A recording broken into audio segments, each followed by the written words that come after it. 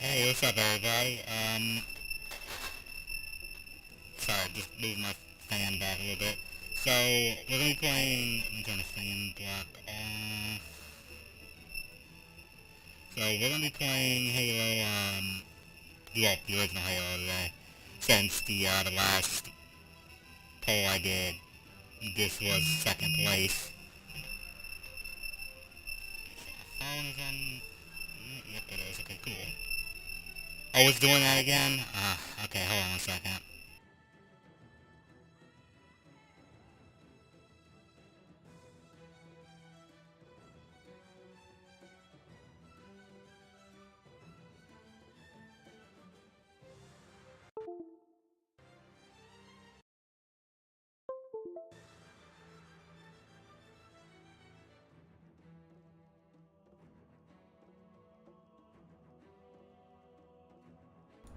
Okay, how is it now? Is it still screwy? Hope I don't have to replace that cable. Because that would suck. Well, now you will know what it sounds like and play back fine now. Okay. I already know what it sounds like when it's screwing up like that because I was trying to record audio at one point and did that shit. So, I already know about it. Alright, oh, let me tab into the game. Okay. Normal. I'm gonna put it on normal just because I kind of feel like having a chill stream today. But what's this? I'm not gonna do that. Skull. What's this one? It's worth twice the ammo. Oh, that's gonna be. Oh, that actually would be fun. Increase health.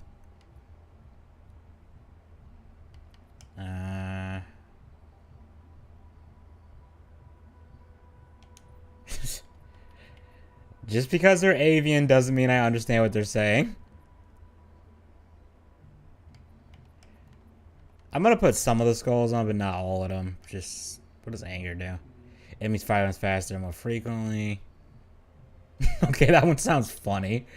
Alright, I don't know why I started on Silent Cartographer, but we're gonna go there.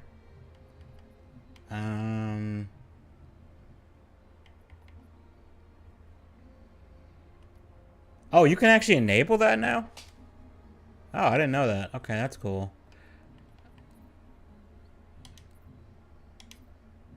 What? This is not fair to compare Jack's figures. No.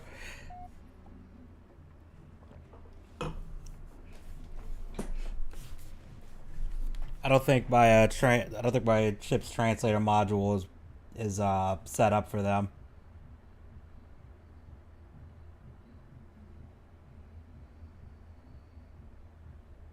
Hey, what you try to say, dude? Let me know how the game audio is. I think I actually, let me boost it because I'm pretty sure I had to turn it down. Yeah, let me turn this up. Because I had, I think the last time I played this, I was playing it with people, so I had to turn the audio down.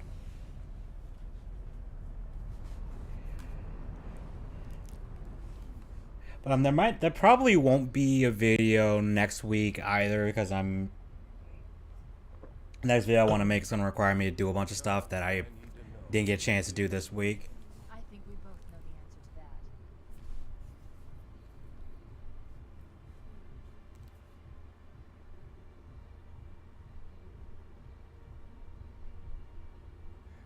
We made a blind jump.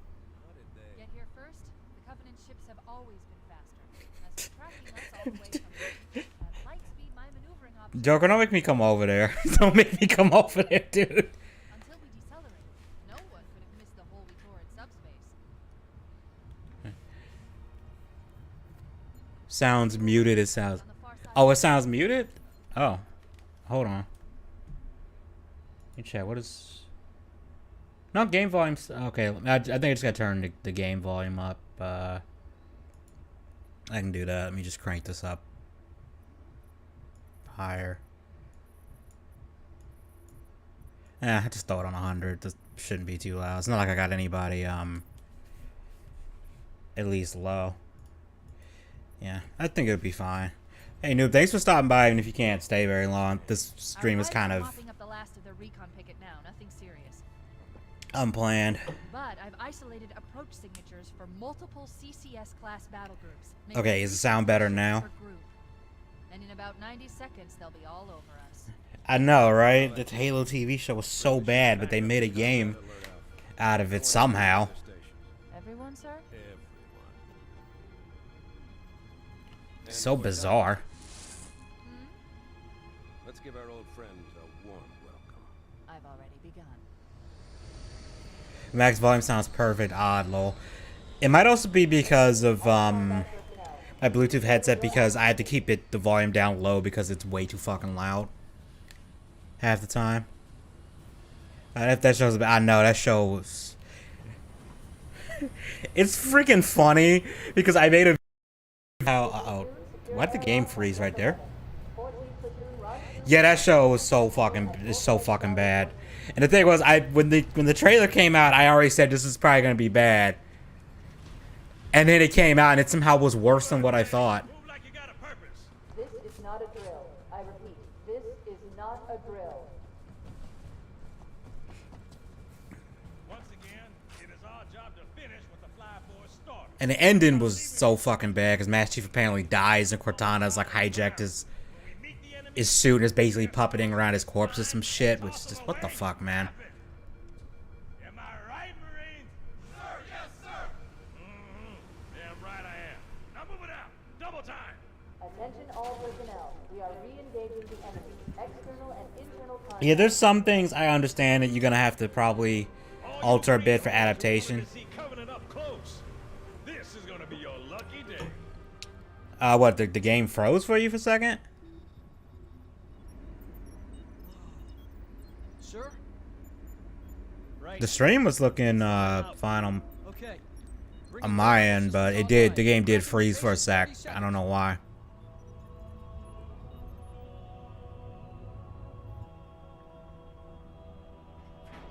He's hot. Blowing the pins in 5.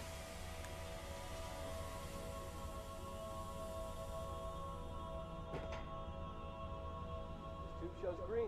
Cycle complete. Sorry for the quick thaw, Master Chief. Things are a little... He only did ounce I take it to say it's out of the game froze for you. Welcome back, sir. Fine. Okay, cool. Chief, please look around the room. Are they really gonna have me sit through the tutorial again? Diagnostics.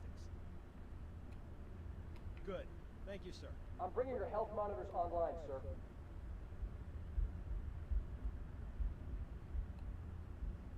Vital signs look normal. No freezer burn. Yay! Okay, sir. Go ahead and climb out of the cryo tube.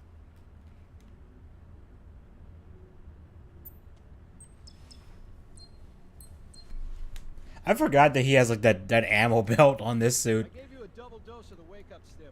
Take a quick walk around the cryo bay and join me at the optical diagnostic station when you're ready. It's kind of odd how different Halo 1 is to like every other Halo game. When you think about it, it's kind of... Wait, where am I supposed to go? How do I get out of here? Stand on the red square, please. I know the ordnance techs usually take care of your targeting sensors, but we're short of time, Chief. Just look at each of the flashing panels to target them. Bang on making a huge comes out was necessary chase adaptation. They really couldn't have the show without. Yeah, that was definitely necessary. Oh, hey, what's up, Cyan? Did you know the game actually has some of the strongest AI in all the games? It does? If you'd like it better that way. Try targeting the flashing lights again. Why the hell did you invert my... Is that better, or should I switch it back? Switch it back, please. Okay. Try looking up and down again, please.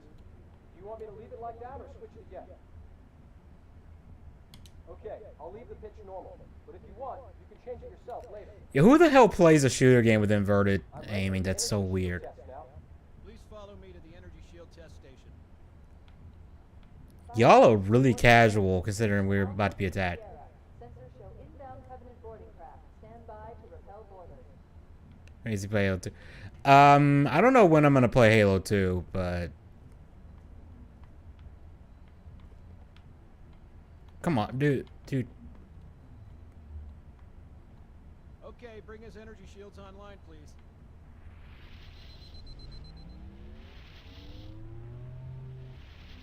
All right. Shields read as fully charged. Okay, sir. Bring them down to test the automatic recharge. It's the most casual thing considering the ship is about to be invaded.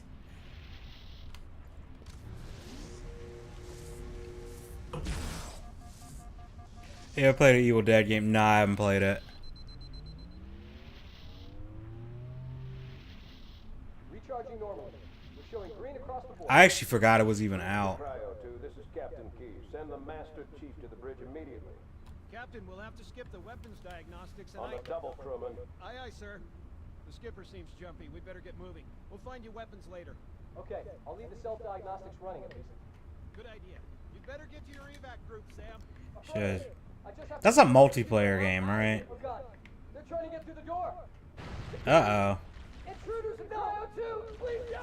I like how he's just standing there. Gotta get the hell out of here. All hands. Boarding parties on port deck 4. I inverted the muscles in your neck. Yeah, I don't even want to know what would happen if you could somehow do that. That to someone, like how fucked up they would be.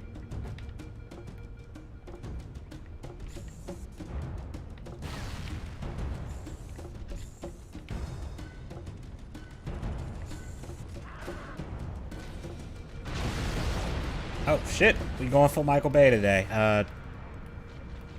That was weird. The crouch wasn't working.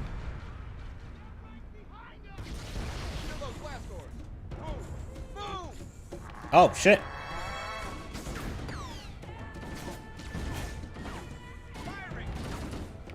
Yeah, you guys handle that. I'm gonna just go on a casual. I hate hunters in the show because they're more dangerous as individuals than in a unit. Isn't it like the opposite of how they are in lore? That's been better than Dead by Daylight. Even has Doom Eternal like.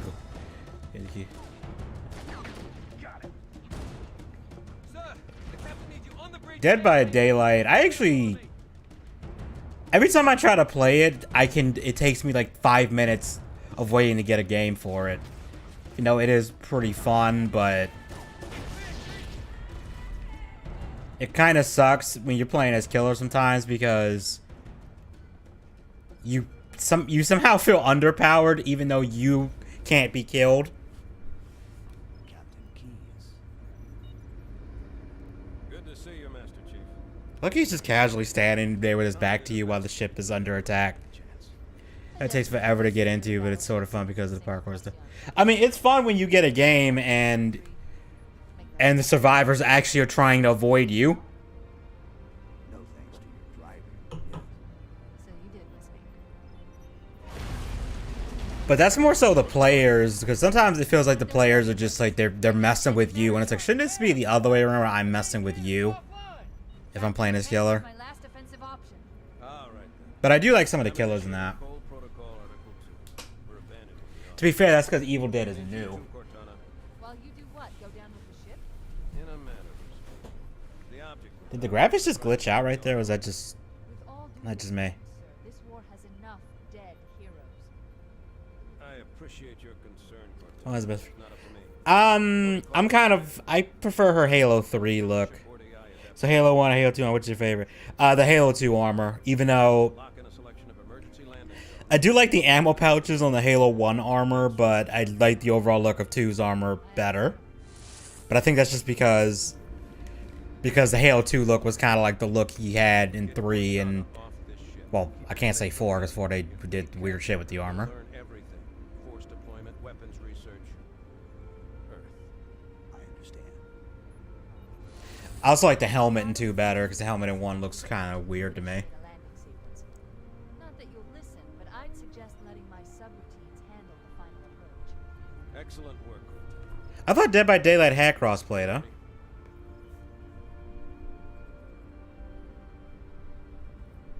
Yank me.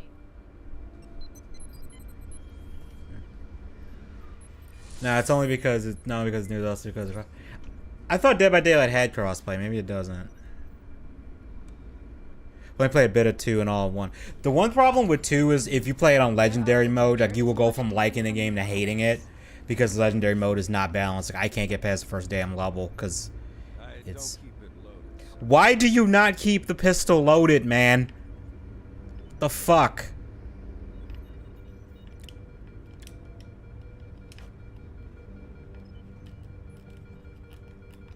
Wait, which button is melee again? I wanted to hit him. I gotta yell at him like, why do you not keep the pistol loaded? I still think this generation's Nita looked the best. Whoa, we gotta change that FOV. That is way too fucking low. Oh, that's it high up? It looks way... Oh, turn that off. Centered... Is that really the highest field of view? Has it, but it's really bad. It's clear the game was not made for mine like Evil Dead.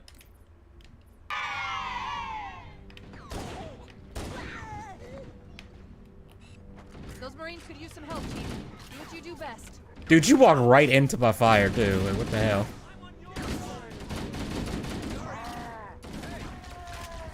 Let's get it on! This game did have the best fucking Magnum, though. Confetti, yep. I forgot I had Grunt birthday party on. I also gotta remember that I set the thing so my gun uses twice as much ammo.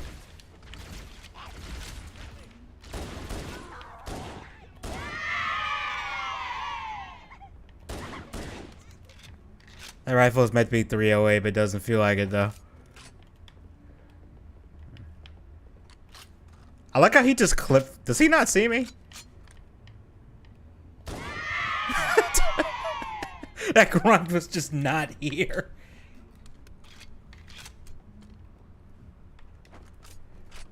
Be better game, Magnum.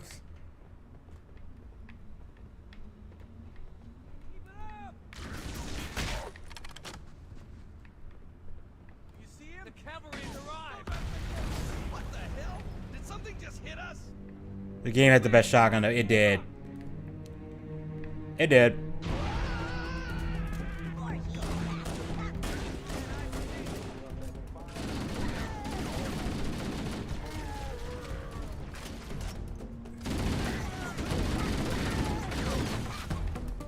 Odd they don't give you grenades at all here.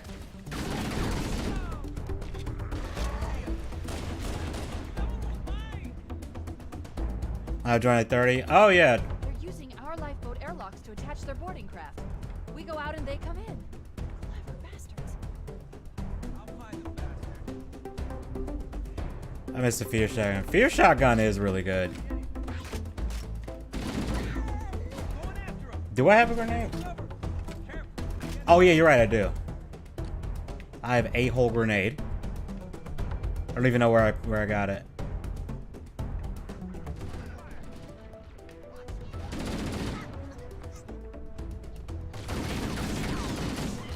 One thing I always found weird in Halo 2 was they got rid of the, Okay, so the fuck?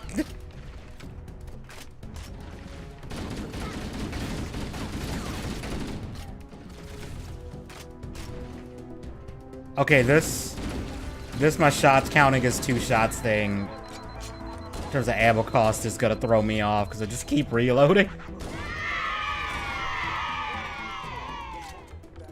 Oh god, that crap. Yeah, I saw a freaking video on it. I'm like, okay, guys.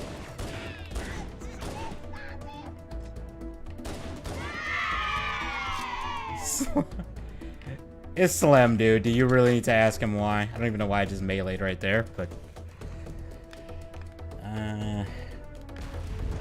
I swear, I remember the FOV being way higher than this, even though it's at max.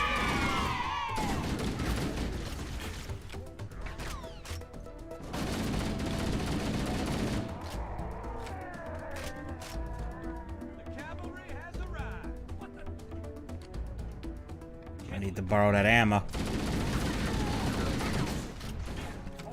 Does anyone remember the Quake nail guns?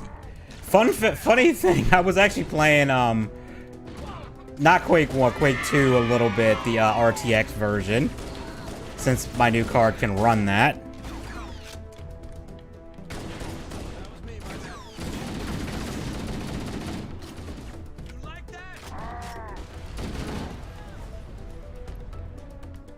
Girl, she carries 600 308 rounds, good lord.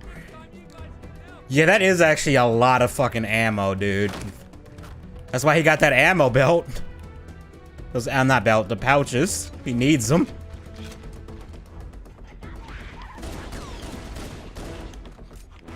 Dude is always strapped. Dude is amazing. Weirdly enough, the Steam version of Quake 2 does not have the soundtrack at all. So I've been playing the game with absolutely no music, and it's kind of weird. But I also actually don't even mind it. That's 10 mags. That's actually not unbelievable then, if that's only 10 mags of this stuff. Because, I mean, each mag is 60. So, yeah, that's only 10.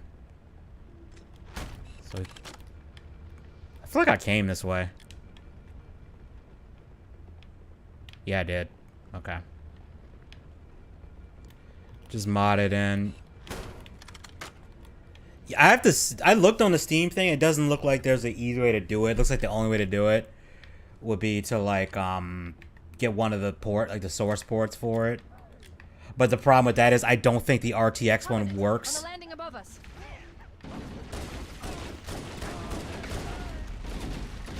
Oh, there is. I was looking at a forum and they were like, "Nah, you can't really do that."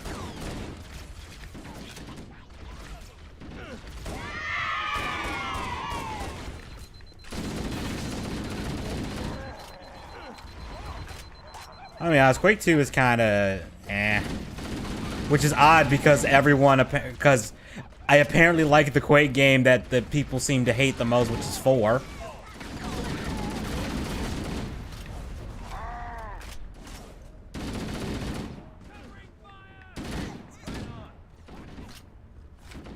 Man, this constant reloading thing is gonna get it. Yo, y'all are just shooting your own teammates. What the hell, guys? Come on.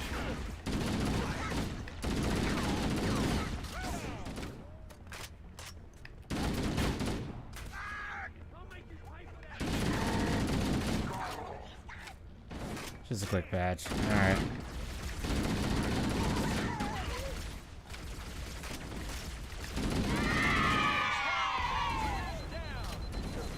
Keep your head down. There's 2 of us.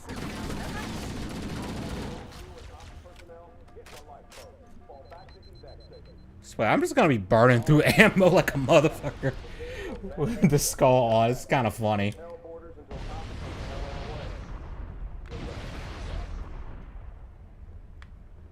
Because 3 was like the multiplayer one, so I don't. Quake is a weird series. The first one's like all Lovecraftian horror stuff. The second one is more generic sci-fi, I would say. And then 4 is more of that, but darker and has that one scene. that even with that game's graphics is still pretty intense, all things considering.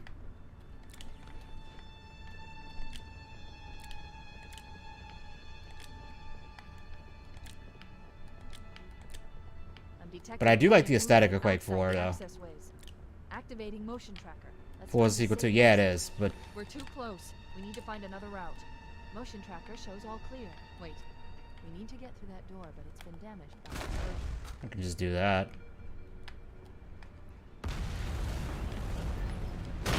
That's kind of thing that's scary about Master Chief.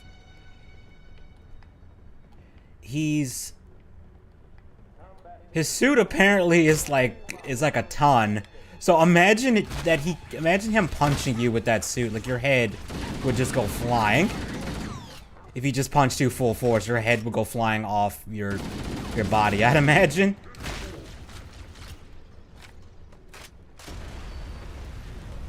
I gotta play these games, the fuck? It looks like the Covenant wanted to catch you next.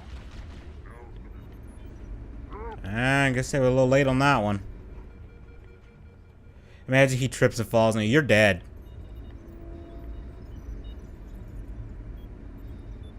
R.I.P. Linda. Yeah, you would just be dead.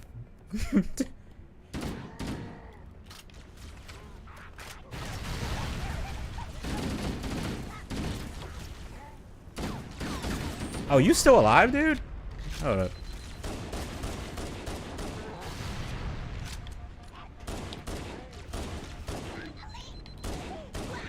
Damn, I think I need glasses. I don't know how the hell I was missing that much. The toe I got actually kicks your steps on your toe. Or actually kicks your desk. Nah, he just puts his hand on your desk and it just breaks. You just casually touch your desk and the limbs just give out.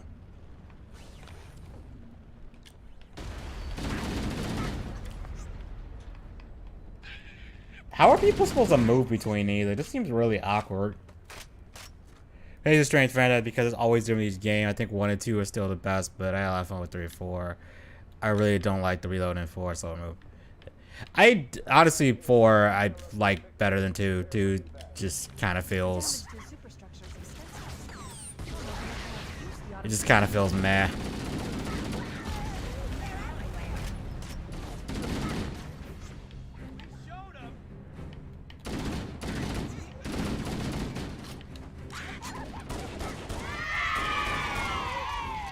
And the thing is, the slower movement, that's all that they give you back faster movement later on once you get the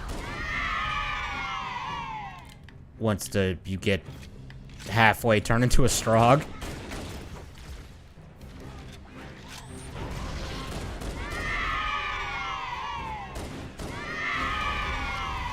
Then in real life, but then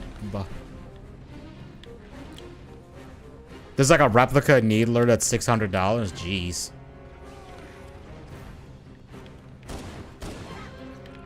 There's one last life lift. Quickly, get aboard before it launches. Oh,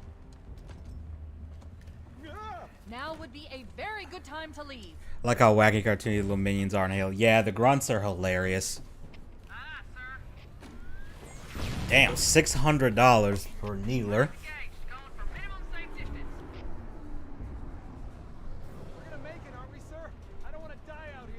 I want, if I was gonna get a replica from any game, I would want either...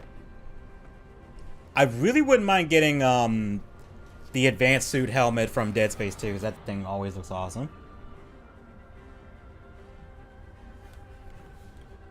I always like for the Rust Future style Quake 2, unfortunately the movement is still way too soft to become a Strog. I knew it. The Autumn's accelerating. Really feels like a zip thing, I guess. Yep, that is true. That glass, yeah, the grunts have it rough. Heads up, everyone. This is it. We're entering the ring's atmosphere in 5. You sure you wouldn't rather take a seat? We'll be fine. If I still had fingers, they'd be crossed.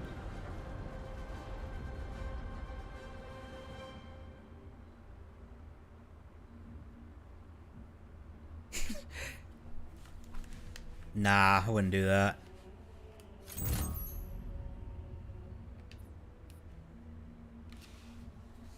Oh, hold on. I fucking hate this with YouTube. So I keep telling it not to turn top chat on, and the problem is it keeps defaulting to that. We're coming in too fast. I wish they would have more friendlies in Halo 3 than just elites. That would actually be cool to see like friendly grunts or I'm just trying to imagine how a friendly hunter would work, because they can't. I don't think they can speak English. Chief? Chief, can you hear me? At last. Are you all right? Can you move? I was actually trying Dead Space 2's hardcore mode again, and I died on the part with the train because I ran out of ammo right as the brute showed up. And I was just like, okay, it's going on midnight. I'm not playing this again. Dropships on approach. I recommend moving into those hills. If we're lucky, the Covenant will believe that everyone aboard this lifeboat died in a crash. I just wanted to see some. That's one thing that's weird about Anniversaries. They changed like the lighting for some of these places. I'm not gonna play on the original graphics though. The ring's ecosystem is incredibly sophisticated.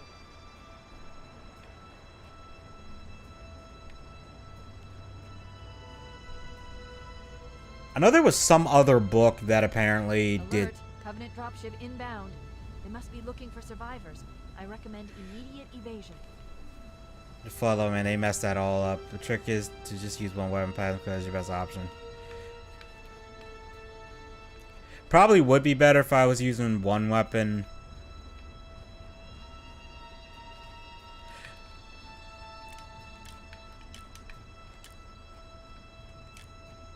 Why am I messing with the flashlight?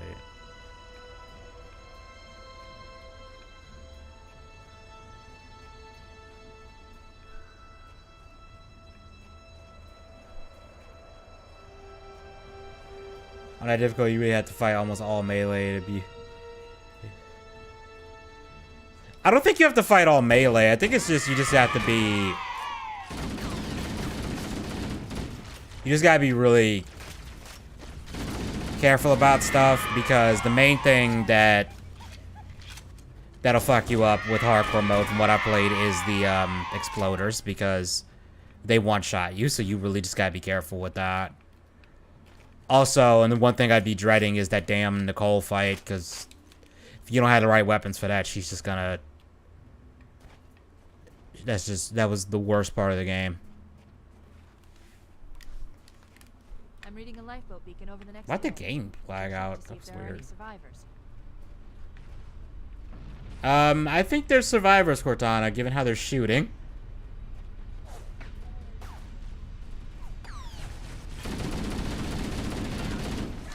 That can get you killed, though. Very easily. Especially if you don't have stasis on.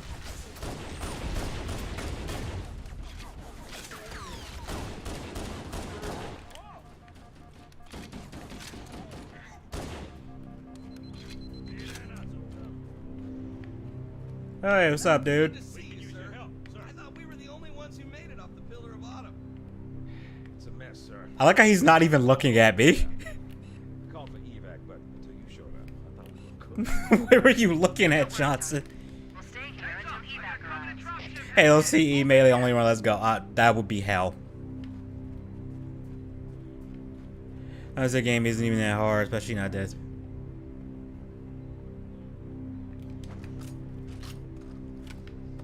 Dead Space 2 isn't that bad unless, like I said, you're doing hardcore mode, because then it's just, okay. Okay, you cannot fuck up at all.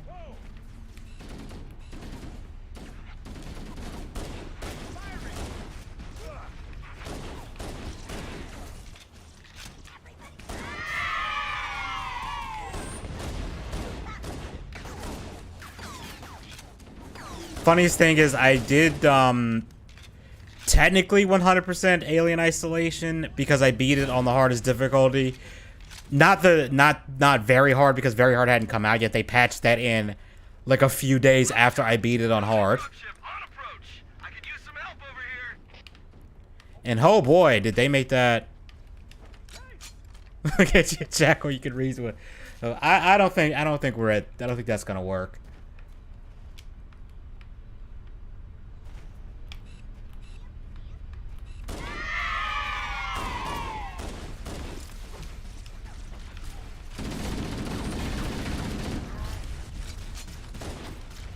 You know what I find hilarious?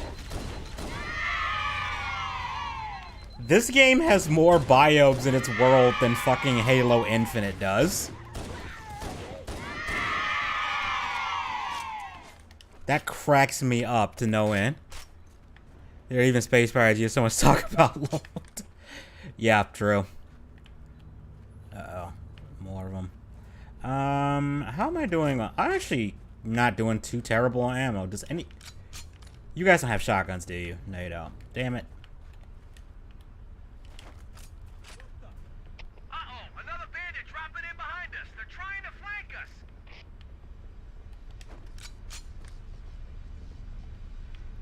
Infinite's way... I said this game... Yeah, Infinite, I'm sorry, but it's just... It's a fucking mess.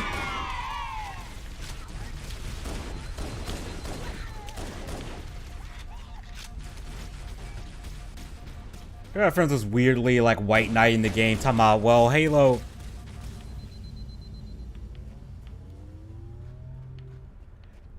I was gonna say, he was like, well, Halo 1 was open world, and it's like, no, it fucking wasn't. It just had really big levels. There's a difference.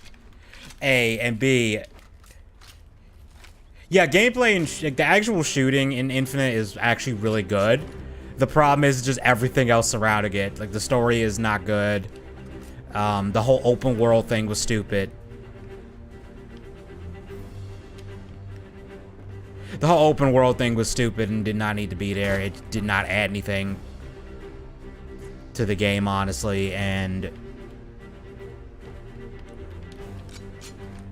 yeah, that was really my two biggest problems with the story and the game and the open world shit. Like, if it was just linear levels like this game or like Halo 2 or something, it would have been way better.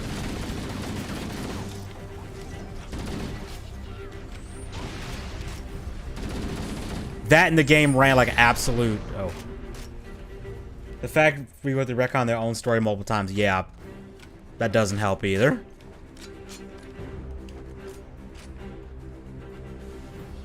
Also, the soundtrack for Infinite felt like so underutilized and not really there. Oh, I really need Magnum ammo. I need to save that. Please need Magnum ammo up here. Yes, thank you.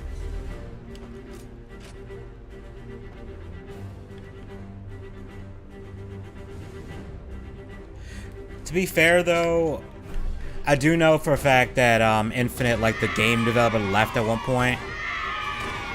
The guns Infinite look lame, and also why their movie leads to multiplayer. That's the thing. The guns for the ones. Okay, let me phrase that. The guns that aren't completely different from the ones from the old games look fine. Like, I really like the way the assault rifle looks in Infinite. It's just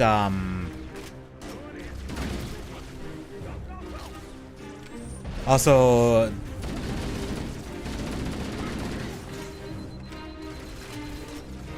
some of the new guns I actually do like the Commando, even though it does feel kind of just like, okay, a assault rifle that does more damage but has less ammo in its magazine.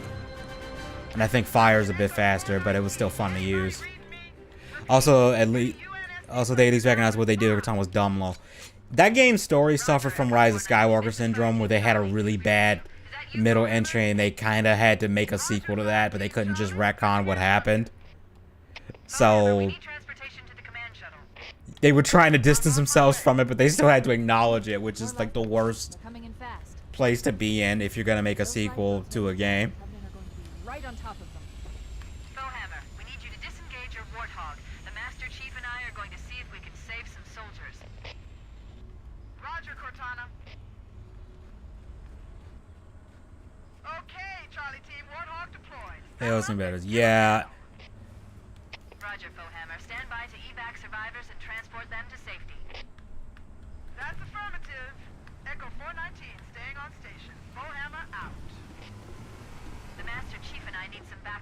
spare a few men.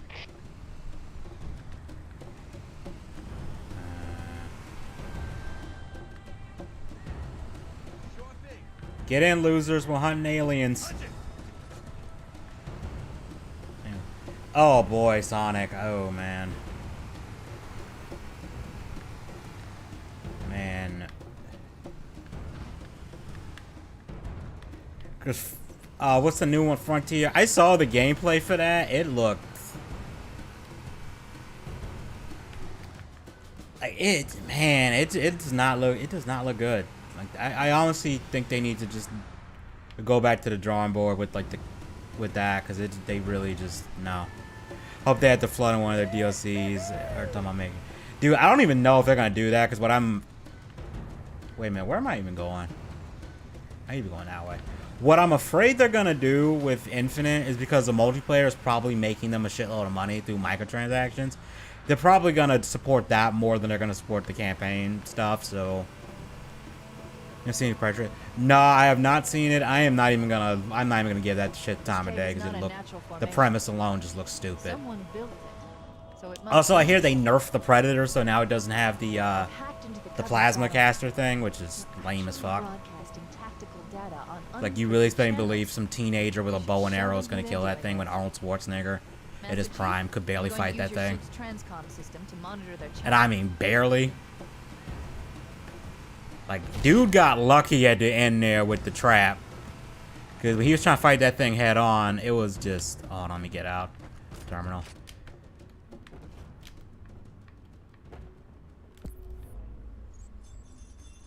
I mean, don't they earn the caster? Well, yeah, if you go by Alien versus Predator lore, they do earn it by killing an alien, but...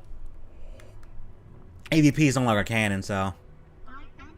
I don't want Sega to die, honestly, just because that's gonna be one more. Or I want them to still do their own thing, because they have other properties that I still like, even though they kind of fuck up Sonic. And the thing is, with them, they have like the exact opposite problem most games have, where they keep doing the same shit over and over again. Sega, for some reason, keeps trying to do different shit.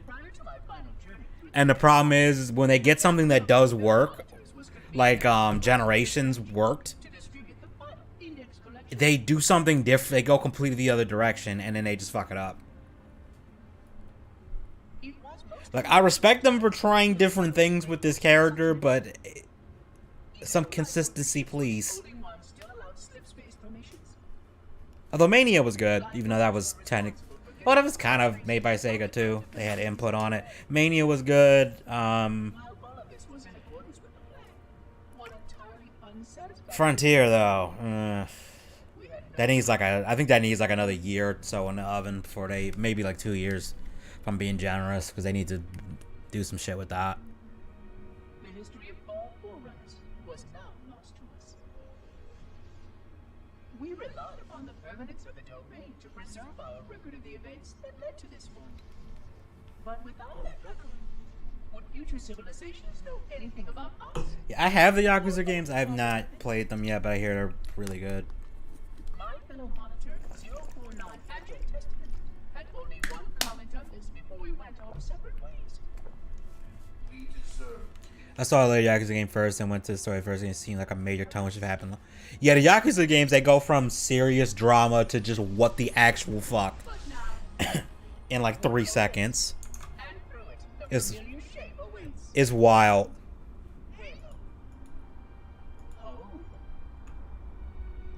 It's Frontier anyway. I guess it's meant to. I guess it's kind of like they're like, oh, well, it's like, you know, we're doing open world for once, so it's like a new frontier thing, or it's like a new world or region of the world that we're in. I guess that's why they chose that name. I think the later also had zombies. Wait, there's a Yakuza game with zombies in it? Can we just have a good Sonic Adventure type good? There was a rumor that at one point they were gonna do an Adventure remake, but it got shut down. I don't know if that's true or not. Nice one. Yo, I don't know why, but the Warthog seems really slow, slower than I remember.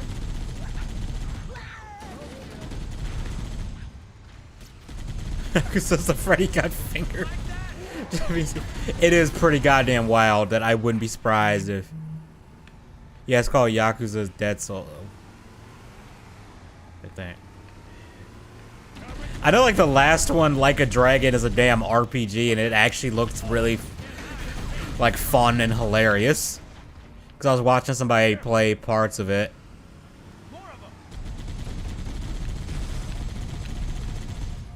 Oh, that's right. The plasma. I don't think does the plasma. I forget. Does the plasma pistol have the EMP thing? I don't think the plasma pistol a shooter, oddly enough.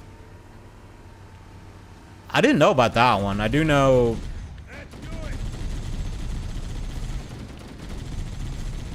Where that came from. Nice shot. Alright, we're just gonna keep going.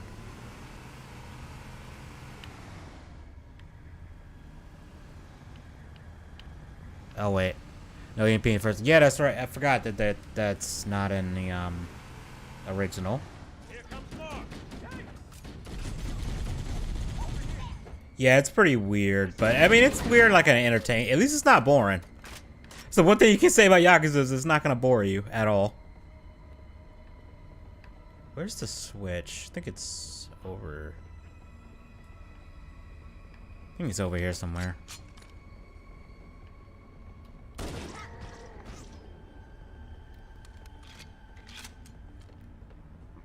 Oh, shit.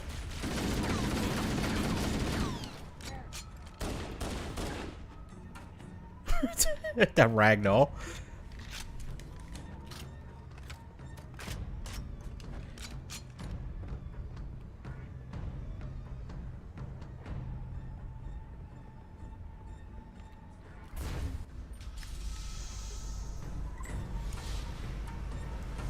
It'd be really hilarious if he pressed that button and it just locked the door.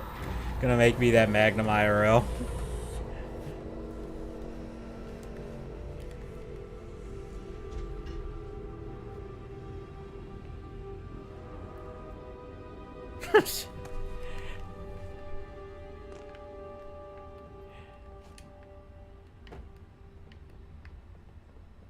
I guess.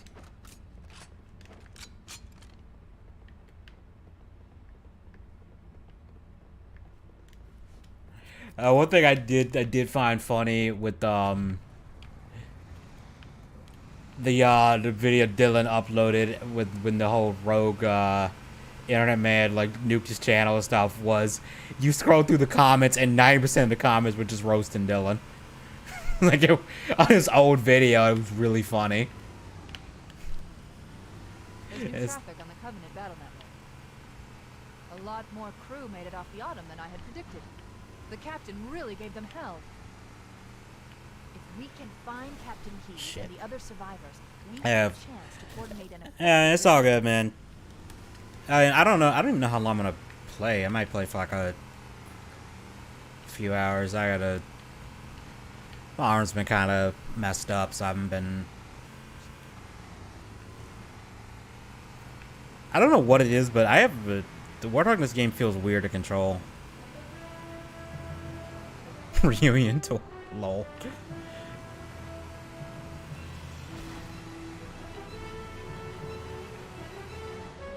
Like, what is the suspension on this Warthog? It is just flying all over the place.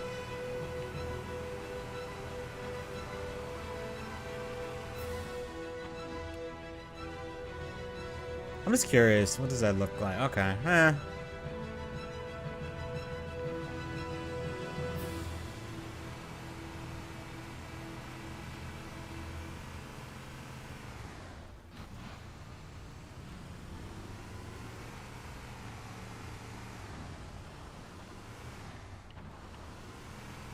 Guess we'll go this way first. Oh, shit.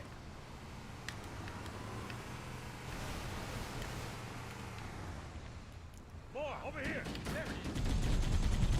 I'm on it. Okay. That bird. Boop. Heading out. You heading out too? Alright, man.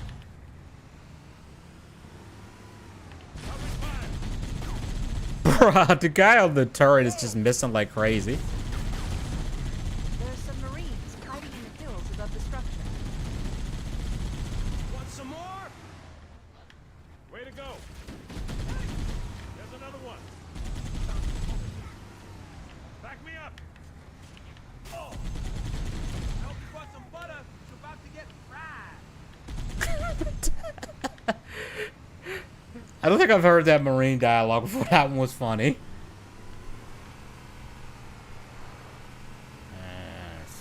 Around here. Oh, that was about to end badly.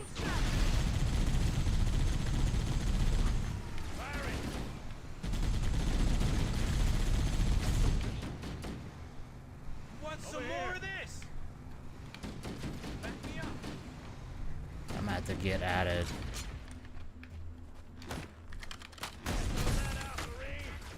We just did a Dark Souls roll. Tried the Dark Souls roll, B. Does this open? It looks like it should open.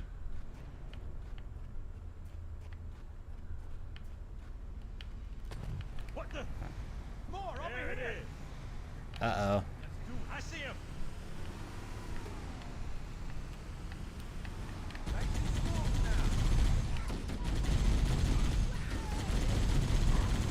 Damn it.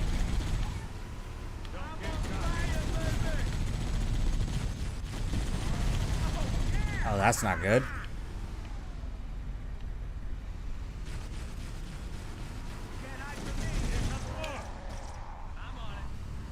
I wish I could tilt the...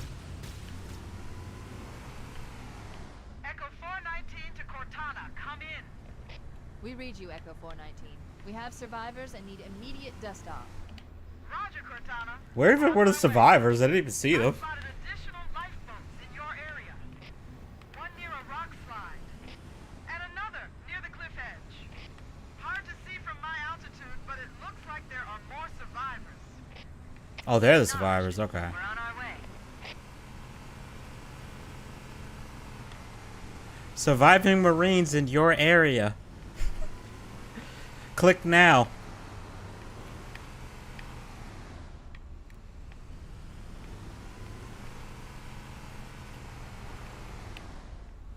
More over here.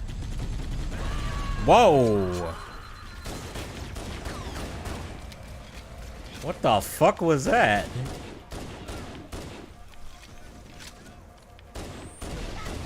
Shit, did we just lose Sergeant Johnson?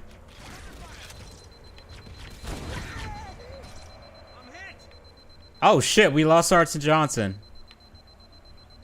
Oh shit. F in the chat, I guess, even though canonically he's not supposed to be dead. Yet. Maybe they took cover in that structure. Let's check it out.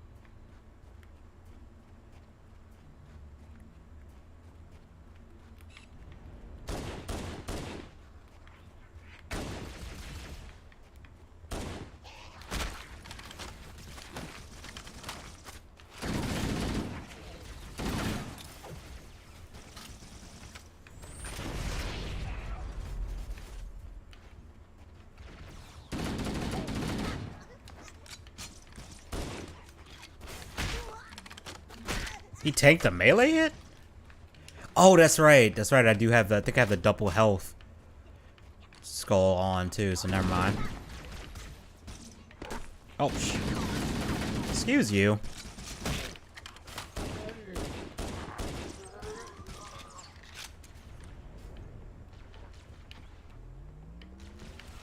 I'll deal with you in a sec, man. Chill out.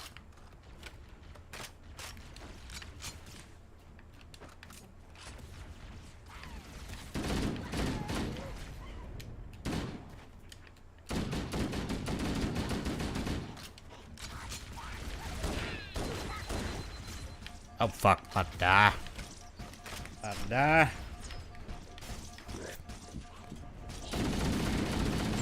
Excuse me, can y'all give me like 5 seconds here?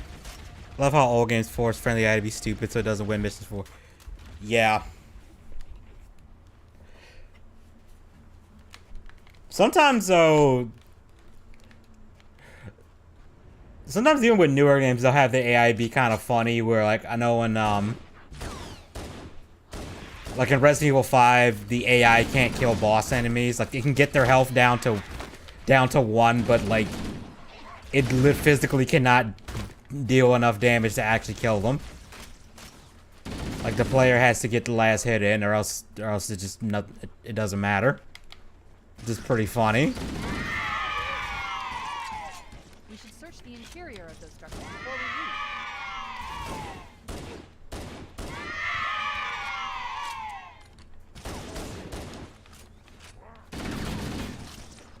Then again, the flip side is they also have to make the AI stupid because if they just wanted to make an AI to kill you, you can do that very easily, and I know because first time I ever tried to make a game in something, the AI was so damn hard. No one who played it could actually beat it, including me. So I had to go back and nerf it like 5 times. And the thing was, it was like a really stupid AI too. To the point where calling it an AI is probably generous, but it could kill you.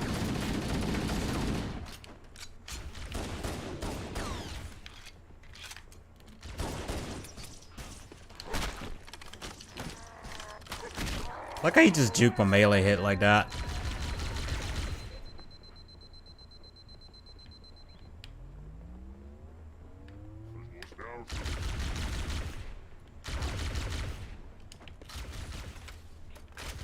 Pardon me while I take forever to reload this gun. Thank you. Can I take your... Thank you. It's kind of wild that the plasma weapons don't have like a interchangeable battery. Hold on, so let's join in. Hey, what's up, dude? Hey, what's up? Oh, God, finally home, I'm tired. Oh, yeah. Wait a minute.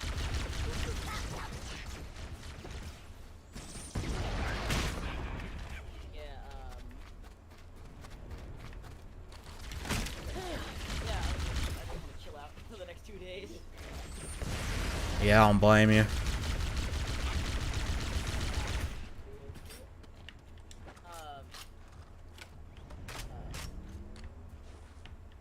Yeah, like I said, about the clumping thing, here's the thing you need to understand. It's very semantic about explaining the ideology behind it. I've called for an evac. Let me give you a full nosedive into it. I already saw a video of someone talking about the Ace Attorney clown lady thing, and then people just noticed this character all of a sudden and just started making fan art over, and it just snowballed from there, I guess. We should secure the area before the dropship arrives. I like how y'all just didn't even see this grunt just chilling out right behind you guys like that until I came down here. Like, what the hell are you two bald twins doing? I'm pretty sure this is why. I'm pretty sure like the Spartans aren't just like genetically superior. I think they're legitimately the only one with any like common sense in the entire unit. Yeah, at this point. Affirmative, Fohammer. We're ready for dust off. Approach when ready. We're going to look for the last lifeboat, Echo 419. One thing, but yeah, it really does feel like you're the only person with a functioning brain sometimes. Speaking of which, I took an online intelligence quiz. How badly did you do? Believe it or not, I'm above average intelligence, like slightly below advanced intelligence. I don't know. I don't know. I mean, my whole thing is like, okay, I don't really care. I mean, when I looked into like the way I look at it, considering like all the questions, it's less like actual intelligence, like it's like rational thinking. how rational and well thought out can you solve these problems? It's like just basically like problem solving stuff. Yeah, like so it's like you know those things like okay like what's that one thing like this guy has 5 apples, you take away 3, how many do you have? How many do you have left? It's like okay, technically you have 4, you have 3. Stuff like that. Yeah, I get. The one thing I always find funny is when people like, what's that one like which weighs more, like a pound of feathers or a pound of bricks, and everyone says bricks, like they're literally both a pound. I picked up reports that the Covenant has located and secured the Pillar of Autumn's stuff crash like that, exactly. That's what I'm talking about. The good news is the captain is still alive. The bad news is that the Covenant have captured the entire surviving command crew. Let's hurry and find the final lifeboat so we can link up with the rest of the survivors. Cortana, can you ping where that lifeboat is? 'Cause I have no idea.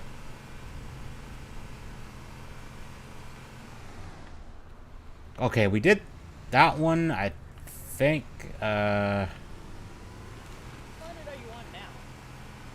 Well, this is one of the Halo rings, the first one that the humans ever found, so.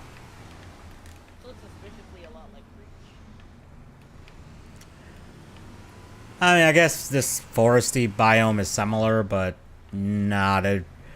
But to be fair, I don't know how far away this ring is from Reach, because they were leaving Reach to get here, not intentionally.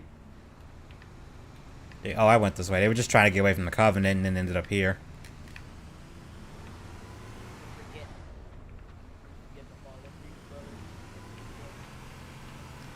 Yeah, they had to bail out of Reach because Reach got fucked up, to say the least. Is Reach the Halo equivalent of Vietnam? The last lifeboat is in the mountains. I'm trying to think what would be a good real-world equivalent, because trying to think of a battle that just basically Reach was like the most like fortified world that the UNSC had, and then the Covenant just came in and just demolished it in like, I don't know how long the battle for Reach actually went on for. I want to say it was like a month or so. But it did not go well when the Covenant showed up. And to be fair, they showed up with like the biggest fleet that the UNSC had ever seen at that point. Yeah, it was funny when you get context of that. Like, yeah, George thought he blew up one and saved the world. It's like, nah. The Covenant's like, oh, they blew up one of our super carriers. Let's just send 50 more. I find also been like ninja games lately. I've been playing of course like the new Shredder's Revenge game, and I heard it's good. It's really freaking good. It's really good. It's very much like classic like Sega Genesis era gameplay. Isn't it like a remake of one of those kind of games? I think it's a sequel to Turtles. Oh, see, I thought it was like a remake or like a. Okay, I know. I thought it was a remake. I'm pretty sure it's definitely a sequel. It's funny because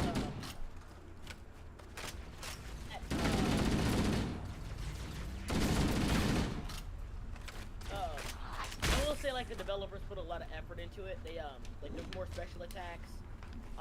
There's a more diverse moveset.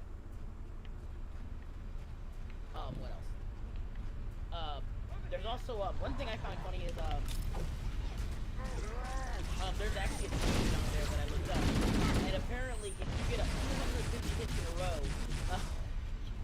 250 hit combo essentially, guess what pops? What? It says cowabunga it is, and it shows the Mikey meme. The Michelangelo meme. I swear to God. That's funny. That's hilarious. love it. I love it when they give nods to memes. You know what I mean? Like it's just always funny. Yeah. Well, sometimes it's funny. Sometimes it's just why. Like I remember Duke Nukem Forever. They made a Leroy Jenkins. Oh shit, there was a sniper rifle here. Yeah, I'll take it. Well, it's not. Well, I think it's more like when it's like a meme directly related to the franchise. Yeah, that's a little bit better when it's directly related. Like the Leroy Jenkins thing was just. Why did you get off the turret? Oh, that's why you did.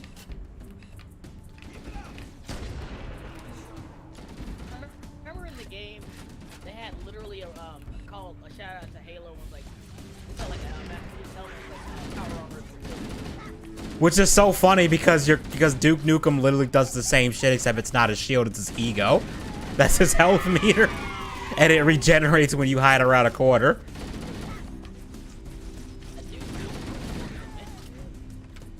It would have been more hilarious if Duke Nukem just had fixed health.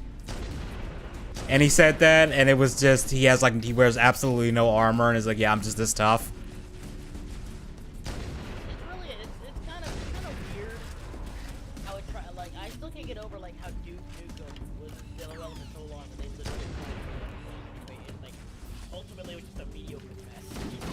Yeah. The funny thing is, like, the early 2000s build that's, like, unfinished got leaked, and it legitimately looks like more fun than the actual final game, which is wild because it's not even nowhere near fucking finished. New traffic on the Covenant battle. Like, half the levels don't even work properly. Like Yahtzee from and Reconciliation, a ship I disabled before we abandoned the Autumn. Yahtzee from Zero Punctuation. The Truth and Reconciliation touched down on a desert plateau. Apparently, like he said, he tried to get them to use an idea. There's our ride. Get aboard and let's get out of here. Him to be like, welcome aboard, Master Chief. Basically, he wanted Duke Nukem to be self-aware and stuff like that, and like he act, you know, like stuff like. I actually think it's better when he's not self-aware and that's just how he is. It's just like, I think it makes it funnier when he's just Chad 80s action man in like modern day. I like everybody else acts realistically. I think that makes it funnier. Like Johnny Bravo, but with commandos. Yeah, because it's basically like he's just do that. Because a lot of people are like, oh, Duke Nukem can't work today. He's like, no, I actually think he can. It's just that y'all are cowards and won't do it. That's the same thing with like Johnny Bravo, man. They couldn't bring Johnny Bravo back today. Yeah. You just have to ignore Twitter. Yeah, like that's our ticket in. The funny thing is, like, there was a lot of modern stuff like Johnny Bravo. Back when it came out, like there was one episode. Get the Marines, go! The Corps ain't paying us by the hour. Stick to the higher ground to the right. We should be able to recon the Covenant position without being spotted. It was doing online I've dating. detected Covenant He got stationary catfished. guns. He ended up dating a gazelle. Hold on, I gotta. Yeah, it's really weird. And here's the worst. And again, the thing I like about Johnny Bravo is he's both the dumbest person in the room, but also the most rational when things get crazy. It's weird. It is kind of funny. So he's like he's trying his hardest to be polite and genuinely trying to make a day of it. Yo, that elite is just not holding still at all. What the hell, dude? Hold still. That at least got ADHD. Yeah. Blame it on my ADD, baby. Sail. There we go. He's dead. I like how they don't even notice that I just shot that guy in the head. But as loud as this gun is, you think they'd hear that. Oh, what the?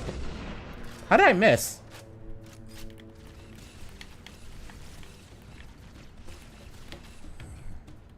Eh.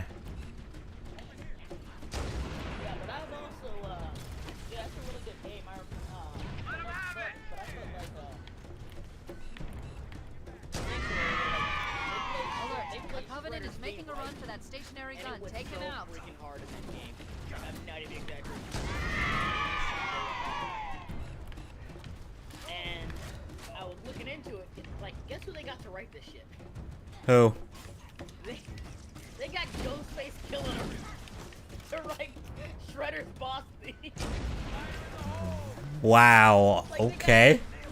Like, yeah, Raekwon and Ghostface Killer write Shredder's boss thing. They literally brought back fucking RZ RZA. RZA and Wu-Tang Clan back from the grave to do this song. That's fucking funny.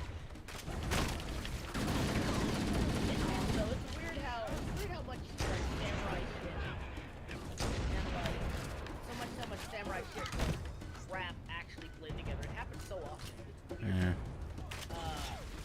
I mean, well, RZA, from what I gather, like they're a big fan of that kind of stuff because I mean they did the soundtrack for the Afro Samurai anime and the game. I think they had some hand in that. I heard the game was pretty good actually.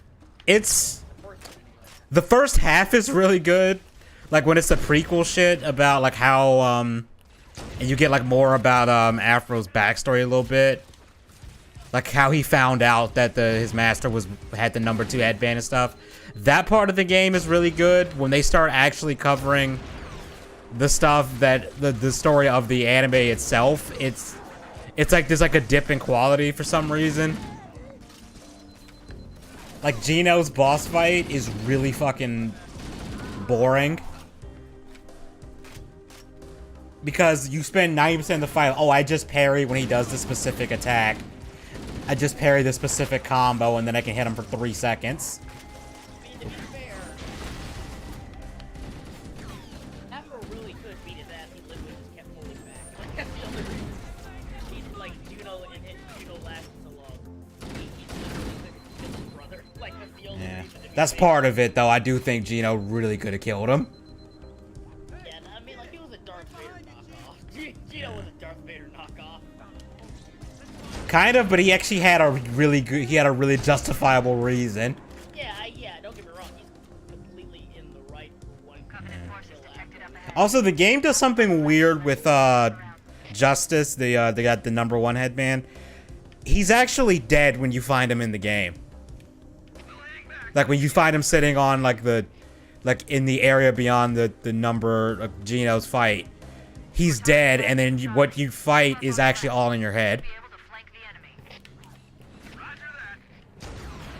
And the game ends with you taking both headbands and I guess just tossing them away. Yeah, I guess Afro was just kind of just like, yeah, this wasn't worth it, or something, which seems really weird.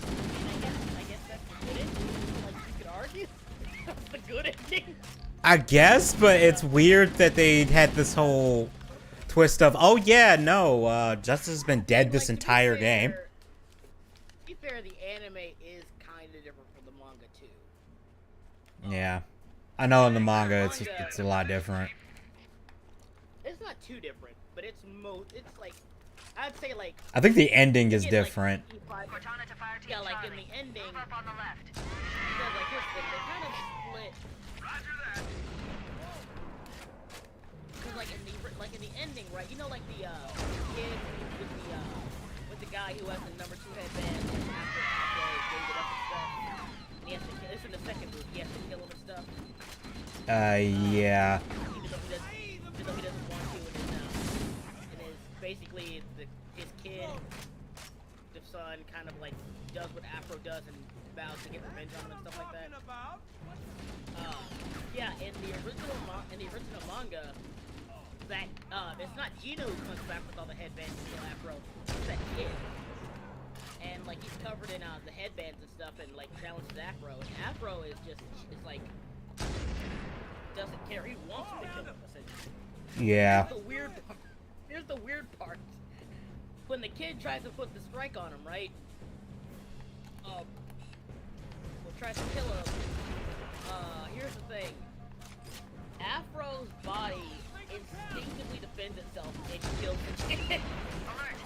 That kind of reminds me of like what happens in the anime where like right when the dad was about to kill Justice like eyes turn red and he just moves super fast. And the same thing, Afro did that to him when they fought in the anime. Like there was a point where Right when Justice is about to win, Afro just snaps and his eyes go all red. He just manages to kill him. So I guess there's something like that. I don't know. The second movie, I tried to watch it. I just could not get into it. I mean, it's not bad. Like, here's the thing. The first one is good. Like, I felt like the first one was all you needed, because it was like, okay. Yeah, but again, like, that was, here's the thing. The second one was also technically following the anime manga, because that is what happened. Like, I don't think that's exactly what happened. Oh, shit. I haven't read it. I haven't read it in years, but like, it's kind of like showing that Afro regret, like, Afro. Basically, it's showing what happens when you refuse the power of God. You refuse to become God. Afro really just wants to does kind of want to move on, but he realizes after he killed Justice, everyone's killing each other over the headbands again. Like, and there's really no fucking point. Yeah. Which that part was fine. It was just the whole resurrecting his dad thing, and just that stuff. That was just why. It was just why did you need to add this?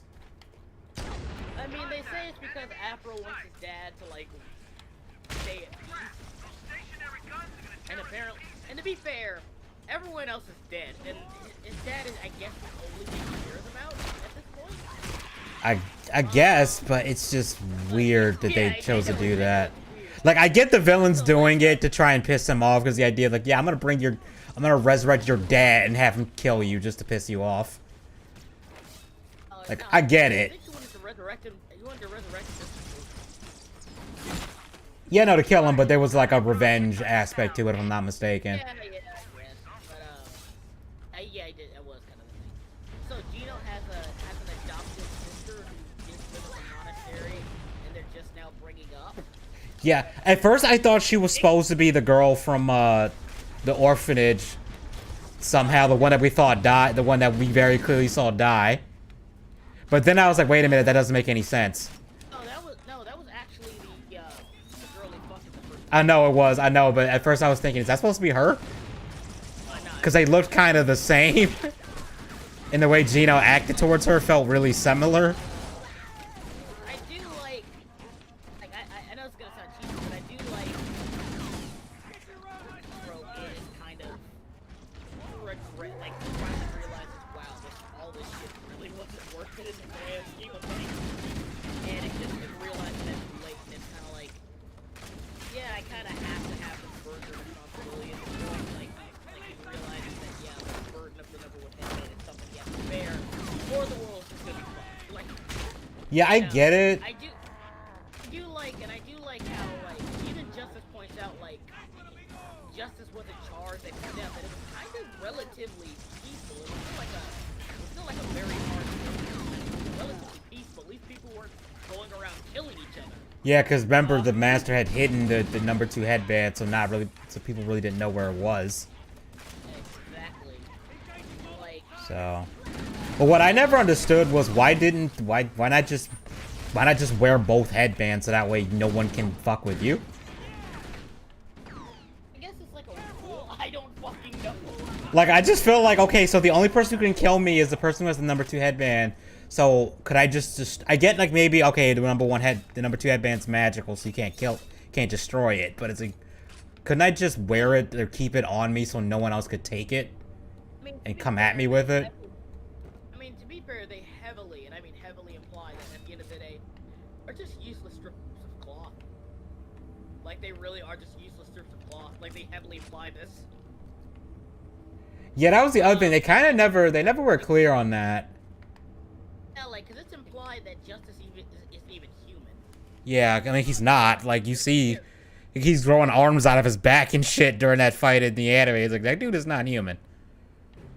Not fully, anyway. And I wish they did expand upon, like, Afro's dad, because even the creator admitted, yeah, you know Afro's dad and all this shit that happened to him? Justice had very, very little powers. Yeah. He had very little powers. And I always thought that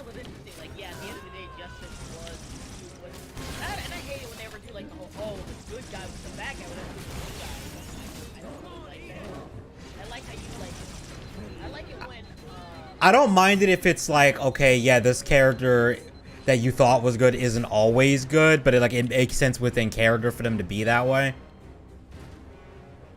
You know? It's like, I hate it when it's like, it's one thing to have like understandable motivation for your villain. That's okay. Like you completely understand why this villain is. That's perfectly okay. I don't like it though when they say, "Oh, this villain was actually right the entire fucking time," like they did with Dr. Doom in the recent comics. I haven't been keeping up, so I don't fucking know what they're doing with them. Well, for a while now, they basically made him the new Iron Man and everything. Yeah, I know they did that, which I won't lie, his Iron Man suit looked kind of cool. Once we're inside the ship, I can home in. I won't lie, I did kind of like the aesthetic of it. Here's the weird part. I'm pretty sure like his regular Doom armor is at least canonically more powerful than most of Iron Man's armor. So. Or at least like on the same level already, so it does seem kind of weird. Like at the very least. Because Tony's armor, because here's the thing, Doom's armor is both like extremely high tech and magic. Mystical, so yeah. Oh, yeah. Oh wait, no. Give me the needler, thank you. They did the whole thing where like what was it? They did the whole thing where like charge the world will be at peace and like no, I'm sorry, no, that's not gonna happen. Even like the Black Panther god or whatever said, oh yeah, I see the future and the best future for humanity is if Doom was the ruler because he's actually right. I'm like, no, Doom is a tyrant.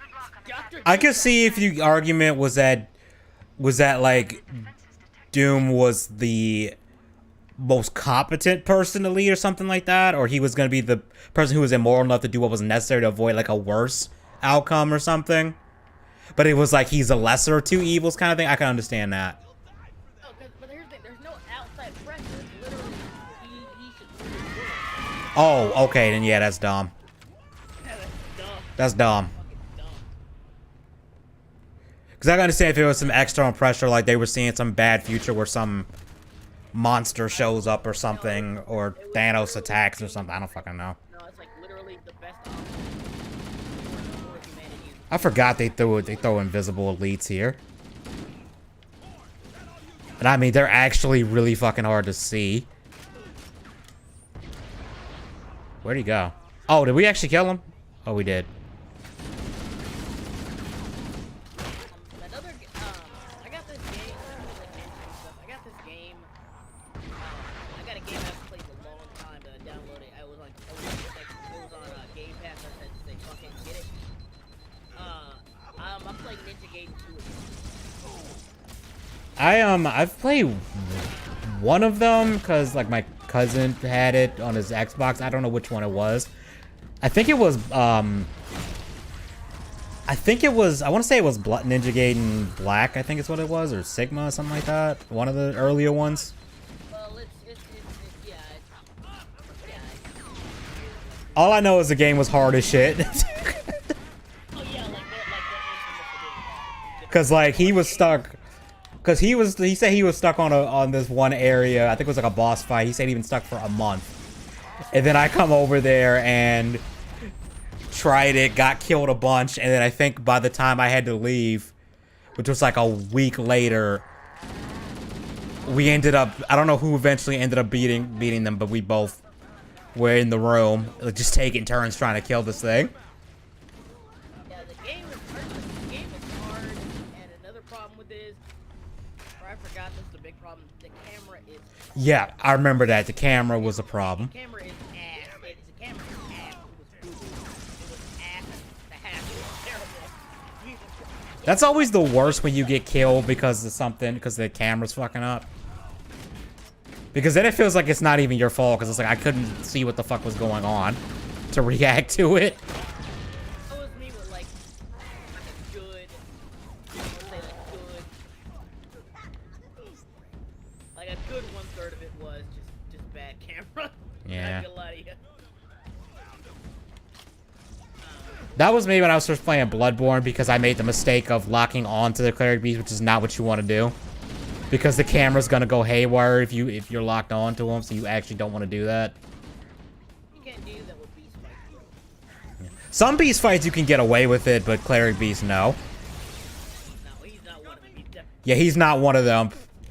Because between him being as huge as he is and that bridge you're fighting him on, it's not gonna work. You just gotta disengage, lock on, and just stay behind him.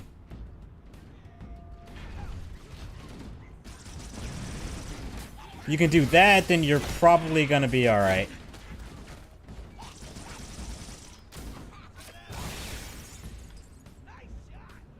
Though he was nothing compared to the fucking blood-starved beast. My god, that thing was just hell. Although the funniest thing is when you realize, oh, if I just stay to his... I think it's like if you stay to his left side, all of his attacks will completely miss you. Or nearly all of them. I think that's even worse than, like, in my opinion, the camera, because you're like, oh, okay, so I could have just done this the entire fucking time, and that would be an easy win. What's kind of funny is, I don't know if it was intentional, but the game almost kind of subtly telegraphs that idea. Because one of the attacks he does is before he does it, he, like, puts his arm out. Like, his right arm out, and then, like, leaps forward with it.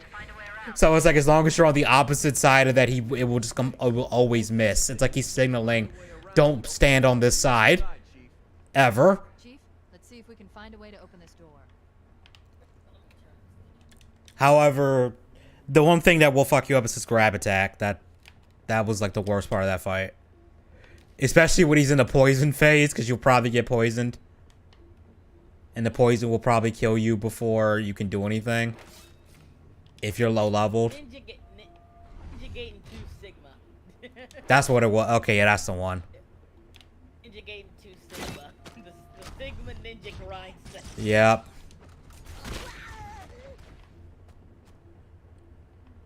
They haven't made a Ninja Gaiden game in a while, I don't think. Like, Team Ninja's doing other stuff, not to mention, like, to be fair, there's no real demand for it. I think the last game Team Ninja that I know of that they made recently was Dead or Alive 6, which was, my god, you want to talk about a game that has a shitload of DLC. That game's DLC is, I think it's like over $100 worth of DLC. Honestly, Team Ninja, I guarantee you, Ninja's just go up and straight up make like, at this point, I'm sorry, like, there's such a market for that. Like, let's be real, like, they have to be aware of what they're doing.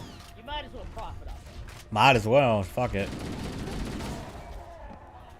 I mean, I'm not gonna judge you. One thing I don't like about this game is when you're fighting other ninjas, they look so much dumber. And who the fuck is that? Yeah.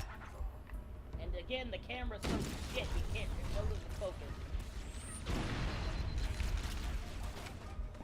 Yeah, camera stuff is always just that always is just the worst when the camera's bad. Oh, I remember Team Ninja also made Other End. Yeah, they did make that. That was. Oh my god. We don't talk about that game. We don't talk about Other End. The only thing I will say about it is Samus looked hot as hell in that game, but I mean, then again, she always looked hot, but still. Like I just said, man. Yeah, I know. That and the cutscenes, whoever did the cutscenes for that game, like, they needed the fucking medals. They looked really goddamn good. Nice. Did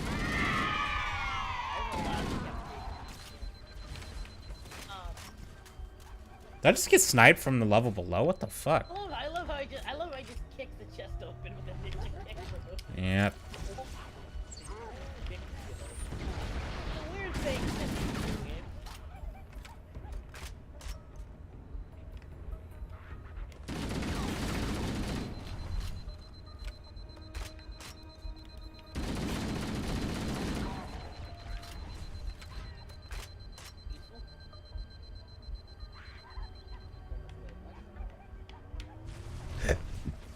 Oh, that's where I was getting shot at from. Okay. Also, this game has a lot of... How you know this game's, like, dated? A lot of jiggling. A lot of. Remember when that was everywhere, like the mid to early 2000s?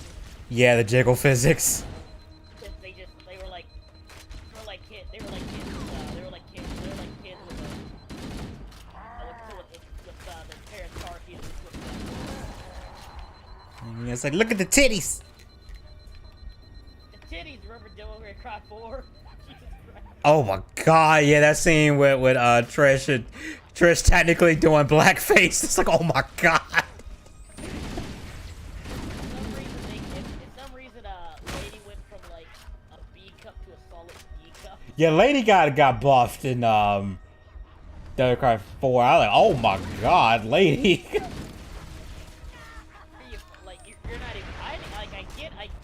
It's like, I mean, if you got them, flaunt them. I mean, shit. I mean, I guess you've always had a thing for, like I said, I don't think Dante knows what sex is.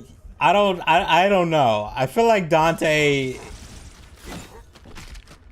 I don't know. Part of me feels like Dante's just on that Sigma male grind, and he's like, I don't understand this. It's funny, like.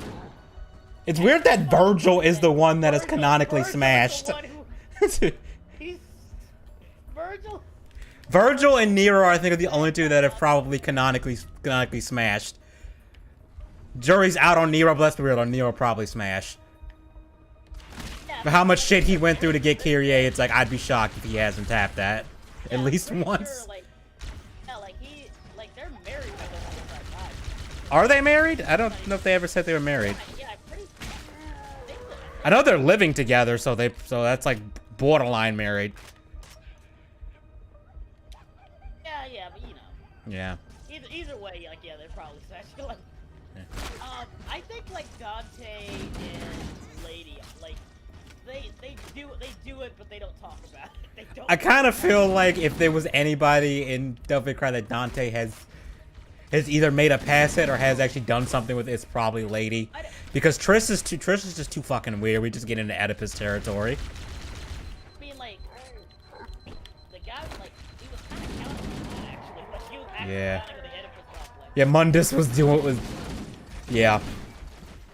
The other thing with Lady is Lady's the only person that is actually outside of Trish. Lady's the only person I think that has actually seen Dante get emotional. And not to mention they don't really have any chemistry, to be honest. Yeah. Like the most I see with Lady and Trish is that they would just like jokingly flirt with each other, and that's about it. But it really wouldn't go anywhere beyond that. Yeah, like I've seen like Dante and Lady that felt more. Because in Devil May Cry 3, Dante basically says that the only reason I care about this shit is because of you right now. Because he really didn't care about like protecting humans or anything like that before then. Like he flat out says to Virgil, the only reason I'm here is because I don't like you. Like I don't give a shit about Dad's legacy or any of this stuff. Like in the manga, it's explained that the only reason he started killing demons was because he wanted to find the one that killed his mom, and it was like a game to him. He really didn't care about anything but that. One thing I don't like about this game is like almost all the weapons you might use in this game, like all the powerful ones, you can completely miss. That does kind of suck.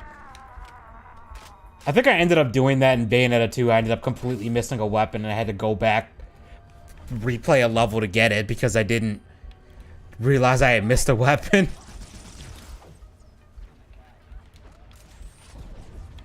And then I think I used it once and then never used it. Give me 1 second.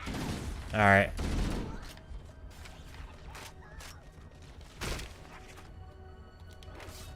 Fuck, I need ammo.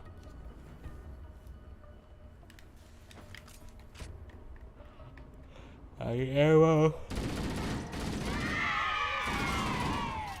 Fuck, reload. Oh shit, give me that back then.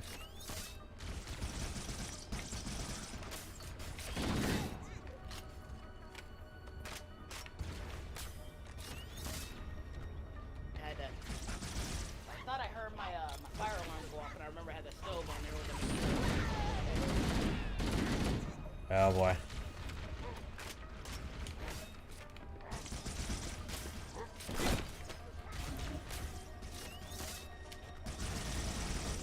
But hey, you think that's bad? At least it's not. At least it's not Doom 64, where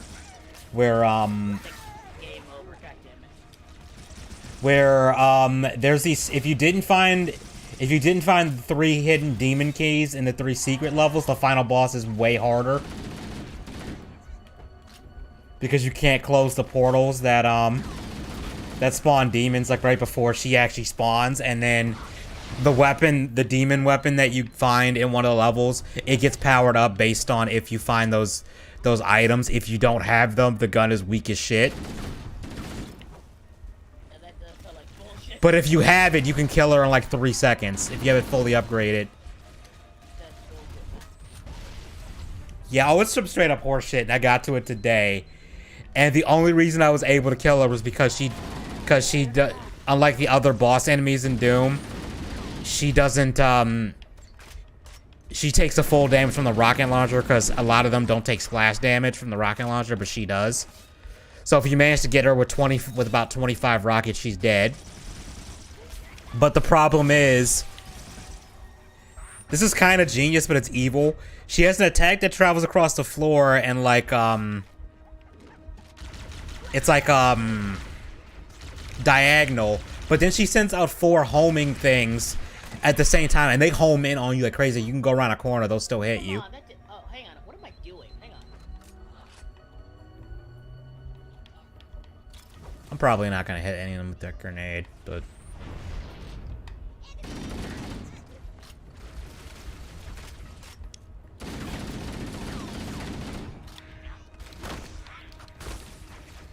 I remember why I hated this part of the game. Because you go so long without getting a fucking checkpoint.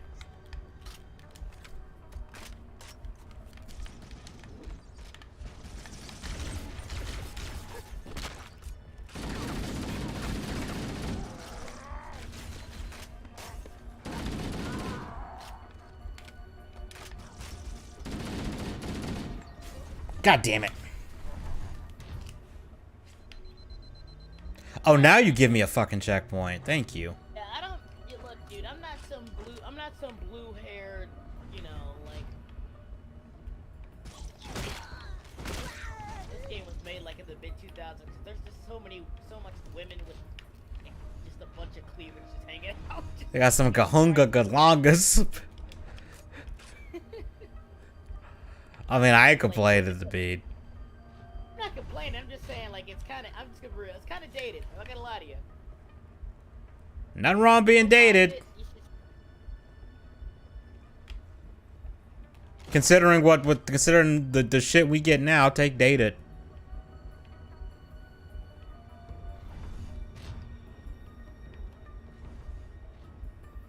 No, but it is kind of funny. Like, it is kind of funny. Like, yeah, like, as far as we know, I think Dante's the only one in his family who has some bucks.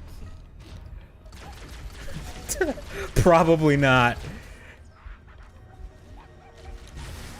There was a meme I saw where it was like Virgil. It's like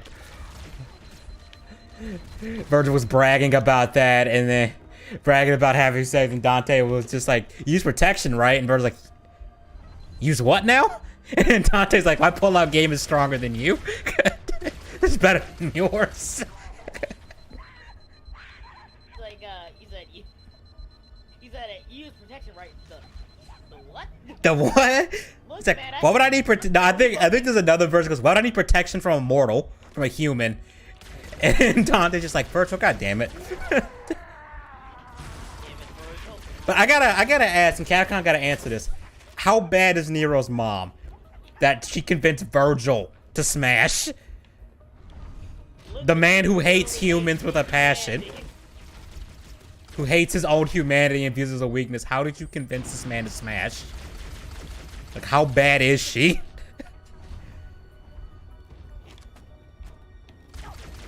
I'm gonna be real, like. Cause you know that woman got to be built different. Oh, well, what is Virgil's type anyway? Like, Yeah, like what is his type? I kind of want to ask this. Cause I think Dante's kind of like Spike, where he's like, you can kick my. Yeah, I think Dante is in the camp of woman that can throw down. That can kick his ass or at least keep up with him to some degree. Which is probably why he messes with Lady a lot in Devil May Cry 3. Like, there's literally a point where she's standing over her father, who she thinks is dead and is mad, and asks Dante, "Did you kill him?" And he goes, "No, but what if I did?" Purely to piss her off. And she starts shooting at him. He's just dodging it all. And it's just having fun with it. It's like, Dante, is this flirting for you?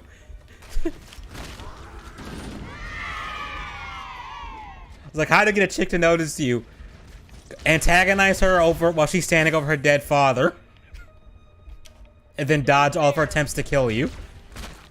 I mean, to be fair, Dante's never, as far as we know anyway, hasn't really interacted with women before, so to him, who knows, maybe that is how he interprets it. I mean... Well, no, actually, he did say in 3 at one point when Lady straight up shoots him and tries to shoot him in the head, and I think he catches... I think he catches the bullet in his mouth or something. And he goes, or he actually did get shot in the head, and he just shrugs it off and just says, I think I have a rotten way with women. And it's like, I mean, yeah, if they're shooting you in the head. Yeah. We can all agree that he's better than, like, douche Dante, right? Like... I mean... To be fair, douche Dante actually got laid on screen multiple times, at least. But here's the thing. Here's the thing that makes Dante so cool. Like, the whole thing is Dante is like what a lot of people think is cool, but actually he's kind of a dork when you think about it. Yeah, I can see that. The whole point is he's not actually cool, guys. I would say he's cool. He's cool, but now it's like he's cool, but he's like overcompensatingly cool. You know what I mean? I guess so, yeah. That it kind of comes back. Like, they even make fun of it, like Devil May Cry 5, where he's literally behind on all of his bills. Yeah. His phone bill is like his electric bill is like. He literally cannot take care of himself. He's kind of a hot mess. He's kind of a loser, the hot mess. Yeah. Just find it funny, like, how he came to that conclusion that, like, Nero is like Virgil's father. Son, he's like, he's your father, Nero. I was like, how do you know that? He said, yeah, I know the whole Yamato thing, but I'm like. To be fair, though, the villain in 4 outright says, while Dante is in earshot, that he can tell that Nero has Sparta's blood. So Dante just kind of went by, okay, he's too young to be our sibling, so he's like, I know I haven't gotten anybody pregnant, so it's got to be Virgil. I mean, like, did you and Lady wrap it up, Dante? I mean, yeah, it's like, did you wrap it before you tapped it? Remember, ladies in her 40s. Okay, she's in her 40s. She even, like, I think she even said, like, hey, I wanna settle down eventually, like, start a family and stuff, because she's getting up in age. Yeah. So. Could you imagine Lady and Dante's kid? Oh man, that kid is gonna be a mess to deal with. He's gonna be a menace. Like, imagine someone tries to bully that kid. That kid is just gonna punt them into the ceiling. Like, he's gonna have Dante's carelessness but Lady's temper. Yeah, that kid's gonna be a menace to society. I do love the fan comic where it's like Dante and Lady raising Nero as a kid, and there's a part where his first words are power, and Dante's like, oh dear, and Lady's like, you mean that shit is genetic? She just goes, you mean that shit is genetic? And it's like, to be fair, yeah, they are very similar. Because when Nero first touches Virgil's sword, the first thing he goes on about is power. So it's like, yeah, he definitely was, yeah, he's definitely... He got some Sparta in him. That boy's got some Yeah, he's got, yeah. I remember at one point, because it wasn't clear in Devil May Cry 4 if he was actually Virgil's kid. Like, one theory was that because his, like, he didn't have a demon form in 4, what happened was he would get this, like, JoJo stand type thing. that sort of looked like Virgil when he became the Angelo thing in the first game. So people thought that it was like Virgil's like soul got attached to him or something. But then they later confirmed, no, he's actually Virgil's kid.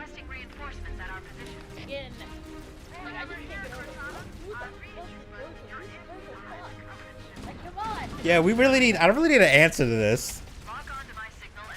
Like, Devil May Cry 6, and we need to get an answer to that. Yeah, we need it. I want Dante to take a picture of, like, damn, yeah, like Dante probably, Dante probably asked Virgil that when they're stuck in hell. It's like, okay, I gotta ask, who is Nero's mom, and do you have a picture of her? Because goddamn. I would actually think it would be cool. I think it would be kind of cool to see, like, Dante and, like, lady. Yeah. I know a lot of people thought that V was their kid, and I was like, there's no way that kid is Dante's kid, because Dante would roast that kid. Like, Dante would roast that kid too much for that kid to be emo, to be that fucking emo. Look at you with your Adam Driver. Yeah. Adam Driver who hits the wannabe looking at motherfucker. Yeah, Dante be like, boy, if you don't. Dante look at you like, boy, if you don't watch that crap off them fake ass tattoos off your arms and shit. Start lifting up, getting jacked up after a guy. Yeah. You a damn Sparta. Get some goddamn self-respect, nigga. Get some. Dante just be like, look at my drip. Look at my drip. Now look at you. I think even Lady wouldn't deal with that shit. I think even Lady be like, nah. Not my son. I think Dante would look at Lady like, we gonna need a paternity test in here.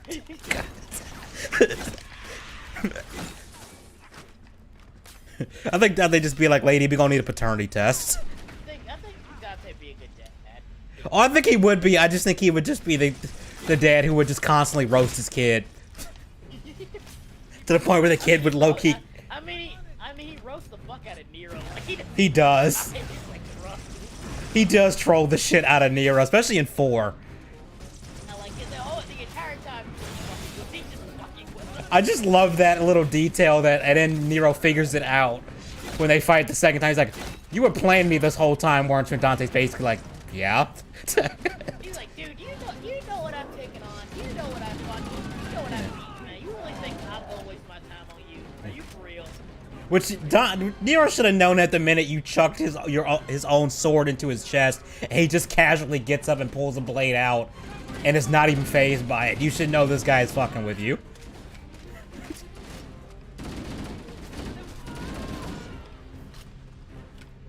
The funniest part was when Nero's like just kicking Dante around. Dante just casually backflips and lands in a chair and just sits there, just stares at Nero as he's getting angrier. And it's like, why? It's like the fact that the guy hasn't used his sword on you at all at this point kind of indicates he's toying with you. Like, dude.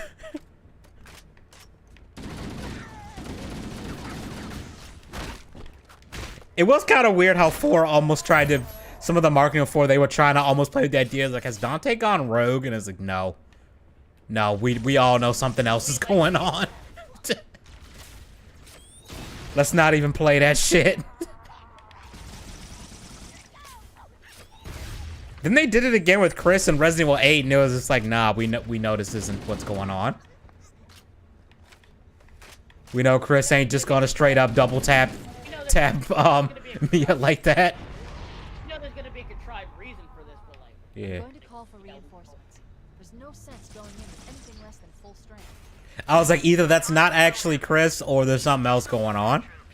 We're going to open the shuttle bay door again. Move in and drop off reserve troops on my signal. I copy, Cortana. Echo 4. I do find it funny how everyone in Chris's team...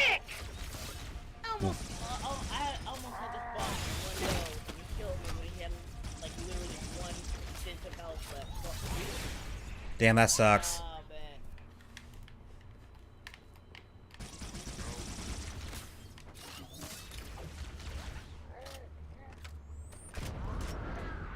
I think that elite just wanted to die. He just stood right next to that grenade, didn't even bother. move, and he's like, nope, nope, this is fine. Like, this game doesn't have... This game only has auto lock on. You can't lock on the game. Don't call for reinforcements. Oh, I hate that. Going in with anything less than full strength. It's not even like good auto lock on. It's literally the camera. Going to open the shuttle bay door again. Free at the Move same in and time. drop off reserve troops on my signal. DMC Devil May Cry also didn't have a lock on, and surprisingly, it actually wasn't god awful. Like, I actually didn't have issues where where he was locking onto things I didn't want him to.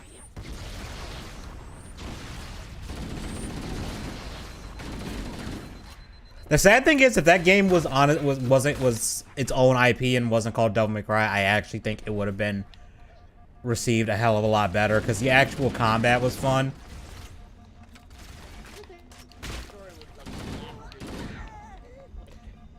Yeah, the story was like edgy teenager wrote this. Yeah, like, what the hell is this? And the enemy design, like, look-wise, was really just meh.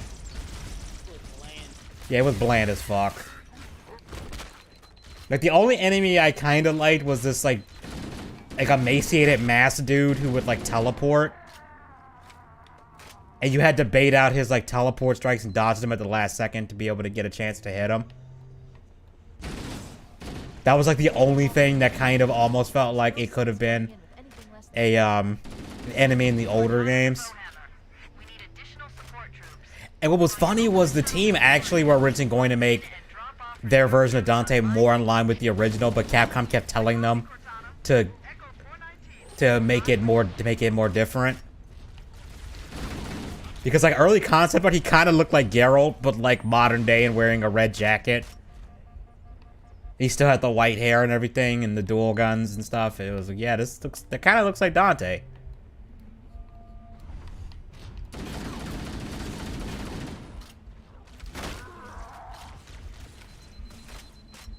One thing that annoyed me was there was some review I saw where the person was trying to say that the game was a prequel to the original. It's like, no, it fucking isn't. Wasn't Devil May Cry 3 a prequel to the original? Yeah. They were trying to say Disney because, like, no, this is how he got... Because in the game, like, there's a whole thing. I think at the end of the game, Dante's hair permanently goes white, like the original. Even though they made fun of it earlier? Yeah. Though, to be fair, it's not the same haircut as... Yeah, but it's still like, oh, you'll never see it white. It's like a knot falls on his head and it looks white, and he's like... Not in a million years. You know what's really funny, and I didn't notice this till I was, for some reason, looking at, like, the early trailer for the game? They actually toned him down. Because, like, the first trailer, he's doing, like, this deep emo voice, and his eyes were, like, this sickly yellow and stuff. And there was this whole thing with him being, like, tortured and stuff, and they cut that out of the game because I think they got so much backlash.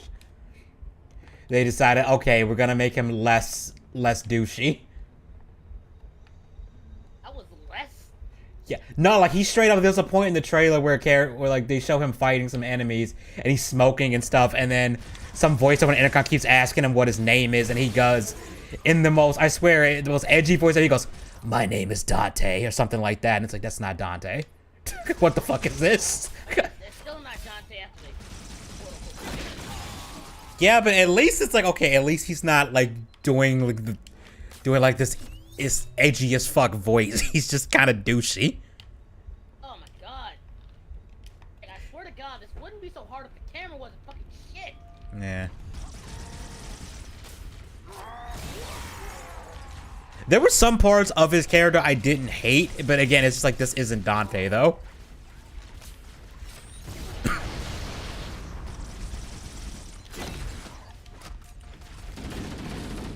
I don't know, like, him just being just a complete asshole I thought was kind of funny, but if I just completely divorce this from being anything remotely Devil May Cry.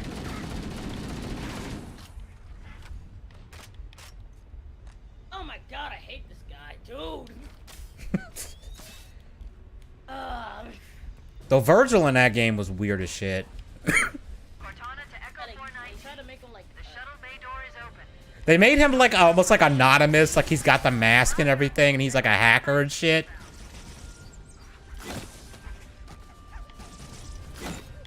Like he even has a goddamn fedora, and it's like, stop. Stop. Please, no. You gave Virgil a fedora, stop. He's gonna destroy me with facts and logic. Yeah. I mean, at the end of the game, and then there's like a point in the game where you're like, okay, we have to lure Mundus out. Okay, we kidnap his baby mama to get, in exchange for the witch girl, which was Dante's love interest in that game. And then Virgil's like, as they're handing her off, like they're making the exchange, Virgil's sitting up there with a sniper rifle and snipes the mom. The baby mama killing her. Which pisses Mundus off even more. To the point where he like levels half the city just in a fit of rage. And it's like, I don't think Virgil would kill an unborn baby, guys. Like, what the? He's done worse. And I don't know.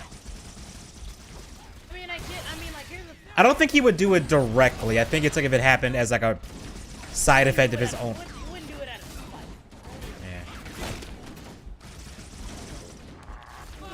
I feel like Virgil's whole thing in the original is that he just wants more power, so he never feels helpless again. Because that was his whole thing was, you know, he felt like he was weak because he couldn't save his mom. So he wants power so he never feels like that again. Now he doesn't give a fuck about what you know, the consequences of wanting more power, of course. So it would be like collateral. But I feel like he wouldn't directly do something like, I'm gonna just kill this random person, this person's unborn baby, just because I hate them. Like, nah, Virgil would just pull up in front of you and be like, hey, we're gonna fight now.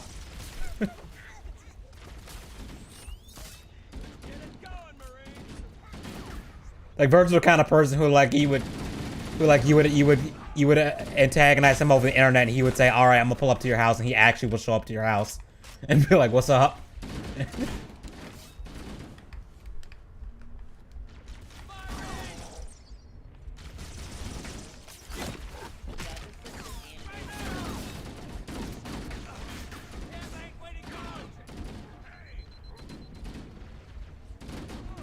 I like how the Marines are shooting each other. Like they're all just standing in front of each other in a hallway trying to shoot this elite, but they're shooting each other. It's like, how did you guys get out of basic?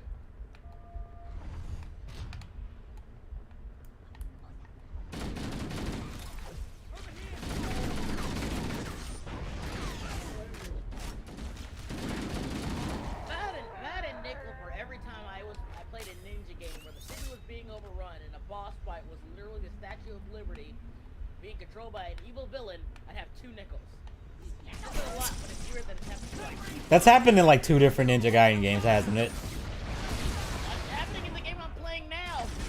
I know it's happened in one of them.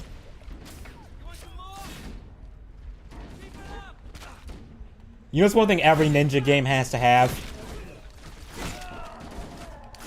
A fight that takes place on a rooftop. Or several. Yeah, I guess Ninja 101. Like, it has to happen. There has to be a showdown on a rooftop. It has to be, preferably at night. Bonus points if it's raining. Or the moon is, or it's a full moon out. Literally what I'm doing now. You have to have, you have to meet that criteria every time. Or else you're not really a ninja game.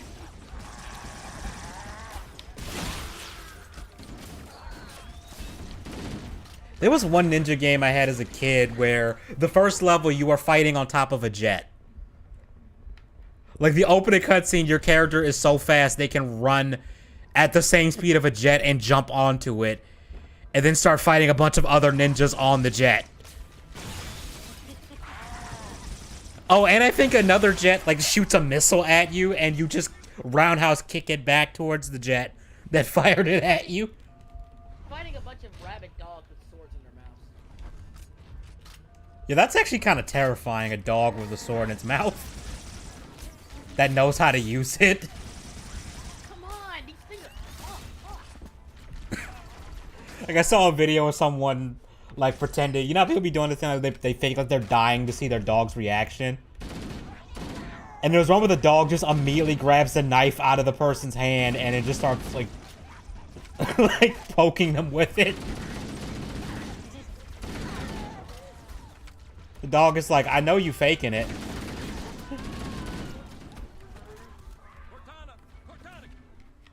Which is hilarious, because it's like, yeah, dogs know that. They can... Like, they actually have studies that show that dogs can tell you're having an anxiety attack just by your scent.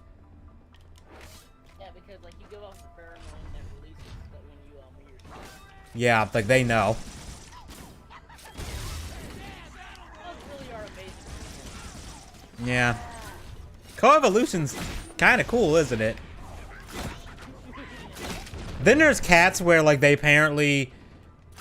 They meow because it's, like, at the same pitch as, like, a baby crying because they know that it... Because they know that it elicits a response out of us.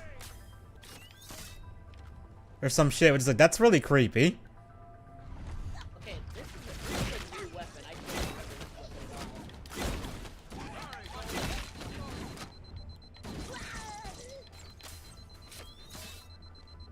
I both love and hate the skull that I've got on that makes it so your shots count as twice, use twice the ammo.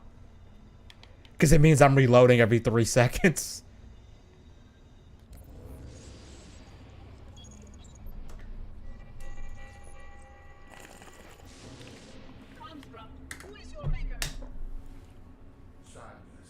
These nunchucks are actually pretty cool. They're actually pretty good weapons, damn.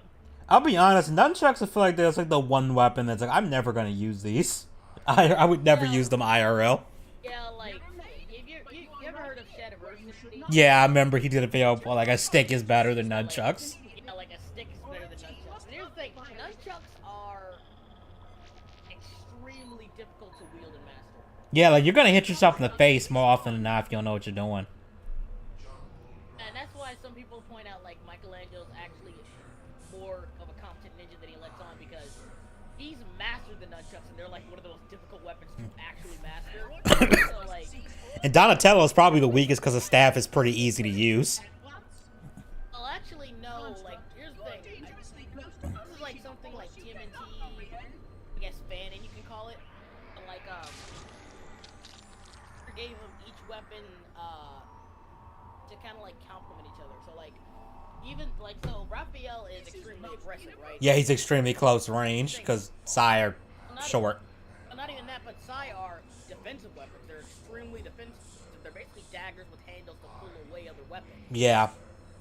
To catch your opponent's blade and, like, redirect it away from you. Exactly. So it's more like the most aggressive turtle gets the most defensive weapon. Yeah. Like the most calm and controlled ninja, Leonardo, Gets the most aggressive weapon. bladed date and the most dangerous ones. Yeah, because I mean, a staff you can hit someone with a staff and not kill them. But you can still kill somebody with a staff. Oh, you can, but it's just like a sword. You're more likely to kill them. It's not that creepy. Mother cats start ignoring their kittens' meows, but humans never stop responding to them, so cats just naturally learn that meow and works on us. Yeah, that's true. It's just one way to look at it. It's just kind of like the cat's like, "Oh, you respond to that." Okay. You know something that pisses me off that I found out when I was a kid? What? Apparently, big cats cannot purr. Don't purr at all. I think some of them actually can. Like, I'm pretty sure like most of them can though. Most of them can. I know cheetahs can't roar. I know that. I think snow leopards can't roar either. I think. I know lions. The funny thing is, most of the time in movies, when you hear a lion roar, it's actually a tiger roar. Because a lion's roar, it's actually pretty easy for a human to imitate a lion's roar or like make that sound, with like especially if you pitch shift your voice down. Never a battle between a lion and a tiger. Tiger's gonna win. People need to realize. Yeah, Tiger will win that. Tiger. Also, another fun fact about tigers. They're one of the few they're one of the few cats that actually enjoy being in the water. They can actually swim in it. Yeah. Tigers are so fucking cool, man. Jesus Christ. Oh, tigers also are ambush.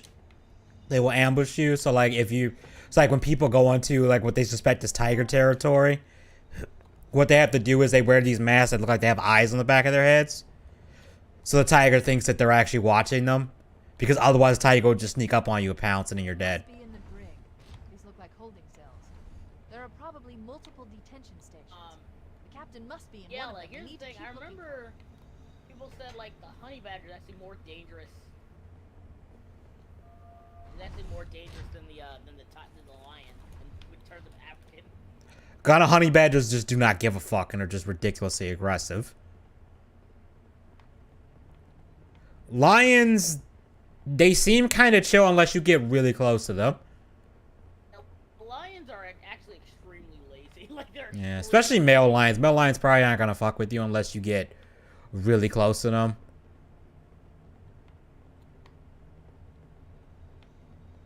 Though I remember seeing this video, it was like a safari thing, and they were, they caught a party, and there was a bunch of lions, and somehow they didn't realize there was another lion. The lion came right up to the car, looked at the door, and then just opened the door very casually.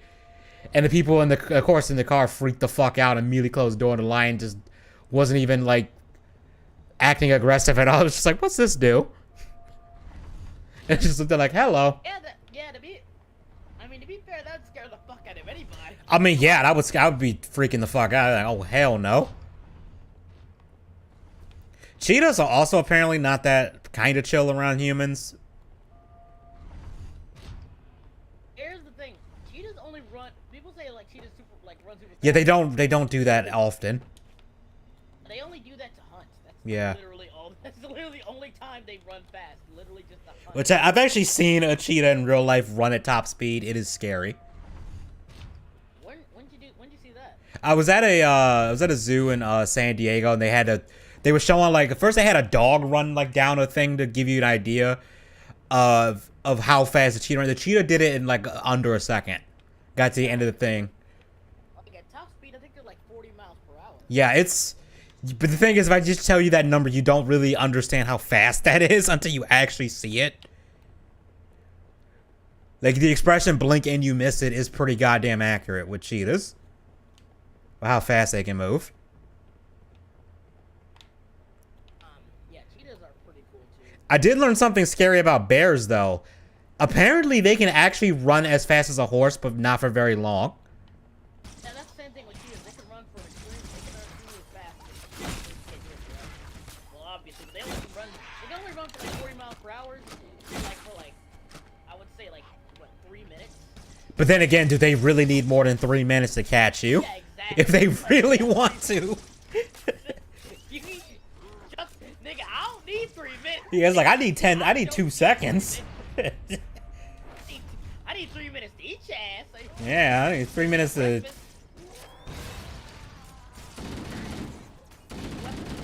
nunchucks are really cool, really good.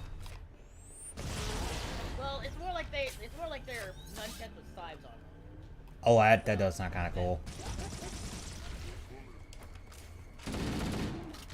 I actually have a weapon like a callus that Valor's gonna have eventually, and it's like a staff that can like turn into multiple different weapons.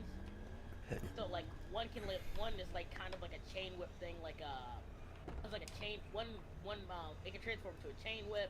It can transform into two separate like baton-like weapons. It can turn into like a polearm, naginata, Gamma, stuff like that. Yes, sir. I was gonna call it like the Jaeger staff. I don't know. One weapon that I didn't know about that I kind of want to see more of is I think it's called like a Korean war flail. And what it is it's like a pole. It's a pole, but it has like a chain at the end, and at the end of that, it's like a metal weight thing. So it's like it's like a flail on a really long, like a spear stick. And the thing is, there was like someone demonstrating like how difficult it is to fight against it, because like if you try to like you can't really stop it with a sword. I could just wrap around and still hit you in the face. And because it's got the reach of a spear, you really can't, you know, you can't hang back. Are you just gonna get are you just gonna get your head caved in?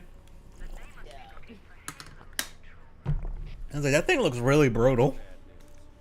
If Halo is a weapon, and the Covenant gain control of it, they'll use it against us and wipe out the entire human race. Chief, Katana, I have a new mission for you. Else is like We need to beat the Covenant to Halo's control. and I didn't realize this till recently, but like Let's move. Yes, sir. Okay, sir. people like I find it weird like how I find it weird like you know how like a lot of women in video games and like media in general like they always have like bows and arrows. We should head Yeah, bows and arrows are actually not the best weapon for most women. Because it requires a lot of like back strength and stuff. Yeah, From like, what I know. area can get blocked and stuff like that 'cause of the breast. Yeah. Not saying that it's impossible, it's just that it's probably like a spear is probably a better weapon. Especially if you're talking about someone that's not like super fit. There are women archery champions. Oh yeah. Even like we gotta put this in context of like open battle. This would not be. Yeah. I was watching something like Japanese, what's it called? I forgot what the actual term is like for bow stuff. It's I was gonna say Kenjutsu, but Kenjutsu is like sword stuff. But it's... Say again? It's like quick draw but with swords. Yeah. But there's like a bow thing that and like the archery. It's not quite. It's archery, but it's kind of like I don't know if this is gonna sound kind of mean like artsy about it, like fancy with it. But a lot of people I saw in videos doing that is like, oh, these are women, and they're handling these bows pretty well. And these like them big ass Japanese bows where it's like that thing is huge compared to you. It almost looks comical compared to at first. You kind of look at it like your first time you see it's like, who is this made for?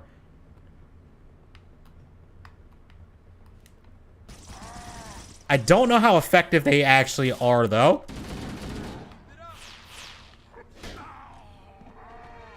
Keys, what the fuck, man? I forgot that Keys can die in this.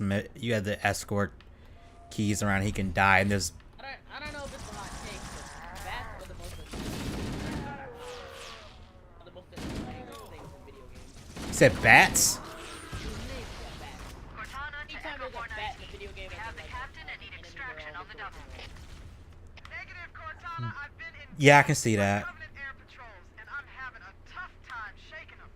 You'll be better off finding your own. Now I'm fighting the monsters from the Scooby-Doo movie. Which one? Cortana out. No, like the monsters that like they're like We need to hold here until she can like move in. Oh man, we're trapped dead in here. people. Oh. Stole the Melian, so you remember you're a leatherneck. Cortana, if you and I just had a funny thought. I can fly us out of here. Yes, Captain. The Scooby-Doo zombie thing, but it was like a video game, but it played like Resident Evil, but with Scooby-Doo characters.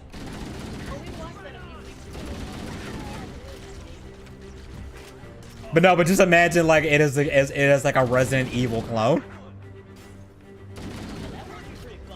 That would just be funny. Like, could you imagine Shaggy like just with a gun, just like zoinks? He'd probably accidentally shoot Fred or something that just missed. Oh yeah, he'd be collecting the herbs, alright. Yeah. Shaggy would be collecting the herbs. So Shaggy would be collecting them herbs. I feel like Velma would be like the the person who survives because she would probably actually be good with a gun. What do you think about Velma? Let's be real, she's the one who solves all the mysteries. She do. That's why the dude, I can't believe one person.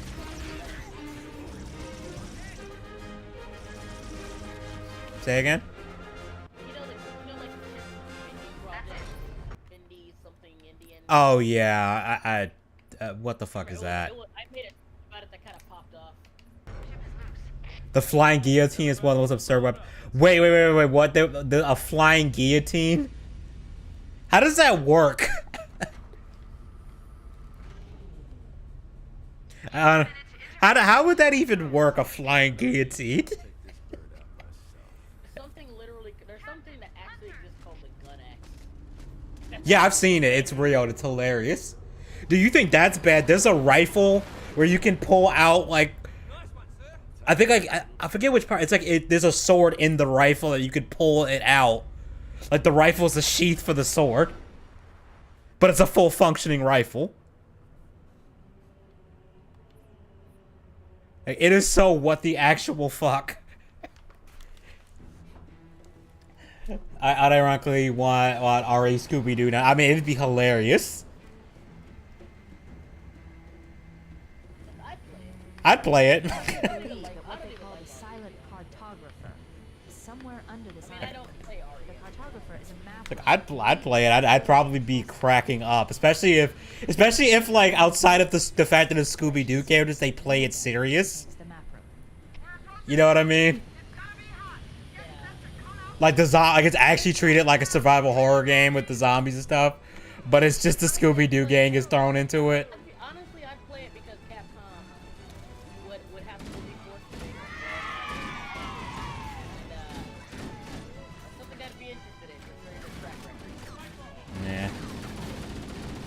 Oh right, they don't want people making controllers. I feel like they kind of have like low-key walked that back, because it's like you gave Chun-Li ass physics in Street Fighter 6. Okay, this is gonna be a hot take. Well, look, then, I don't hate the style of Street Fighter 6. But I actually like it, which is weird because everyone was talking about was saying, "Oh, it looks terrible." Then actually, I was like, "Wait, I actually like this." Like I said, it's not bad. It's just that they're kind of doing. It feels like they're leaning towards doing more of a combat thing, or it's like, oh, let's make it realistic. And I'm gonna be real here. I'll take stylized way like better than. Yeah, I can see that, and it hasn't gotten that bad yet. Don't get me wrong. It still looks good. I still think I would say it still looks it looks stylized enough where I don't have an issue with it. My biggest thing, like, I looked at Chun-Li, I'm like, okay, yeah, they clearly made her look more Asian. People they made her look like more. Oh, like looking more like an Asian, like she Okay, actually looks like let's she's move out. pushing 40. Like, Let's it's like, go oh, find this the map looks. room that will show us. Like I said, they're doing the Mortal location of Kombat those thing where they're actually making them look like, oh, they're actually aging and stuff like that. I don't mind that too much, but it is kind of, you know, I guess it's because Street Fighter kind of has an iconic look. Yeah, I'll be honest though, and this is probably gonna be a hot take. I didn't like the aesthetic of Street Fighter 5 that much. Didn't like Street Fighter 5 because, you know, how felt like I said, I don't know. Like the art style for 5, like it looked like it was trying to be stylized but also realistic, and then it ended up just coming off looking weird to me. I think in my opinion, it was mostly like the cosmetics. I think like they did a better job with like the cosmetics. They made like they wanted more realistic cosmetic stuff, but wanted like the traditional stylized Street Fighter. You know what I mean? Yeah.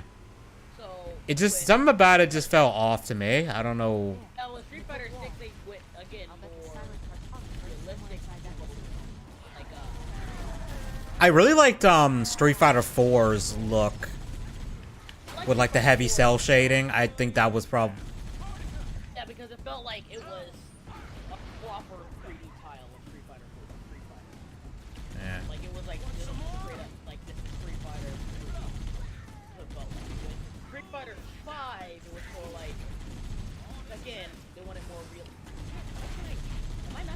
I can't run across the wall. I know I'm supposed to. I know this. Yeah, noob. I think that's the one I'm talking about, where the gun has a blade attached to the barrel, where the stock is in the sheath. I think that's what it is. It's something like that. The point is, it's a fully functioning rifle, but you can pull out part of it, and it's a sword. And it's like, this is the most anime as fuck thing, but it's real. Could you just imagine that? Like, you just run up on this person, you think they're about to reload their gun, and then they just like, psych, it's a sword. It's also a sword, bitch.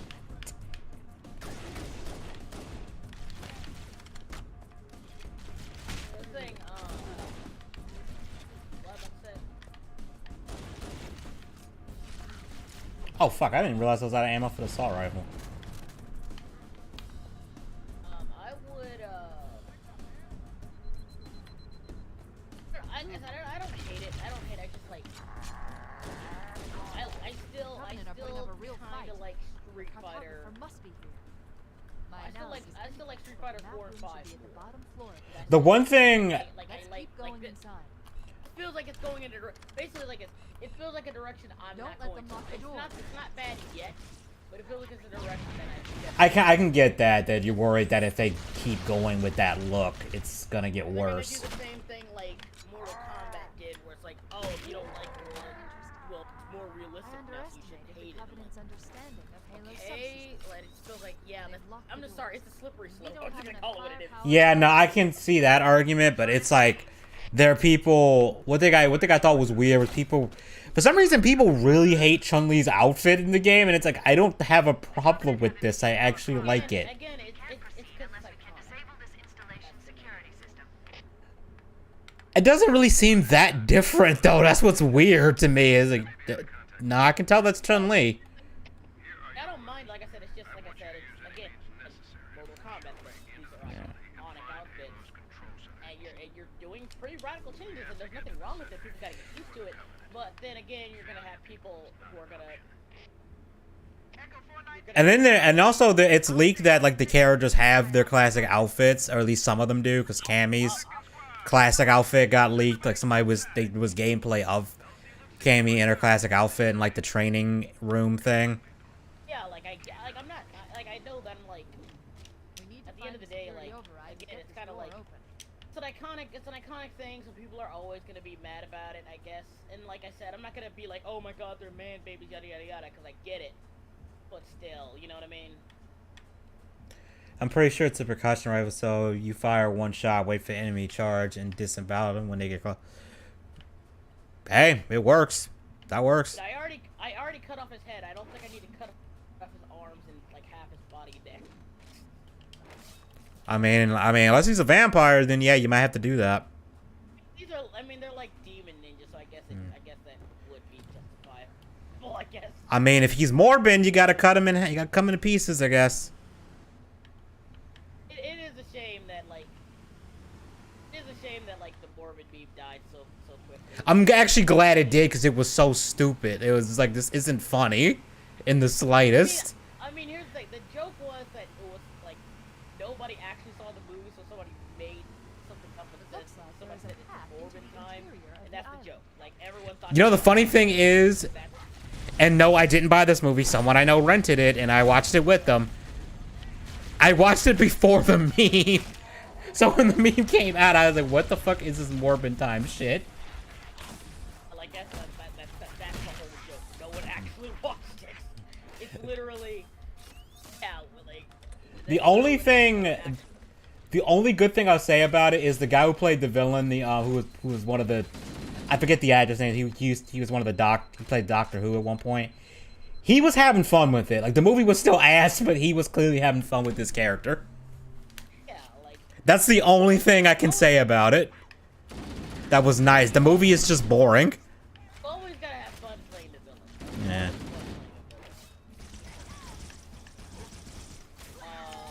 That, and I kind of wonder if the scene with him dancing was kind of meant to be like Sony trying to do the Toby dance thing again. Trying to force a meme, I guess. Yeah, I kind of get the vibe. There's like, is that what you were doing? I mean, it's not completely out of character for him. Because he kind of has that like weird sense of humor.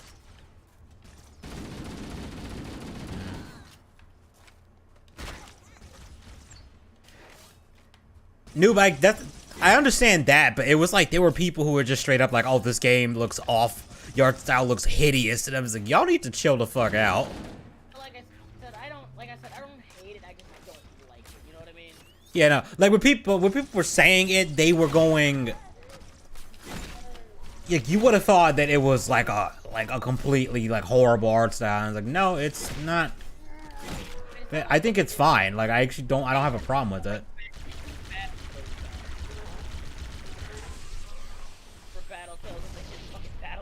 Yeah, like it's not like MK11. Like we went from MK9 to MK11 bad. I don't mind. I actually didn't mind MK9. No, I was saying MK9 was good. I was talking about how 11 they went too real. They went like too realistic with it. And again, this may be an unpopular opinion again, but like I liked MKX. Like I liked the designs of MKX. I didn't like the color palette. The colors were so muted in X that it kind of ended up looking bland to me. Like, especially when I replayed 9 and then went back to X, like, wow, yeah, your colors in this are so goddamn muted. When the weapons level up, and they get like extra like fucking spikes on them and shit. I love that shit in games when your weapon upgrades and it actually changes. It looks so cluttered. It looks so cluttered. I really like that about Onimusha 3. Like, I would upgrade the weapons not because I wanted the better stats, but because I liked that the weapons got cooler. Like, the axe head got extra spikes on it and the blade got more pronounced. The spear that actually had like a chain in it, so it would extend and shit, got more the spearhead like branched out more and stuff. It just looks so goddamn cool as you upgraded it. Okay, so like I don't know if this is new, but I think I remember this in the old game. The Neela has our favorite melee animes. Yeah, it does. Neela's animations are awesome. No, like where you get like weapons to upgrade your weapons in this game, right? Yeah. There. Here's the thing. In this one, you only gotta find one specific type of shot in the entire level, right? Right. And you can only upgrade weapon at a time. Like, so here's the thing. I know for a fact that you could like upgrade it a lot at whenever you want it, like at any time you see one of these shops, right? Because I would always save my money for this shit. That's why I never have money. I would always upgrade my weapons. Yeah. Now it's saying you can only upgrade once at every level. It's bullshit. It's bullshit. That's weird. Yeah, it's like I guess they're trying to say, oh well, we don't want you to be too powerful, but fuck you, man.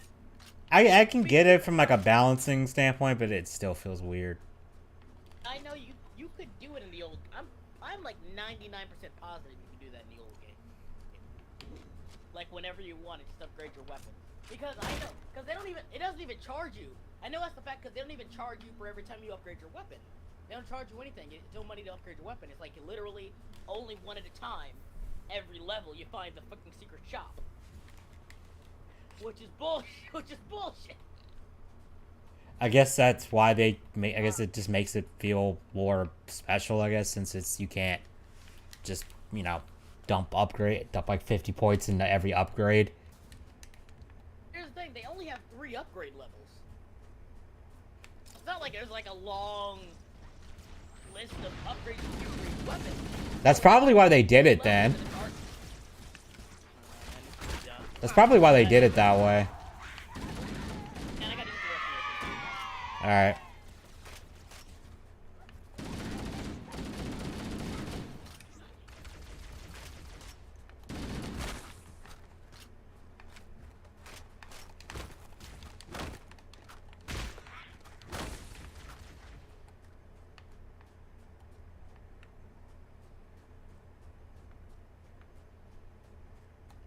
Yeah, that new Battletoads game, I saw that and I was like, what the fuck is... I don't even play Battletoads, and I was like, this is not the Battletoads art style, like, not even close. Like, not even fucking close.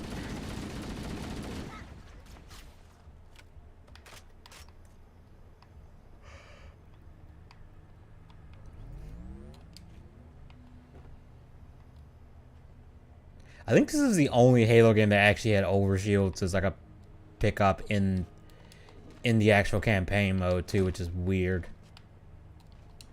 Oh shit, more hunters.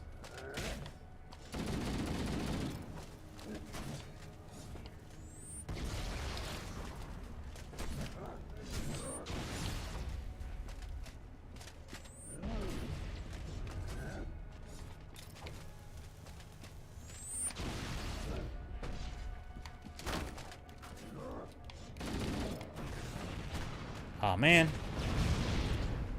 Man, too bad I don't have a Magnum, because that would make this stupidly easy. Yeah, like Noob Next Door's best. Yeah, like it went straight up Cal Art style, boo boo ass Cal Art. Yeah, Style. yeah. Call it that because I know it's not actually. That's what I'm calling it. Yeah, I'm just. They literally. Here's the thing, and I'll say this. He literally, you know, like how people complain about the Dark Queen. Yeah. Because she was too sexy. Yeah, like Miss Bellum doesn't reflect the modern message we wanna do with the Powerpuff Girls. Yeah, I still haven't gotten over that. That was bullshit. But No, the modern message they want to send is Blossom and Crew twerking. Yeah, like I remember like Brock Baker like saying in Mojo Jojo was like yes, he's like yes, I've gotten rid of Miss Bellum. She's too sexy for girls in 2016. But you know what isn't wrong? Little girls twerking. Yeah. I wish I was making this up. No, I know what happens in the show. I've seen it.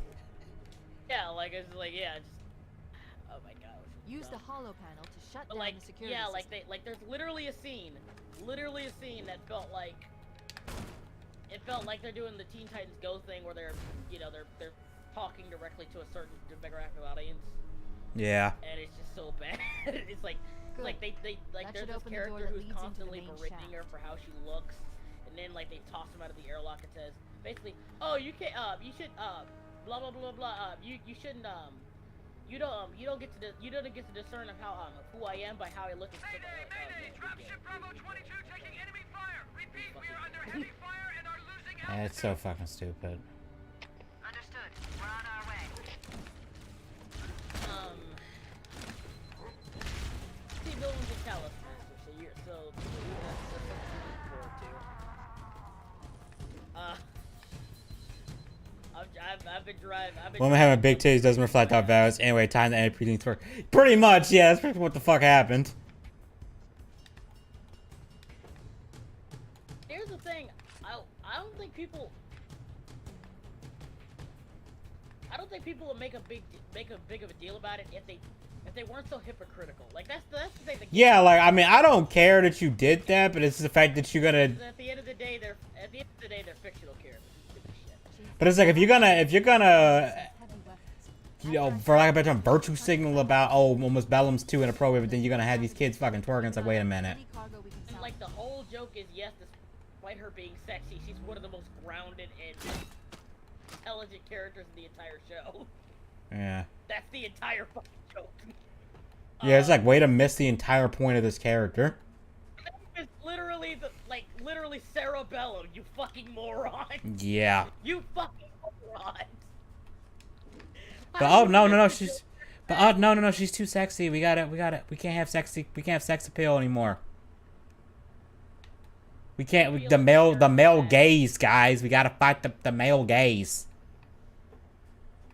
I find it funny that like I remember an episode of Kim Possible, right, where there was like a girl literally made a sentient robot who was like a dork, right?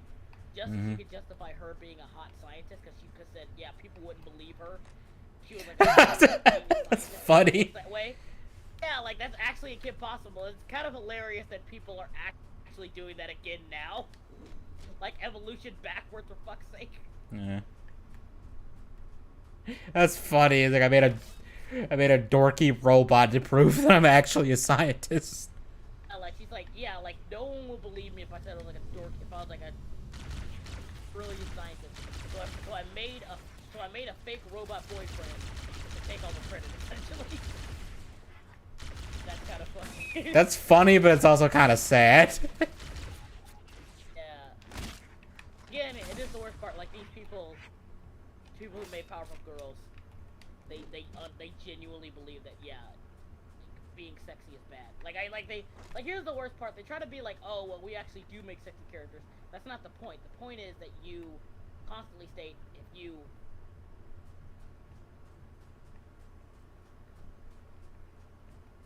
What were you saying? If you weird. It's like it's really it is really kind of hypocritical because they. Oh, always it is want straight to up make hypocritical. We do make sexy characters. Okay, fine, fair enough. But why do you berate people for wanting sexy characters? That's not the point. The point is you berate people for wanting them. Yeah. That's the hypocrisy here. Like, man, if man wants his smoking hot 10 out of 10 waifu, let him have his waifu. That's like that meme, like, oh my god, you shouldn't sex, like, My Hero Academia, you shouldn't sexualize this girl. And then they have, like, Deku, like... Yeah, it was like, then it was like, we see the Bakugo X Deku shit you be liking on Twitter. Shut the fuck up. Or the Todoroki shit. We know what... That's the thing, don't be a fucking hypocrite. That's the Yeah. thing, just don't be a hypocrite. I was watching a video... I was watching a video today, actually, of some VTuber was trying to say the whole, if you like lolly Shotokan stuff, you're a pedo, but then it's like, all of your fucking likes are lolly and Shotokan shit. Oh, you don't understand, I was liking that ironically. I was liking that ironically. I know their defense was funny. They were just like, I like a bunch of stuff that must have just been an accident. Like, no, that wasn't a fucking accident. There's like 50 posts like this in the span of 24 hours. That ain't a fucking accident. I don't like lolly stuff at all. But like, if you're into it, that's fine. Just keep it to yourself. Like, If you're into it, I don't care.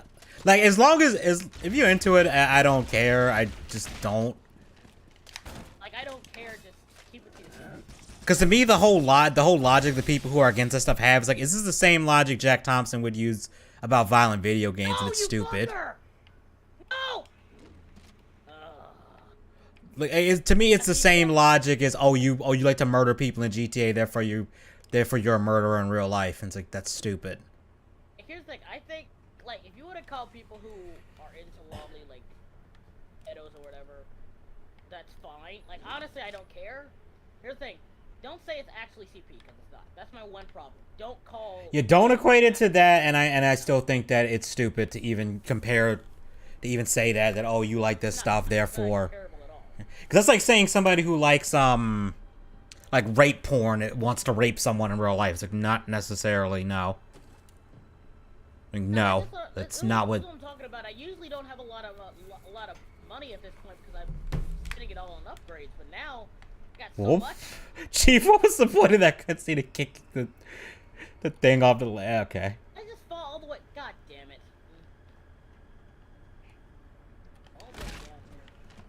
And the thing that I find funny is a lot of people that will say that the drawings of CP stuff is like, they'll then retweet it, and it's like, you fucking idiot. You do realize that you just distributed it, which is a crime, right? I hate it when they use pictures of actual kids, like, oh, yeah, that too is beyond fucking weird. They're the new anti-gay preachers who secretly hide their positive meth. Yeah, exactly. Most of the time, it's like, y'all into this shit too, so don't even fucking pretend. Like, here's the thing. I'll say this, and I do find this weird too, but like,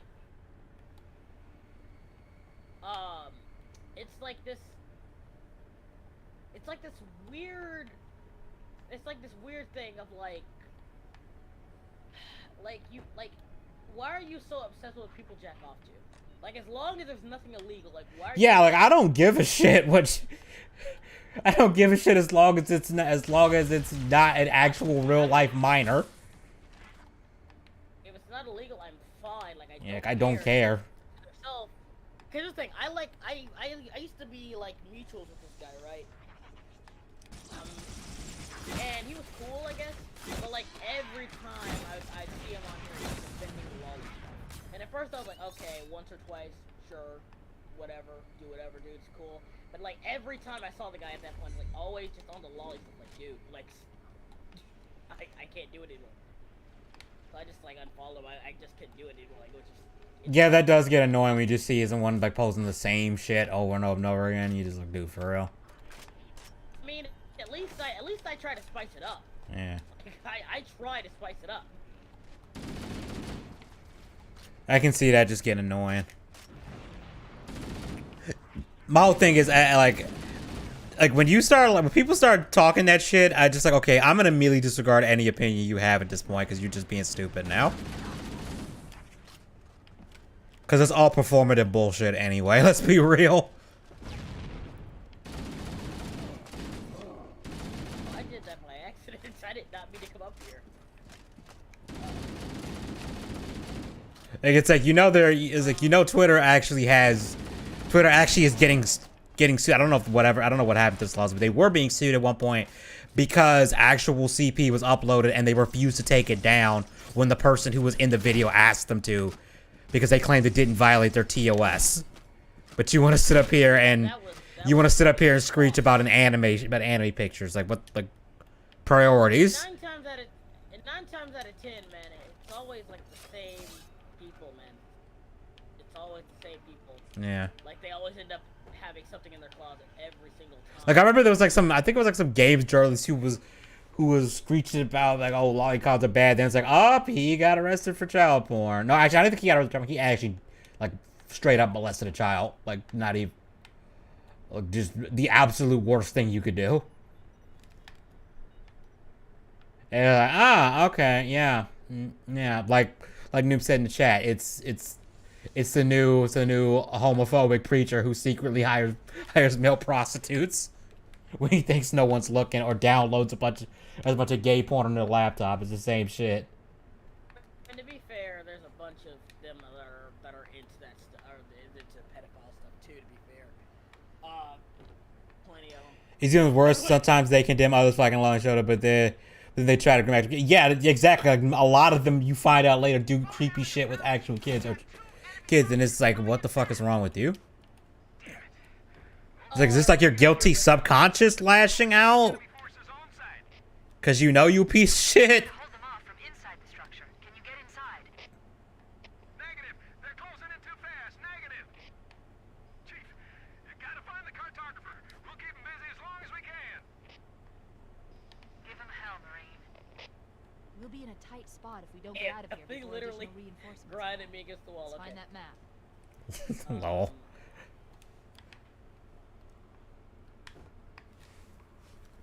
So what I mean by there's no auto lock on, it's just this big ass worm electrode thing that I don't know how to kill because it won't stand still.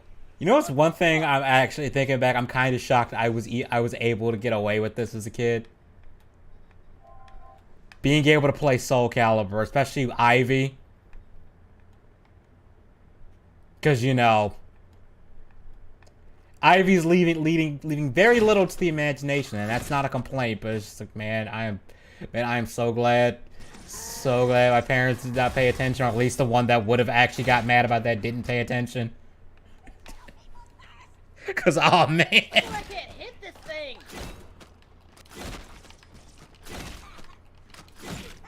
Okay, wait, do I have to? Oh, I have to use my bow.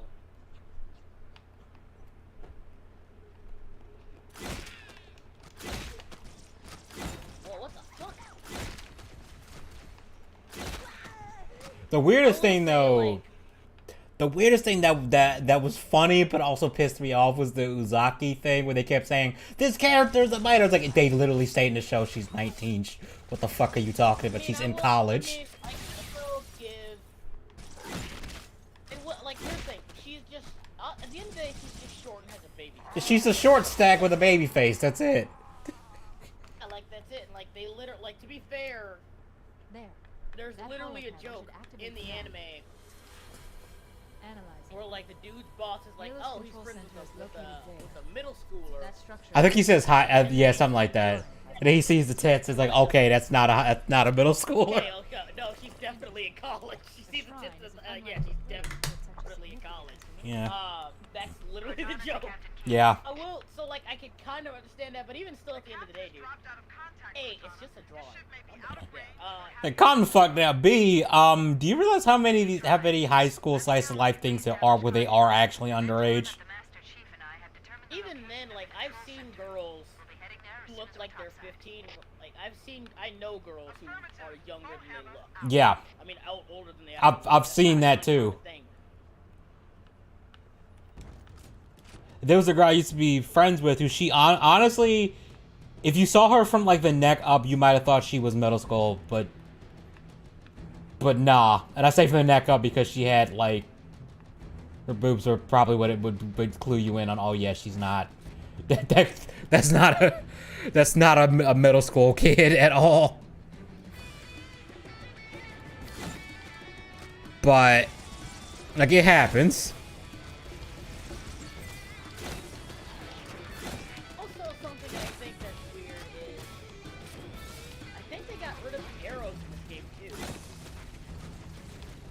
The guy would have what in the game? Used to be, I'm pretty sure, like in the game, I think I remember you were able to like purchase arrows. And like you had like a set amount.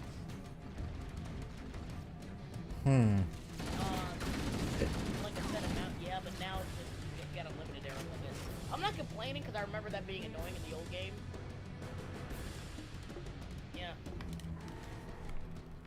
Oh fuck! I'm almost out of ammo with everything. This is not good.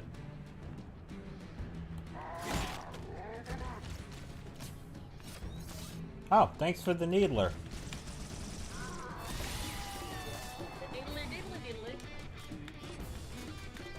Needler's probably one of the most just metal fucking guns when you think about it. I'm shooting energized crystals into your body that then explode.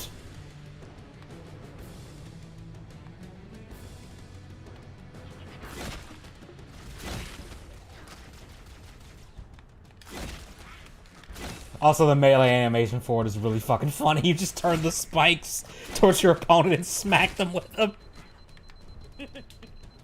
He just like smacks him in the face. It's like, here you go.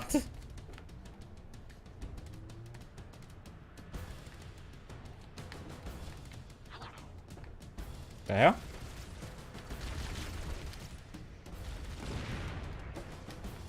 Ooh, 2 for 1.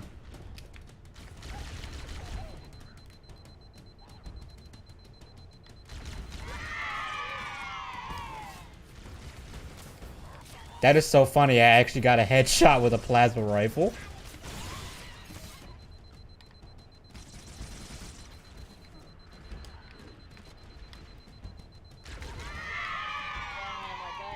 Like I really am kind of annoyed. Oh, damn it.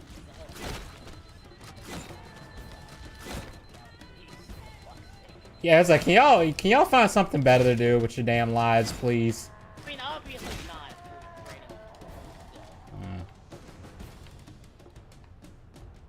It's a king.